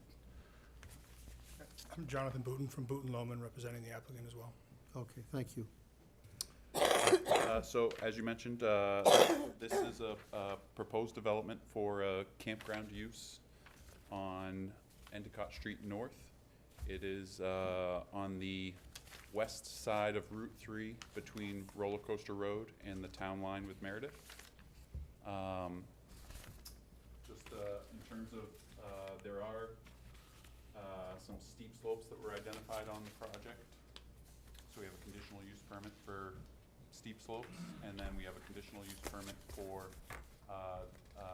campground use, which is a non-residential, under the table of uses, recreational use and allowable based on a conditional use permit. The existing site is generally sloped from north to south and from west to east. This is Route 3 here. There's an existing kind of gravel road and staging area. The previous owners did logging on the site, and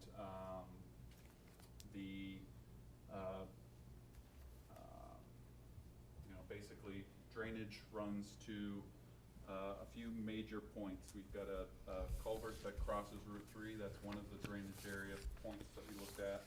We have a roadside swale or ditch along Route 3, and we looked at a drainage evaluation point along this point and kind of this boundary where water is shedding towards the abutter to the south here. We've got you can kind of see the topo shows kind of a knob in here and a drainage that comes down this way, and this drainage kind of runs along to the south, and then there's two abutters here to the south, and that kind of has a swale drainage ditch that runs between those two properties and eventually crosses Roller Coaster Road and heads towards Foot Pond, and then this drains towards Meredith Bay, Lake Winnipesaukee. And then similarly to the south, we've got kind of a knob here, which splits what goes this way versus what goes this way. So, there was I guess an update to these plans in terms of what you've seen for steep slopes. We did some additional calculations, and I think you guys got comments from, or you did get comments from the Conservation Commission that noted some of the, at least questioned our steep slopes and had some discussion about something I mentioned during that meeting, whether something was either precautionary versus prohibitive.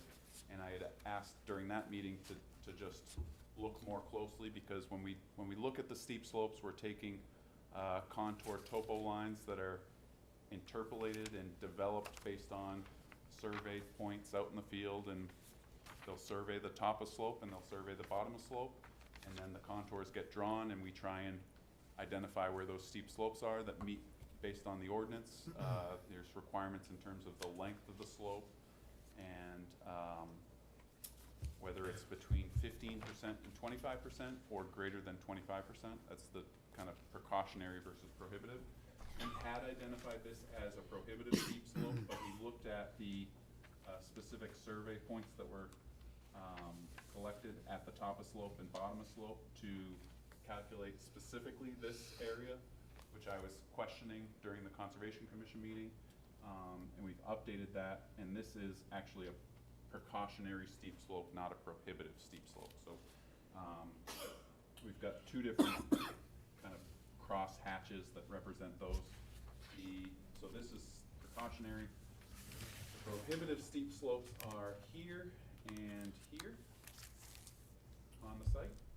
Sorry, could you point that again? Yep, here and here.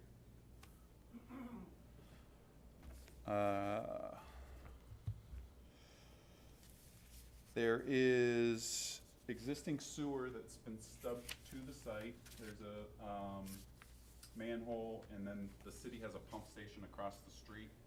So we've done some calculations, looked at that pump station to make sure there's capacity for this development, and provided those calculations to DPW. Water for the project is currently at the intersection of Roller Coaster Road and Route 3. So part of this will require off-site improvements to extend the water to our site. Along that route, we'll be installing fire hydrants along the water main along Route 3.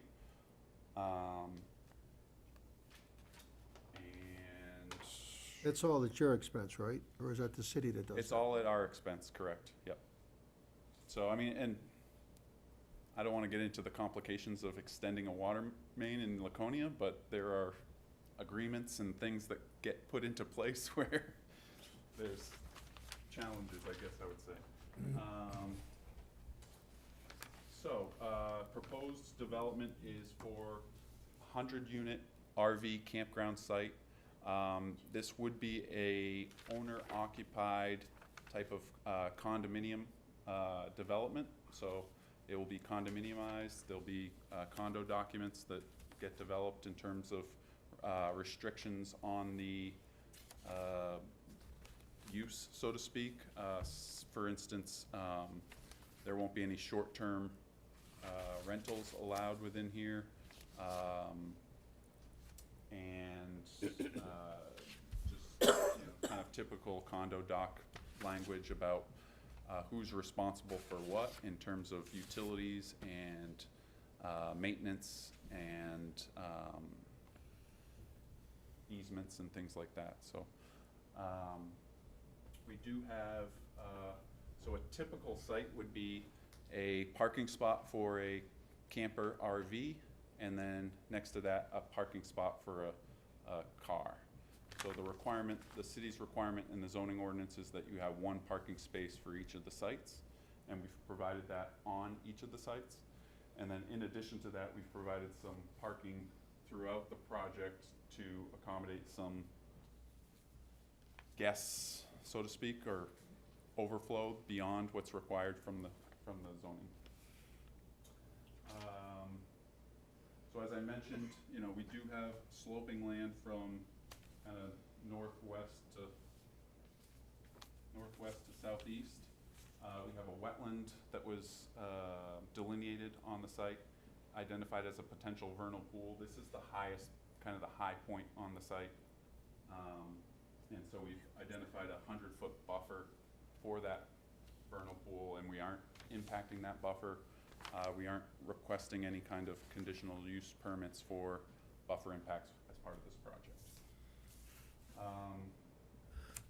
So kind of what you see as, a typical driveway, we've got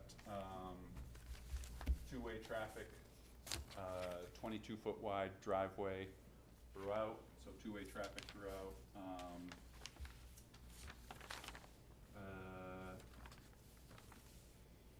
A pool and a bathhouse proposed as part of an amenity for the users.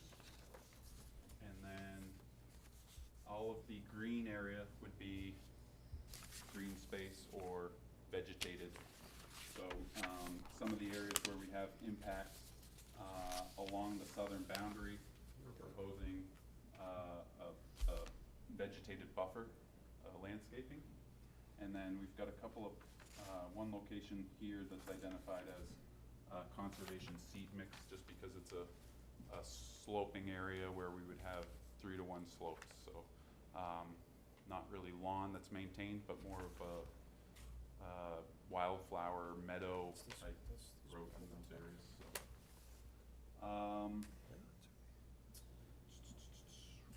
water will come onto the site through a master meter. So it'll get metered for the entire homeowners association, and then it will have each of the sites will have a water, sewer, and electric hookup. June 7th. And we did have, I guess, a couple of waiver requests for sidewalks, no surprise, I guess, and for overhead electric onto the site. So the request for overhead electric is based on the long lead times and difficulty in procuring transformers for underground electric. So what we're proposing is to come onto the site with overhead electric and overhead utility along the driveway. And then it would go to a sub-pole, and then it would go underground from that sub-pole to a bank of meters. And the bank of meters would be grouped in groups of, I think, 25. That's- And then from those meters, it would go underground to each of the sites. So are you proposing overhead transformers on those poles? to Correct. Feed those? Yeah, so. And you're gonna maintain those, or will Eversource take those over? Yeah, I think those are Have you Eversource. been in contact with them? We have, Okay. yeah, and their preference and what they've told us is, our preference is the overhead, but we're not gonna move, we wanted to keep working through the electrical design with them, but they're, knowing the city's requirements for underground versus overhead, they said, well, you need to make sure that that's approved before we move forward. But I think, what we were hearing, was it 84 months? What we were hearing for the time frame for transformers is 84 months for the, Have you looked into overheads? Cause they're almost as long. yeah. I think we had, yeah, They're rebuilding them. yeah.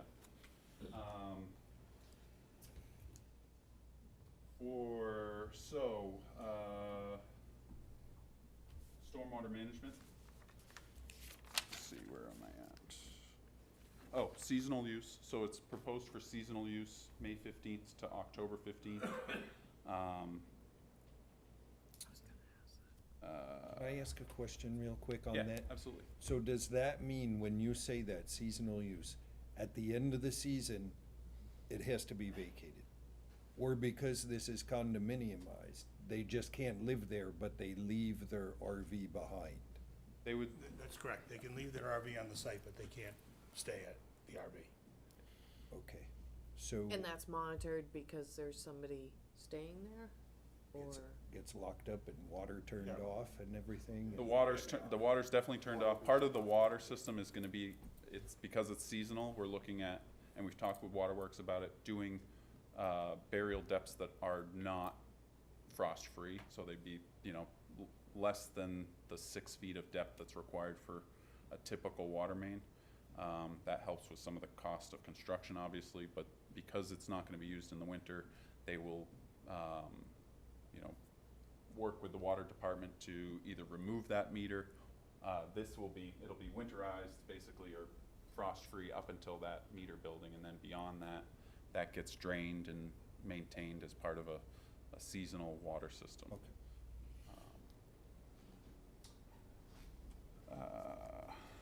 So what we're looking at, in order to kind of put this many sites on this property, we're terracing in the sites. So, if you're familiar with kind of the RV campsites that are at the opposite end of White Oaks Road from the applicant that was here earlier, there's some similar kind of slopes. It's about a 10% grade across those. We're looking at about an 8% grade here. We'll have small retaining walls, 30 inches or less, in order to create flat areas for parking and use by the tenants or by the owners. And then each of the sites on the low side, will have, originally proposed, we talked about doing a stone infiltration area, or like a more or less a sump or a basin where runoff from the paved areas would go into stone and then infiltrate into the ground and or get collected by an underdrain system. I will say that the existing soils we've done soil mapping. We've got C and D soils. We have shallow bedrock on the site, so we are anticipating some ledge removal in order to develop the site. We also know that we're going to be doing an alteration of terrain permit in order to develop the site that's more than 100,000 square feet of disturbance. So, based on some feedback from the Conservation Commission, rather than do each of the sites with a stone infiltration area, we're going to convert those stone areas into rain gardens or bioretention areas, so they would be vegetated and have a filter mix at the top. So it's an opportunity to increase or enhance the amount of treatment that we can get off of those paved areas. They talked about, the Conservation Commission talked about wanting some type of treatment for chemicals or petroleum products, just because of the fact that there are vehicles, RVs parked on the paved areas. So the benefit of bioretention is that some of that, some of the pollutants associated with like petroleum products can actually get absorbed and cleaned by the vegetation. So the water quality kind of events would pond within those rain gardens and then slowly infiltrate into the soil, get absorbed by the vegetation, and kind of treated in that method. Anything that, let's see.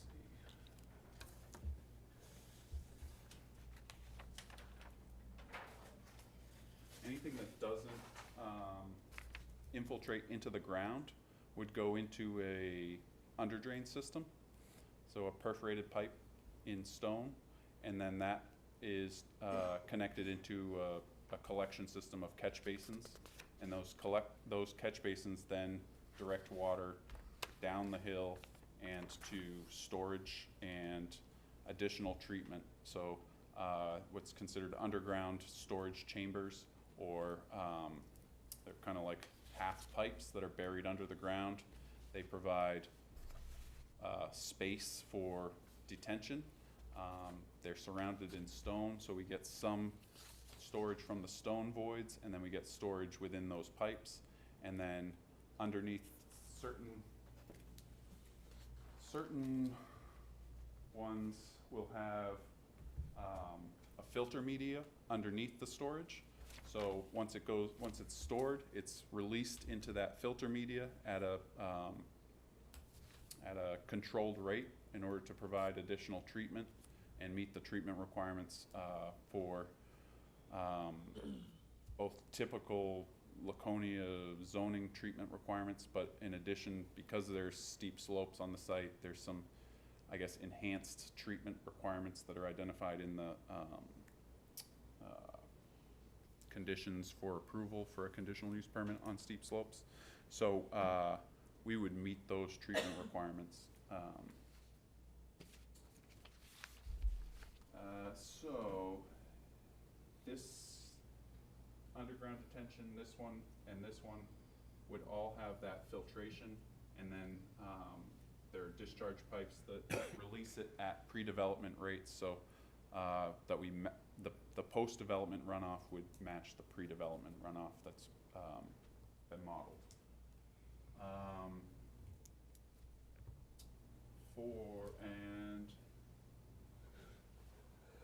For this system, and this system, they're all connected, so that it's stored. When it overflows that storage, it goes into this collection system, eventually gets into this storage. When this is overflowed, the larger events, which are not the events that we deal with treatment on, we typically treat for the water quality volume or the water quality flow, which is a 1-inch storm. We're actually going to treat for the 2-year storm, which is a more enhanced treatment. So the 2-year storm gets directed to a kind of proprietary treatment unit that provides that requirement for the 2-year storm, and then larger flows kind of bypass that so that you don't overwhelm it. And then finally this area here, similarly, we have kind of 2 outlets identified for the water quality volume. That gets directed to a grass treatment swale. So we get treatment through slowly running the runoff across a length of swale. It has to be 100 feet and at a certain slope so that it has a certain velocity. Again, the idea is that the vegetation within that grass swale treats the stormwater.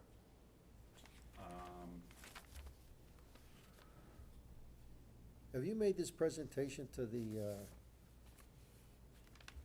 Conservation? Yeah, Yes, okay. yeah. You should have comments from them. I do. Yeah. We do.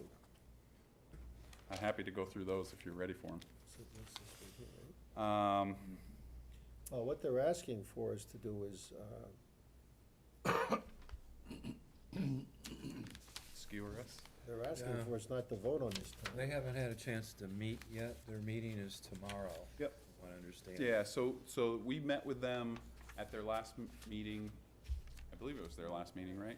Yes. Yeah. Made this presentation. They provided comments to staff. Staff provided those comments to us. And we've provided a response letter last Friday to staff. And so you should have, I don't know if you've got a copy of our responses to those comments. I think that's what We- we're missing. No, it's in an email. No, we have that, this email that was sent to the planning No, department. their response to the concerns is in an email that Kalina sent out. That is from This the- is from today. yeah. That's, Do you want me to read this in the record? Does everybody have this? It's Yes. from Dean Anson, okay. So I guess we don't need to. Have you seen that email? I was given a heads up, but I haven't seen the email. So they're asking for a delay because they have not gotten to review and comment on your comment sheet. Sure. Yep. I don't know if there's anything specific about my comments that you have questions about. I'm, happy to go through those. I think, as far as their concerns, we feel pretty good about addressing those. And have, tried to meet them with some of their requirements in terms of, adding the rain gardens, doing some enhanced treatment beyond what's required. Well, I'll just say that, and I'm only speaking for myself, not the board, but I put a lot of weight into what their recommendations are on any of these projects. Yep. That have some, I mean, you've done an incredible job, very thorough with your presentation, but nonetheless, for me personally, this is important. And they've asked that if you could be available to clarify their understanding of your responses to their concerns at tomorrow's So meeting. go to the meeting tomorrow? well, Yes. Yeah, Go to the they'll meeting put tonight. you on the agenda if Yeah. you can do it. If Yeah. not, they have another meeting in 2 weeks, correct? They would Always on accommodate Wednesdays?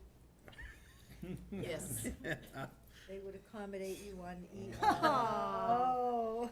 You can miss a night. Yeah, they have an earlier tea time. Think of the money. These guys don't care. You have to take a mulligan. Yeah, no, I can get a sub. But we normally, as a board, we wait, to hear from this group. Yep. Well, It's kind of what we do, so. and I totally understand, but I don't think it's uncommon also to get comments, to have comments responded to, and have Absolutely. staff No, weigh in I on just wanted to make those. sure you were aware of I this. think they met with conservation up to 4 times. I was at the last one, and the comments that they sent to us were all discussed at the meeting. And the responses that we include were consistent with what we talked about at the meeting. So they're not I really have no getting any doubt. new information. Yeah, I have no doubt, but this is from the chair. and Do you like have I this said, it was- email? I do now, as of 2 minutes ago. This was sent today. This is today's date, so, but anyway, keep going. I just wanted to make sure you're aware of this, that's all. Can we, sorry, never mind, go ahead. I'll wait. Oh, go ahead. Well, you've got the thought. Site lighting. What's that? Sorry. I'm concerned about density of these. I just feel like that's a lot of units. It meets the density requirements in the ordinance and the green space requirements in the ordinance. I have similar concerns about the density. I understand the more units, the more cost effective, obviously. I mean, would people be able to have a fire ring or anything like that, or it seems too dense for that Yeah, no, sort there's of camping actually experience?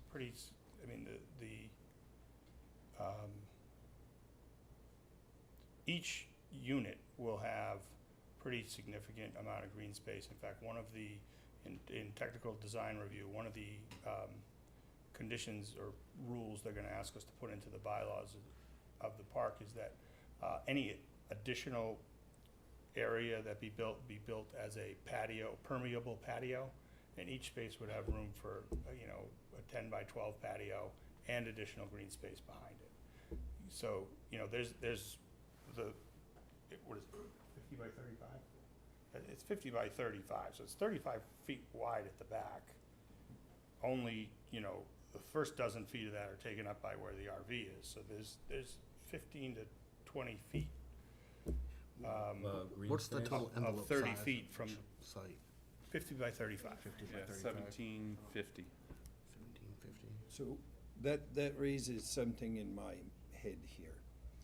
We've looked at an RV park before, and one of the issues that was addressed is the auxiliary construction or whatever, the patio. It's limited to that. What is gonna dictate if everyone starts building a deck, which could be considered a permeable patio? No, it's not. It's considered differently, and they're only considered permeable if they're up to like 6 feet above the ground. It's weird to me. A deck is much Okay. more permeable than a patio, Okay, but so it's even, not even if permeable. it's a patio, if they are gonna start doing the whole 50 by 35, is there gonna be something in the, Limited 10 by 12, and it has to get town that's approval gonna be in the condo in the condo documents? docs. And Okay. any changes to the condo docs require town approval. So Okay. where there's specific town ordinances implicated, like, I don't care whether they want 1 or 2 dogs. But if there is something related to a zoning or a site plan ordinance that is contemplated by a change in the condominium documents, they gotta come back here and get approval to do it. I just And you wanna have make sure enforcement, that's covered. because anyone that violates that is in violation of the site plan, and you can have them remove whatever. I don't know if you answered my question, Nick. Would folks be able to have a fire ring, or would that be prohibited? Firing in particular would need fire approval. Yeah, the fire fire department would permit each fire ring on a case-by-case basis, so it will have to, Meet their requirements their as far as how requirements. much space is between And the I- fire ring and a structure? And I think for a type 1 burn permit, you need 25 feet from any structure. I think you're right. Okay. So they may be able to get, you know, those self-contained stoves or Chimenea something or approved, something but like not that. likely Yeah, building. solo stove or something. Yeah, So, but and people can't have them without permission. Okay. talking about fire safety, there's only one entrance into the lot with quite a few. Would a second entrance or a second egress be advisable? It wasn't an issue that was raised at TRC by the fire department. Okay. Because normally with the developments, once you go over the 48. I know usually with 45, residential units, if we go over a certain number, that we've got to do another A egress. secondary But I realize it's campsites as opposed to residential units, but just feel like if there was an emergency situation, everybody is trapped. Okay, any other questions? Any paving? The roads. yep, yeah. Are the pads gonna be gravel? The plan, yeah, Yes.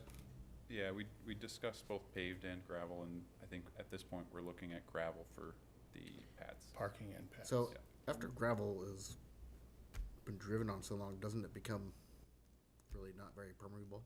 Right. No, and we're Compacted gravel is. yeah, we're calculating it, and in terms of our green space calculation, it's, Impermeable. yeah, it's not vegetated. Okay.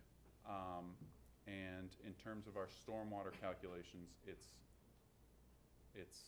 calculated as paved, not gravel.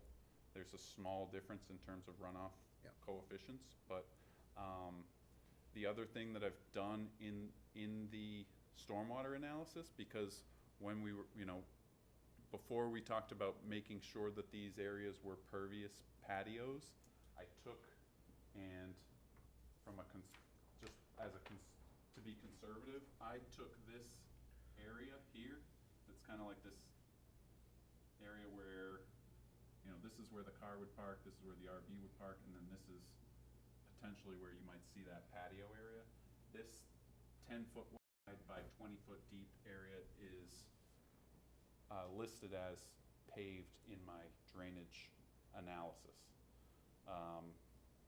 Just to be as conservative as Yeah, possible, just- and when we were right. doing the. So, I you mean, know, we may end up, you know, I guess if the owner is committing to making that a condition of their condo docs, then potentially I could change the drainage calculations and feel comfortable with that, but I didn't want to do that not knowing what someone might put in those areas. I got you, So, I got you. How large are the parking spaces? So, the vehicle parking is 10 foot by 20 foot, and then the RV parking is 12 foot by 40 feet. Nick, can you flip your rendering to the green space drawing? I think it had the green, just for my curiosity, and curious, what is the percentage of green space? 49%. Is it 49? Yes. Yeah, it's actually 60%. I think there was something in the notes. Is that where you got that? Yes. Yeah. That was, It's existing, that was wrong. proposed, and green space. yeah, 49. it didn't make sense.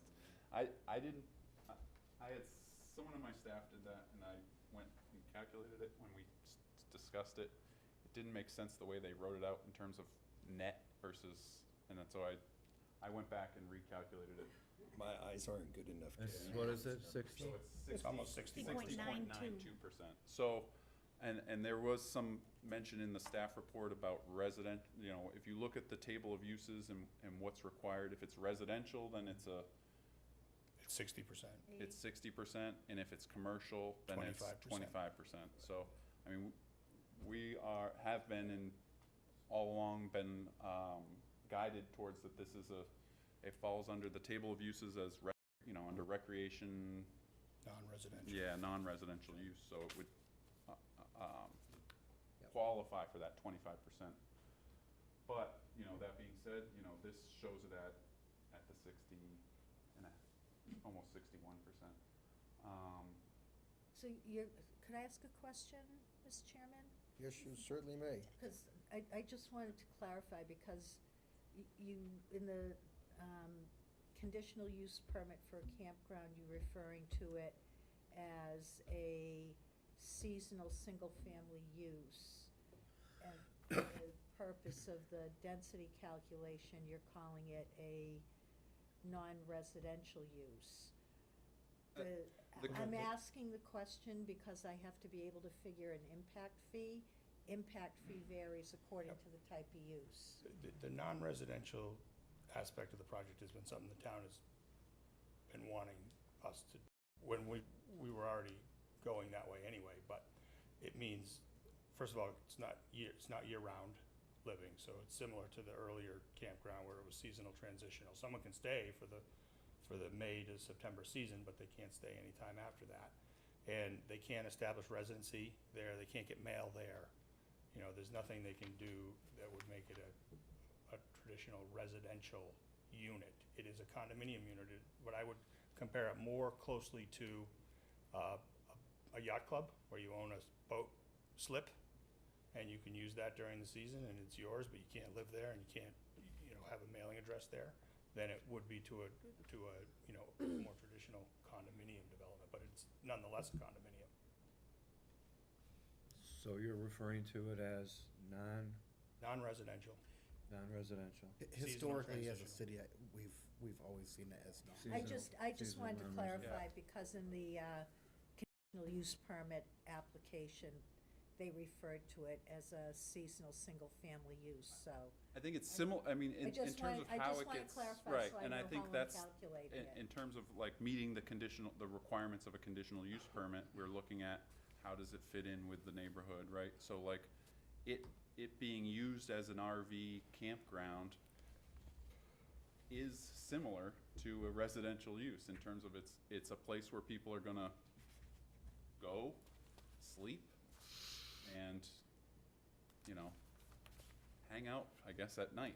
I mean, same as what you would do at your house. So I think that's where the intent is in terms of answering that question on the conditional use, was to show similarities to residential uses. Yeah, other projects. I'm sorry, and I think I interrupted you earlier in your thought process of talking about lighting. Yeah, lighting. So, no pole-mounted lights. The plan would be for low-voltage bollard-style landscape lighting. So between sites, there would be, 4-foot-high type bollard lighting, just to provide some degree of safety but nothing shining bright into the sky. And yeah, in terms of landscaping, certainly the rain gardens would be native species, consistent with what the city is typically would see in those types of facilities, practices. Yeah. One thing Go I'll ahead, add Amy. with the rain. Go ahead. You can finish. So, with the rain gardens in particular, we're making the rain garden and the corresponding retaining wall limited common area, which allows for no encroachment by the unit holders. They can't park on it, they can't, put their patio into it wherever they decide to put their patio. And the association is gonna be responsible for maintaining them, because it's integral to the stormwater system. We're putting that use on it, and they are gonna have native vegetation pursuant to the recommendations of the Conservation Commission. The owner is here behind me. He owns a landscaping company, so, he has the wherewithal and knowledge to keep it in tip-top shape. Sorry, can I ask a question? Don't, go ahead, sorry, I'll ask after. So you had mentioned that you're gonna shut off the water. So this is completely seasonal, even though it's owner occupied, correct? Correct. So is there going to be some sort of gate at the end so that there is safety or security for the winter months? Well, that was, we've gotten mixed feedback on that, whether there might be some need to have fire and safety, have access to it, so leave it ungated versus gating it. We don't really have a preference. Whatever. City require anything? Well, I know that in other situations Fire where didn't there want was gonna be gated access, the fire department just required a lockbox. I would think. They like the bolt cutters. That's quicker. Let's just be honest. I mean, The like the fire way you asked us not to Right through them? yeah. gate it. Asked not to. I mean, there may Okay, be I just wanted to ask security that. cameras are Oh, there you go. certainly, That's an idea. I just was curious, because. Yeah, I mean, because there is security concerns where people could be up, non-resident owners could be up in the area. Just saying. So you guys gonna have dumpsters somewhere for? Yeah, all 2 this? dumpsters, and we'll address volume by number of pickups. So if we think that, it is exceeding capacity, instead of 2 days a week, we'll get it 3 days a week, 4 days a week, 5 days a week, whatever is necessary. I see the one down by the pool. There's another one. Okay, gotcha. Oh, yeah, I'm thinking that's a long hike for some of those. Do we need to have a plan that shows the common space in the limited common area, since it's a proposed condominium? It should be labeled as such on the final plan. The final plan for a condominium that the town receives should be very similar to the plans that you submit to the AG, so that you have the common area delineated, the limited common areas delineated. And we will have that on the final plan, but I can make it real easy for you. The only limited common area is gonna be the 5 feet next to each black line of that retaining wall, running, front to back in each unit. Everything else, including the roads and the pool and the parking, is common area. So no unit has any specially designated limited common area besides what we wanna carve out for the rain garden to make sure they can't do anything with it. That's the only reason we even made it limited common area. Otherwise, it just would have been part of the unit. Okay. Well, yeah, one more question, go ahead. So one of your answers to conservation was, this area has been reclassified as precautionary steep slope. Who reclassified it? I did. In the meeting, Nick just brought up the fact that he hadn't done all of the calculations, because based on the ordinance, the slope only counts as precautionary or prohibitive depending on how long that slope is and at what points you're measuring from. And you have to measure width as opposed to just, straight up and down. So he just brought it up on his own before anyone had talked about it and said, I want to clarify that there are steep slopes here, but I don't know whether they're prohibitive Yeah. or precautionary. The meeting came up on us quick. It was kind of a somewhat last minute shift in when the meeting was. I thought I had another 24 hours before the meeting. Yes, that's right. So, You did move it a day. so when I got to the meeting, I didn't have the answer. So I wanted to make it clear to the Conservation That's right, Commission 'cause it that was I don't held have up. the answer to this Yeah. question. I'm looking at it.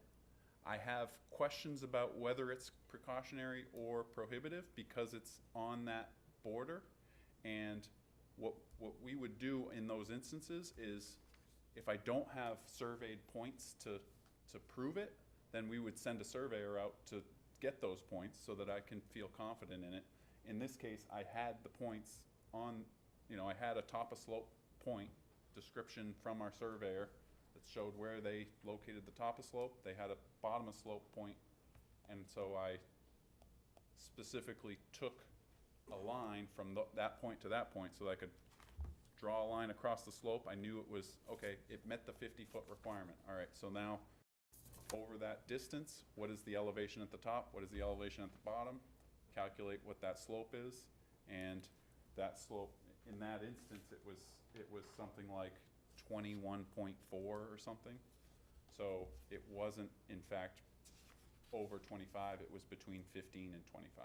So that's where I reclassified it from what had been on the plan that was submitted, because it didn't get that extra kind of review of fine tuning. It was just based on contours versus points, if that makes sense. And there's no development in the project. Right, so, I mean, exactly, so that kind of identifies where we do have those prohibitive steep slopes. The only place we have those prohibitive steep slopes are in areas where we're not actually doing any impacts.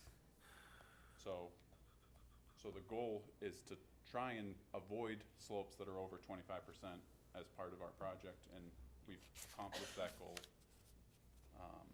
with this. Any other questions? We're gonna have a quick public hearing, maybe or maybe not. We still got people out there, so. Yeah. Let's open it up to a public hearing at 10:08 on this, Quick meeting tonight. and we've got somebody. Blue bud. No, thank you for staying up so late. No. We're a little late to the party. I'm Vicki Vibrooks. I'm the HOA board president of one of the abutters, Beaver Pond Estates. And because there was an issue with the contact of record, we didn't know all this was happening until it was well underway. So we're a little behind the power curve here. But we're caught up. We're catching up. Beaver Pond is a 49-unit residential property that's directly downslope from this property, and it is the intersection of the high points of 3 different properties. So what we use as a nickname, Beaver Pond, is becoming quickly Beaver Pond, because there's so much water. Not even, calm down, Vic. So anyway, so it's mostly year-round residents there. It's a very quiet community, has been that way for at least 14 years now. Until last fall, we had a natural buffer between the runoff, between the higher elevations and our property. In the fall, the developers started stripping trees from the property. I highly recommend a site visit. You would be aghast at what you see. The trees, the vegetation have been stripped off, and that was before winter. The work was stopped at one point because we noticed something was going on that we didn't know about.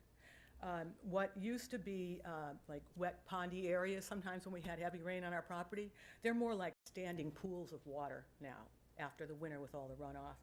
There used to be little trickling streams in a couple spots. They were actually flowing rivers this spring from all the runoff. And a hillside to the east of our building number 69 on Breckenridge Way has a gully that's developed that's as much as 12 to 14 inches deep from the runoff from the developed and the stripped property above us. Zoning doesn't help us, we understand that, because it's CR where we are, so we know this kind of thing can go on, we certainly understand that. And we understand also that the area is growing and that there's a lot of development. It's all good for the city, it's good for the area, but we're hoping that it can be done with respect for the landscape and preservation of property values. If I would use their maps, but I don't want to touch their maps, we are right up against their property line. Can you show us? Yeah, I think. I'm sorry, you guys, if I touch your stuff. I didn't plan to bring pictures. So when these fellows were talking about the runoff going this way, we're here. We're at the bottom, the intersection of the runoff from all that property. And whatever mediation they do, whether underground drainage or drain pools, whatever else, we're still downstream from that and will be with all the hard surface, no matter what they do. Because they're on ledge, and you don't have to go very deep to find rock. So this is our issue here. This is where we are. And on this picture, it's hard to tell from this picture how close they are to the property line. If there's a road here, our condos are literally up against that road. There can't be more than 10 feet. The trees have been removed all the way up to the property line. So now what we saw is wooded area, we can see right through to what they're doing back there. And they put up no trespassing signs, so we don't go up there anymore. We have an immediate problem. We have a serious problem with runoff. We've started some mediation on our own. There were gullies formed along driveways that were undermining the driveways, so we've filled them with gravel at our expense. We're going to go back and do that hillside with more gravel at our expense. But all of this is a result of and directly after the work that they did. And I understand from previous people that they did not comply and had not properly permitted some of the work they did, and they exceeded the number of board feet that were allowed to be removed. I don't know what that number is, but it's well past that. So drive by, have a look. You can see the other side of the property now. So, thank you for letting me vent. We might have some questions. Rob, do you have a question? Well, I was trying to pull up a map, but I guess we just can't. Oh, and the overhead electric, because all of ours is underground. Our property that's right up against theirs is all underground electric. All of our utilities are underground. So the fear of overhead power lines is not very pleasant either. Sorry.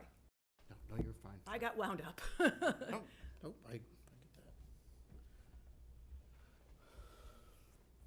I don't have anything. And how far is your property from you have the road that directly abuts their property line is what you're saying? Then Our condos are up close to our property line, which used to be, wooded by the abutter. But now we have a retaining wall that's probably 6 feet high. I'm betting there's a 100-foot drop from their property to ours. And so in terms of feet, we haven't measured it. We need to redo our survey probably so we know exactly where our property lines are. But where they posted the no trespass sign is 20 feet, maybe 25 feet behind the decks on our condos. Have you spoken to the conservation? We're going tomorrow. We only found out about it today, so we're going tomorrow. Do you have pictures and stuff, gullies and all that stuff? I'll be happy to bring them. You do have all that stuff, so you documented all that. Mm-hmm. I have videos of the running water. And not only that, this all started when the trees were removed? we've always had some water issues because we have 2 wetland areas along Roller Coaster Road. If you know that area just before coming down Roller Coaster toward Endicott, there's a low spot there in Roller Coaster Road where the water runoff goes from all those properties, some of it under the road effectively, some of it over the road now.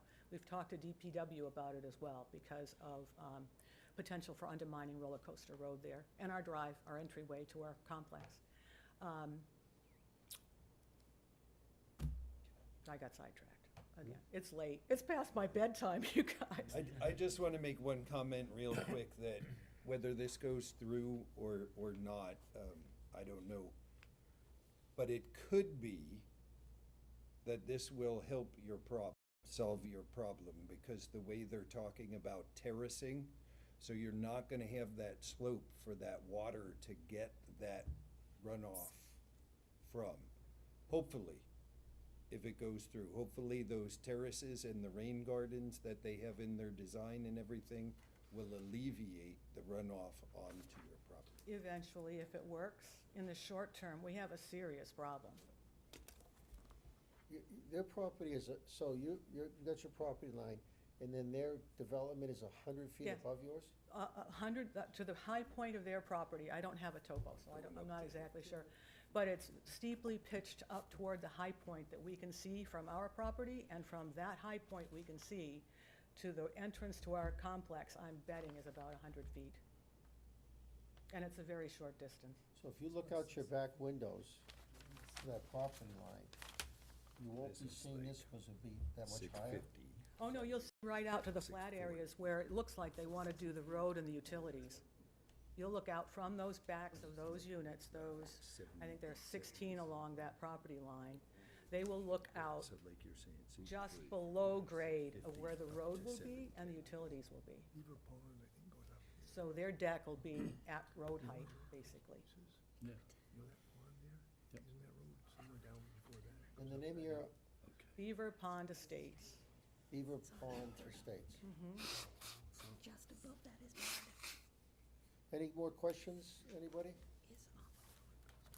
Well, thank you very much for coming and Thanks for the staying up. opportunity, everybody. Sorry we kept you so late. No, you're fine. We've got somebody else back there. Yes, I'm Kay Campbell. Oh, no, wait till you get up, I'm Kay Campbell, and we're abutters to the property. You live in the same development? No, Beaver Pond, or no. somewhere else? We just live in the house that's just up the road. I guess my big concern is the noise level. Is it going to be, since there's so many units there, is this going to be extremely noisy all the time?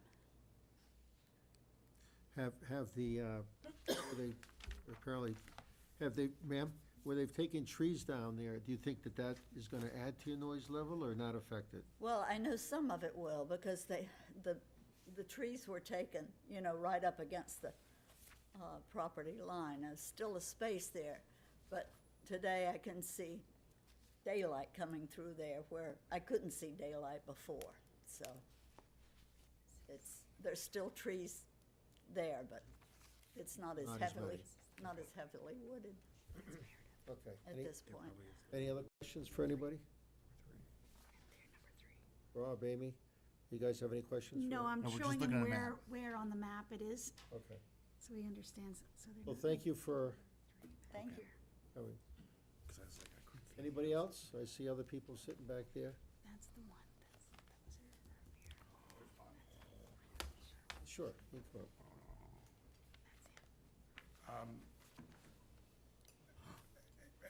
Getting into a back and forth isn't what our intent is tonight, but we do want to clarify a couple of comments so that this board is not left with the idea that the applicants are bad actors.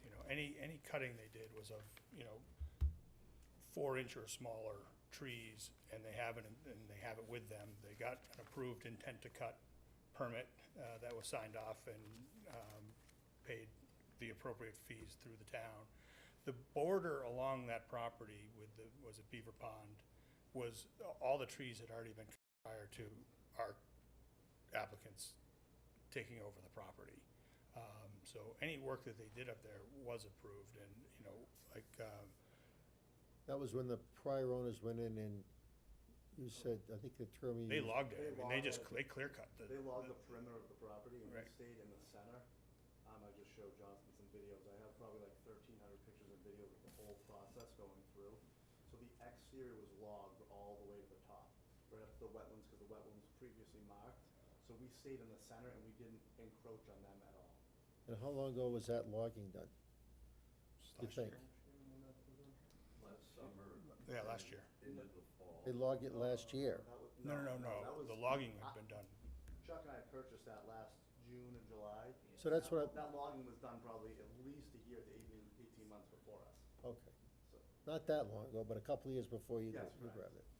And so, in addition to the stormwater system, the rain garden, one other aspect, there's two other aspects of the stormwater management system that will be a benefit to the development. The road is gonna slope back towards the condo units and have an internal drain system, or no, does it? Yeah, it's like a Yeah, reverse sorry, crown. they did a reverse crown, so then there's instead of water coming across the road, water's trapped in the road, it goes into a drainage system that carries it out along the road into the systems that Nick has designed. And there's also a vegetated buffer of about 20 feet on the road that will be planted with, what are you putting there? There'll be arborvitae's that will grow 18 to 20 feet tall. Right, So so, when they This put is the- along their property line. yes, so that'll all be screened off. And what about the other abutter? The noise, 10 o'clock. Oh, yeah, we have a 10 o'clock, Will there be more plantings done in that towards their property? I don't know or- where they are. I believe they are between us and the town of Meredith. So, I mean, there's all of that green space at the top that stays there. You can't, You you can't, can't visibly see any properties or anything from there. Right? I'm sorry. can't see any other properties or anything by any means. units from there. Well, she indicated it was just lighter now because of, right? It was just lighter.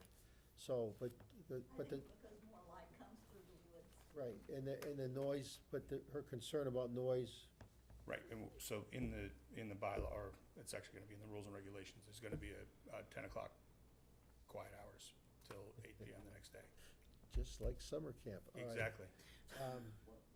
One more thing I'd like to touch on. So Sure, when if you this- could stand when up this and- work was being done, This is Taylor- Bill Ryder. Sorry, Bill, when this work was being done, I worked with Taylor that was on the Conservation Committee, and she had walked through everything numerous times. She had been up to the property at least 5 to 6 times with us. So they knew of everything that was going on. The conservation. Correct. Yep. So the concern of the tenant about the gullies and the water running down, as my fellow member Brett said, you think that what you're gonna be doing is gonna help mitigate that? Correct. They've had water on their property for a long time. I've driven by and taken videos. And before we started any of the project, we did, the hay bales all the way through, or the hay sock all the way through. We doubled them up, and when we chipped a lot of the trees and we put them all on the sides as well. So the runoff definitely was protected for them. Well, it sounds like the meeting tomorrow night, if both parties are there, a lot of this can hopefully be cleared up with them, and any concerns of the abutters, you guys can clear it all up tomorrow night, because that's gonna be an important meeting. Yes, Kathy? Does the board want to consider third-party review on this application? Well, I think, We did it to the other one. We yeah, well, I was just gonna say, I think it might be best for the applicant, because then they can say, hey, we're not standing here alone, we've had, but again, for the time, Kathy, is that something that could be done very quickly? Well, obviously, if Because we're not they- gonna vote on it tonight anyway. Right, and so again, it would be the same situation as the other applicant, that I would be pushing to make sure it was assigned to an engineering, one of the approved engineers who can commit to having it completed in time for the next meeting. So I have two questions on that. The first is related to the scope of the third-party engagement. Is it limited to the slope issue, which is what the board has concerns about? Because the stormwater system and the construction, including the entire process, is all monitored by the AOT permit. Right, I understand that. I think it's mainly. Steep the slopes steep for the slope and CUP. In the water, that sort of thing, I think, is what we're talking about. Well, I would, The steep slope ordinance states that we should have third-party review, but it's talking about third-party review during construction. So the idea with the steep slope ordinance is that they want to make sure that what we've designed is constructed It's actually being according put to our design, and that during construction, erosion controls and things that happen during construction are addressed because it's a steep slope. So if you read the conditional use, what is it, the reasons for granting the conditional use, it talks about third party, but it talks about third party in construction observation role, not in a design review role. And that's why, and I, you know, if I was the applicant earlier, I would have made this argument, so I'll make it now. But like, alteration of terrain is going to do a comprehensive review of this in order to grant permits for their requirements, so. I don't think we're gonna vote on this tonight, I don't But they're believe. not looking at all the, alteration of terrain wouldn't be looking specifically at the slopes. They will. Slopes are very much a part of the review Because process. you're not even gonna be touching them, I thought. The prohibitive slopes we are not touching. There is one precautionary slope that is. Got you, okay. Okay, so I don't think we're gonna be voting on this tonight, so Kathy, if you've got something you would add on this thing, I'm just thinking that, you know, you've got this big meeting tomorrow night, you can't see us again until July 11th. So it's I think whatever the 235, third party 130. does, I mean, if you're gonna have a third party during the construction, Age. does it matter if they peek at it a little earlier? It's been a long time since I. You should write your binder. We would just want it to be a condition of approval, so we'd get conditional approval pending the outcome of conservation and coming back in Right, July. yeah, that, and I think that's doable and makes sense. And, you know, Correct part of me the, if I'm wrong, part of though. the AOT permit is a weekly site inspection as well, to make sure that everything is being They constructed in. proposed- They're asking to have conditional approval tonight? No. Okay. No. We'd And be- But we would be asking for conditional approval on July 11th. Well, it's up to the board how you want to handle the third-party review. There was a discussion that they expected a third-party review to look at the drainage calculations. I think we're totally anticipate and expect third-party review based on the requirements of the steep slope ordinance. So that's during construction, and that's what I think that's when we've talked with staff and we've talked with the Conservation Commission. I think I wrote in my response to the All the ammunition you can come to the next meeting with is gonna do nothing but help you, no matter what it is. And it may cause a little more aggravation and maybe even some more out-of-pocket expense, but it can't do anything but help you. And I think it's, you know, we've had some other big developments in here, much bigger than yours, actually, who had some very concerned neighbors. Very concerned neighbors, and they filled this room up and went around the corner. And that developer actually went out and worked with those neighbors and was able to mitigate all their concerns. And they all came back here as a big, happy family for the next meeting, which really impressed all of us. And since you're in such close proximity, your development, at least that's what I Yeah, right. understand. I certainly I think that. only can hope that you guys can all get together and do whatever needs to be done. Because personally, I can't stand it when somebody comes in and does a big project and it affects in a negative way, even if it's only in their minds, somebody that's been there for a while. I get that. And so whatever you guys can do to help mitigate that situation will I do mean, I nothing think- but help. I think staff and the Conservation Commission would attest that we've been working Yeah. with But- it. but And please- this is the first we've heard of this tonight. so. And apparently the first they've heard of you, so this will be a good chance to get both parties together and just try to work this out.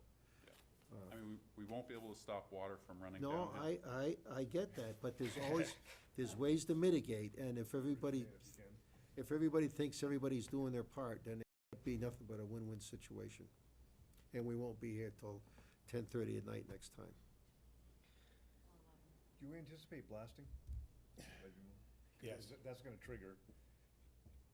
Yeah. home So are monitoring we system gonna- also, Yeah, so- there'll be, just to answer your question, the quantity of blasting, we're anticipating groundwater monitoring program, so monitoring wells within a 1,000-foot radius, testing those wells during and after any kind of blasting activity, and then any other monitoring that's involved with, foundations and things. Yeah, make sure you do all that, because we've had that issue before, yeah, too. yeah, So, yeah.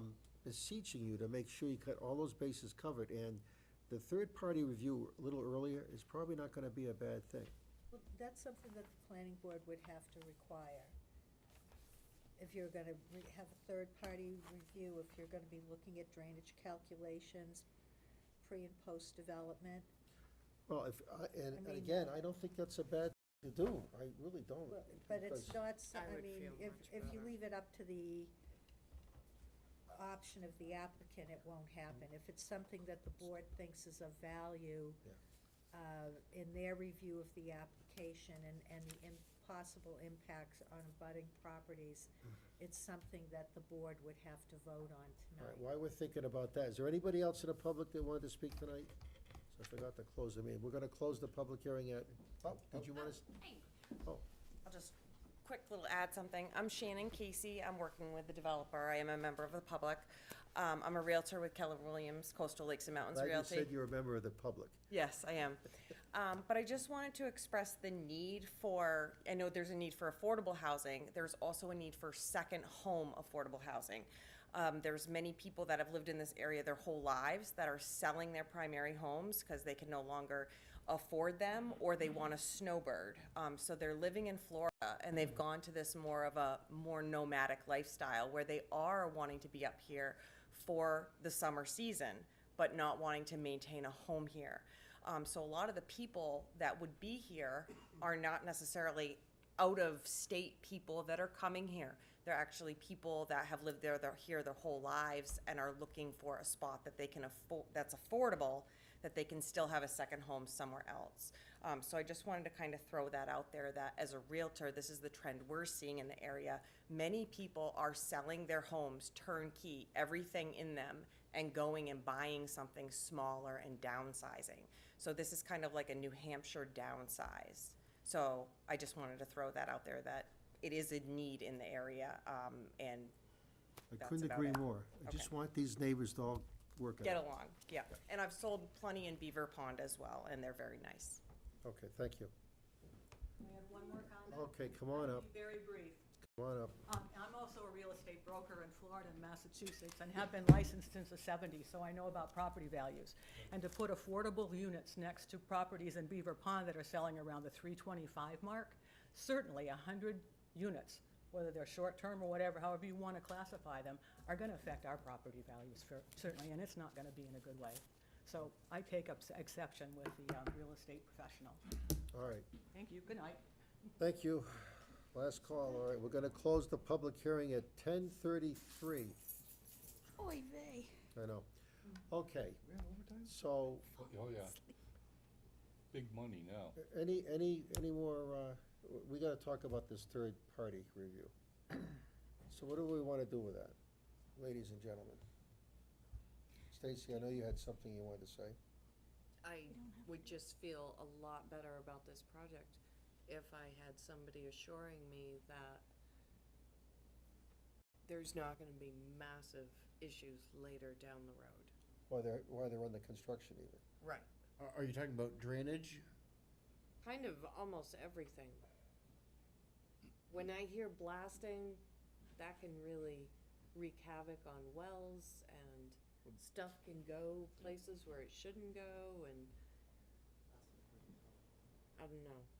I would just feel better if it was checked So what, beforehand. but I just clarify, what kind of review what kind of third party we're asking? Well, I mean, when Laconia puts in an entire 2 pages on slopes, I get very nervous. But, he did provide a copy of the ordinance, and it specifically says it's during construction that there's a third party. Right, and that's fine, And, but and we're technically wrong in probably other decisions we've made, but. Or that statute is, because if no one's reviewing the plan, why review them building it if that plan hasn't been reviewed to say that's gonna be good? Yeah. Yeah, they're verifying that they could be building to substandard plans. So it's just, that's my comment on something needs to be checked there Yeah. somewhere down there. I definitely think some additional, Is that a city ordinance or a state ordinance? City. that was the city ordinance that said that. Wonderful. State statute does authorize planning boards to require third-party engineering reviews, so. Before. Yeah, we're not opposed to a third-party review in terms of someone else looking at it. I think my personal argument is that the DES permitting process is in fact as rigorous, if not more rigorous, than what a third-party review process is. And just speaking from experience.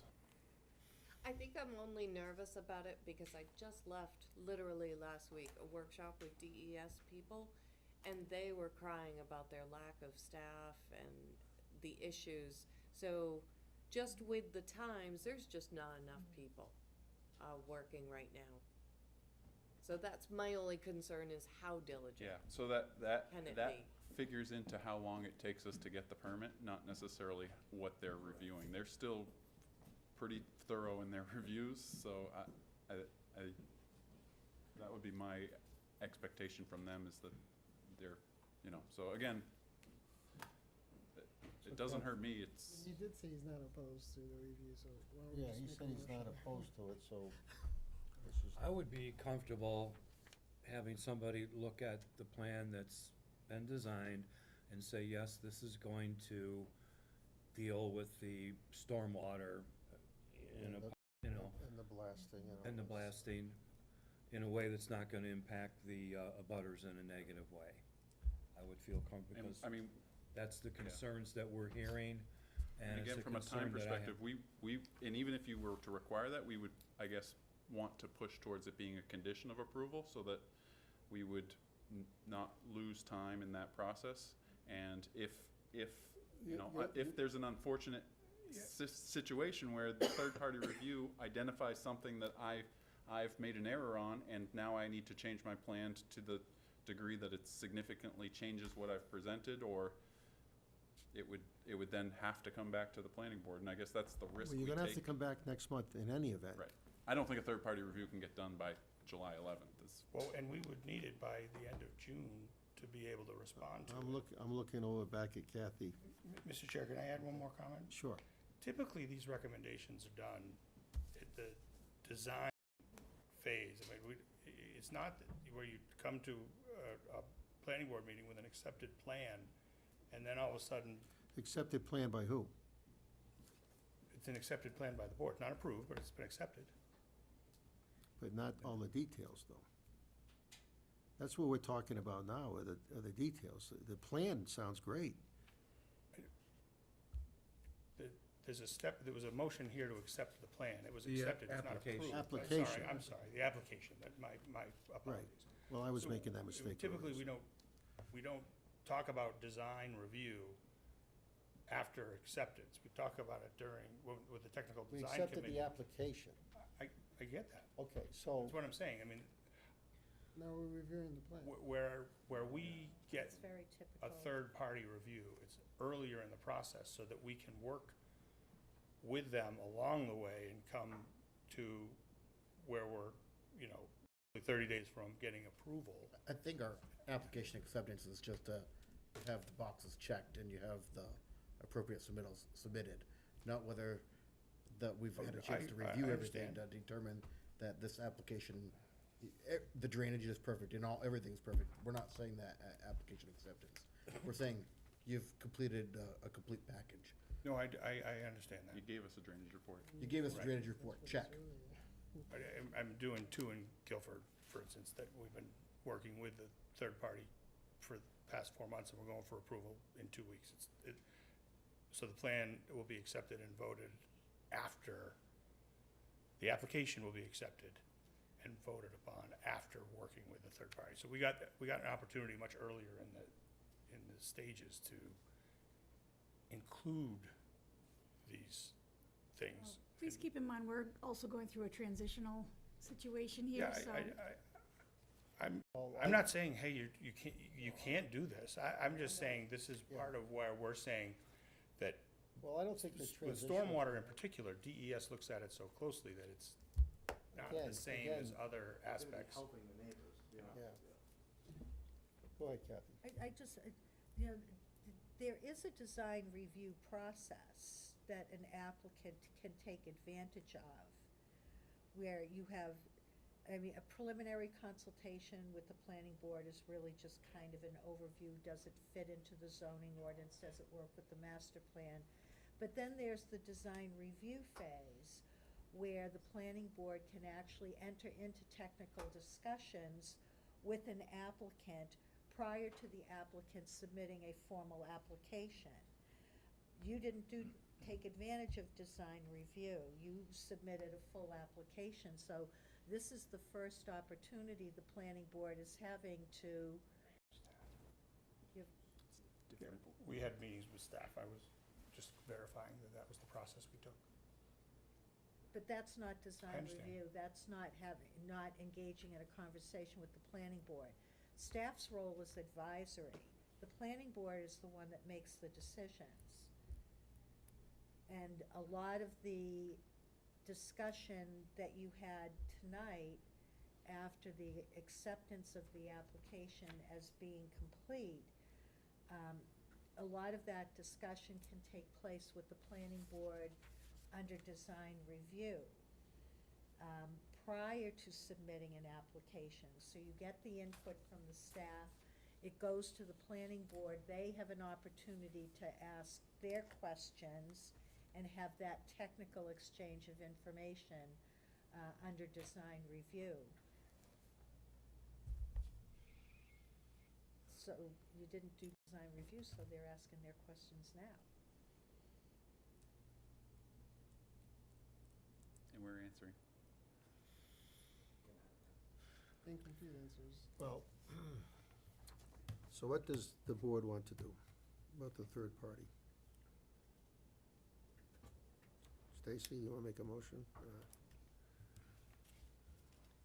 Somebody's gonna make a motion if we're gonna do that. If not, then we just, So am I doing? we table it. It's similar to the 65 days, or are No, we? we're not, the 65 days just started tonight, so. So we don't need to ask them for Not yet, a no. waiver? Got you. And hopefully we won't get to that point.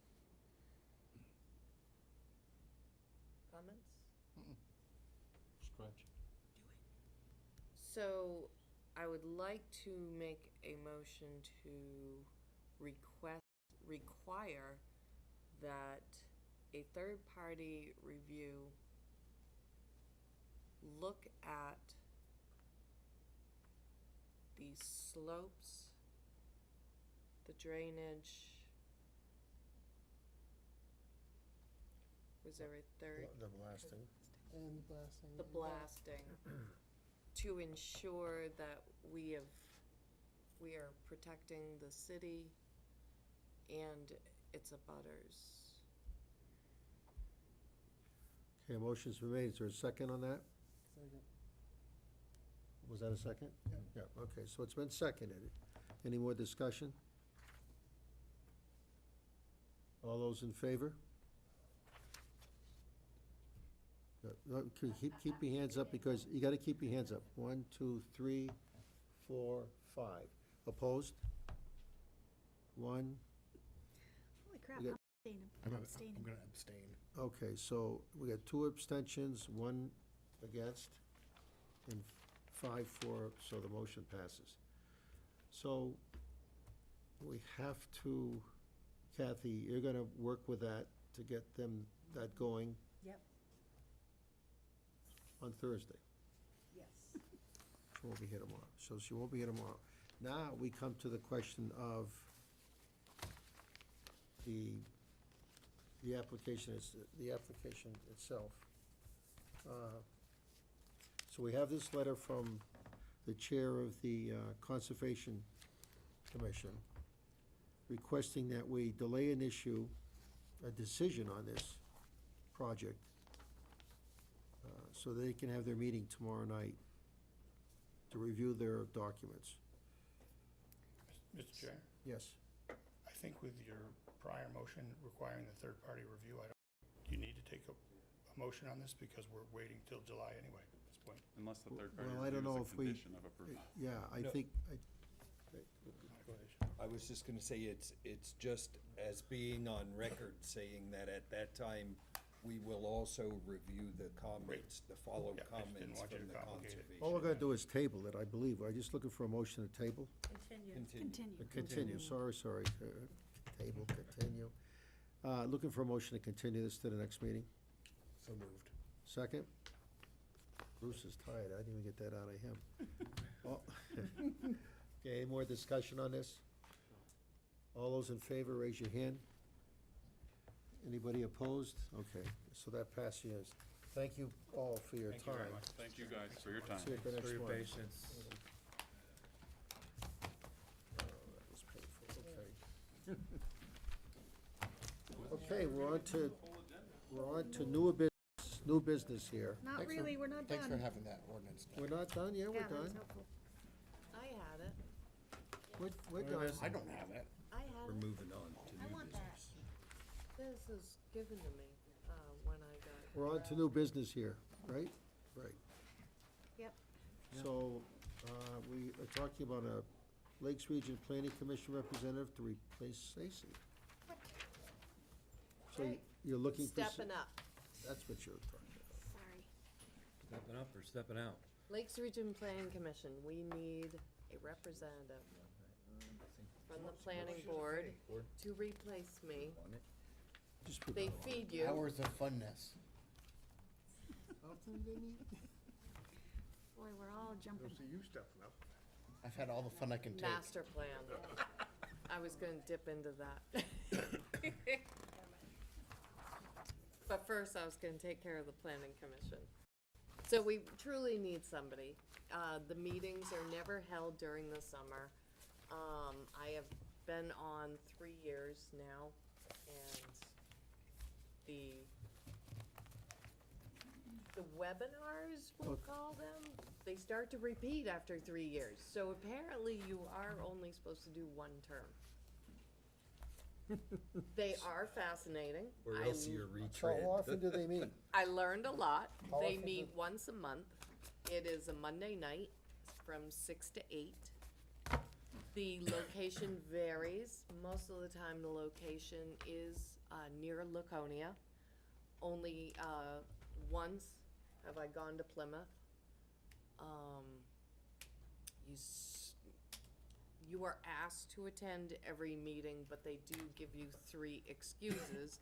Considering they only meet 4 times, that's, 4 times a year? yeah. I thought you just said There's once a not month. many.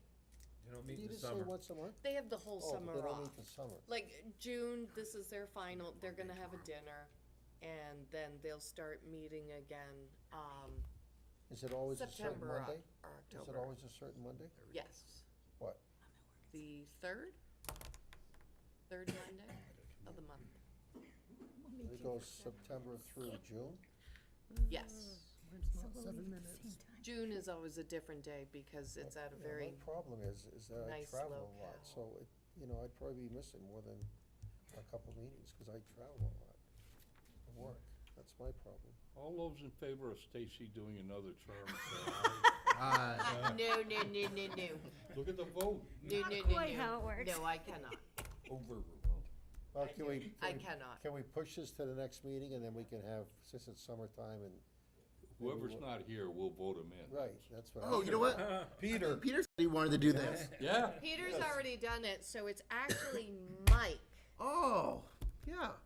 is absent Mike would love that. and Mike's is not now here tonight. retired. And he's retired. He's got nothing but time. You sure you don't wanna do it? You would I like am it. now unretired. I started working again. Okay, so Unretired. is somebody nominating Mike? Yeah, I think we ought to do Can't what do he that Can't when do he's it? not here. All right, we'll just push this off to the next meeting, and maybe Mike can do that. Okay, so we'll continue that. So, and then in that same tone, though, I would like to ask the board to vote Mr. Joseph to take my place on the master plan steering committee meeting when those start up again. Mr. Who? Lewis. Mr. Joseph. I'll say yes. Thank you. Can we have a motion? Yes, I'll make a Can we have a motion second? that, Are you interested? I am. Yes. All right, then I'll second it. Oh, yeah, I checked That with makes them. it easy.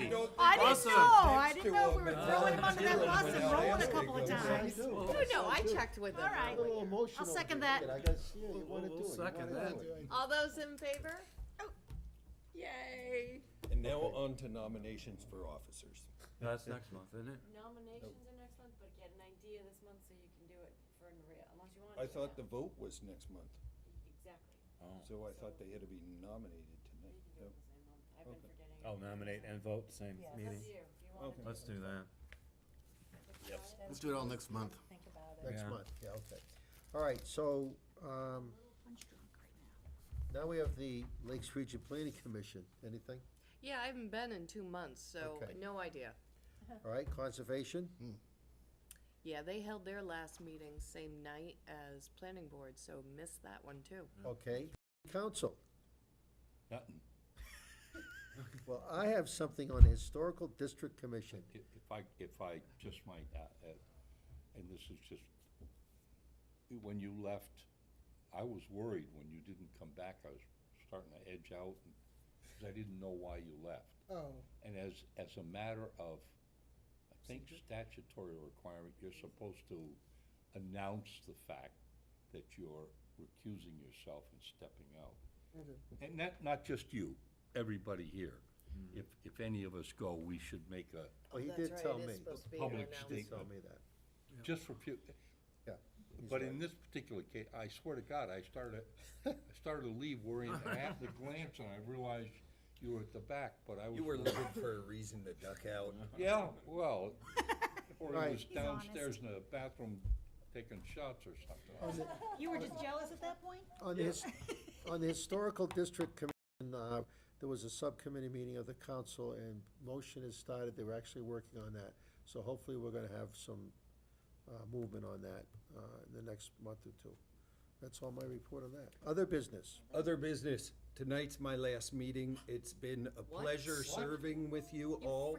Wait, is that because we went to 11 o'clock I tonight? didn't get any emails saying that my time was up, but I checked my appointment thing and it says ending June Are you coming? 2023. Are you gonna ask for So reappointment? it's been a It's pleasure. just a typo. Checks, Are you gonna It's ask been for a pleasure reappointment? serving with You're not answering everybody me. and I've learned so much. You- And you bullshit. are all characters. So are you gonna ask for reappointment? Charlie, No, I would have Charlie. had to have done that already. Charlie. I'm gonna let one of these young men here that are alternates step up next into it. Monday night, there'll be a motion And that is made. why I did not want to bring up any Reappoint him. concerns for that one applicant for next Did you week, hear what he because just said? I would be. Right? Did you hear what he just said? What do you say? Next City Monday council? night, the city council will make a motion, I don't know who would propose it, but that you be appointed for another 3-year term. And Might not be a perhaps, resident of Laconia anymore. well, then we'll worry about that at the time. Oh. But He said might. we might also make you chairman at that point. I have to run for city council. You live in Ward 1? No. Oh, damn it. Do you seriously want to leave the board? Yeah, he's gonna move, he's gonna leave Tonight, Laconia. my thing is up, and I had to question the city about, hey, if my term ends in June, does that mean June 1st? And I was told, no, the end of June, so you have to make the June meeting. There you go. He's talking about moving out of town. It used to be that they sent you an email 3 Yeah. months ahead of time to let you know. But they used to also send postcards to tell you your dog needed to be registered at a certain window. They're cutting back. We cut corners and stuff, and Where are you moving to? I'm not moving. 6 feet under, the next time I'm done. He's gonna be reappointed, I'm just telling you now. And People you're can't gonna even be say on my the name correctly. LRPC. How are Yeah, they I can. gonna appoint me? Oh, yeah, I can. Or spell it correctly sometimes. All right, motion to adjourn? So what are we doing about the planning commission? What's that? Next month. Next month. Next month. It's ended Come anyway. on, You Amy, really- you would love it. Yeah, really- Parks and Rec You people. really don't Parks and have Rec. to decide anybody till September, You right? got a month to work Because on you it. don't meet Anyway. in, Right, in the summer. this is true, but they do need to No, know. I don't. No, I don't know why. Keep them in the dark. Okay, You belong to the New Hampshire Louis, Veterans we'll see you Association? next month. I don't either. Brett. I didn't get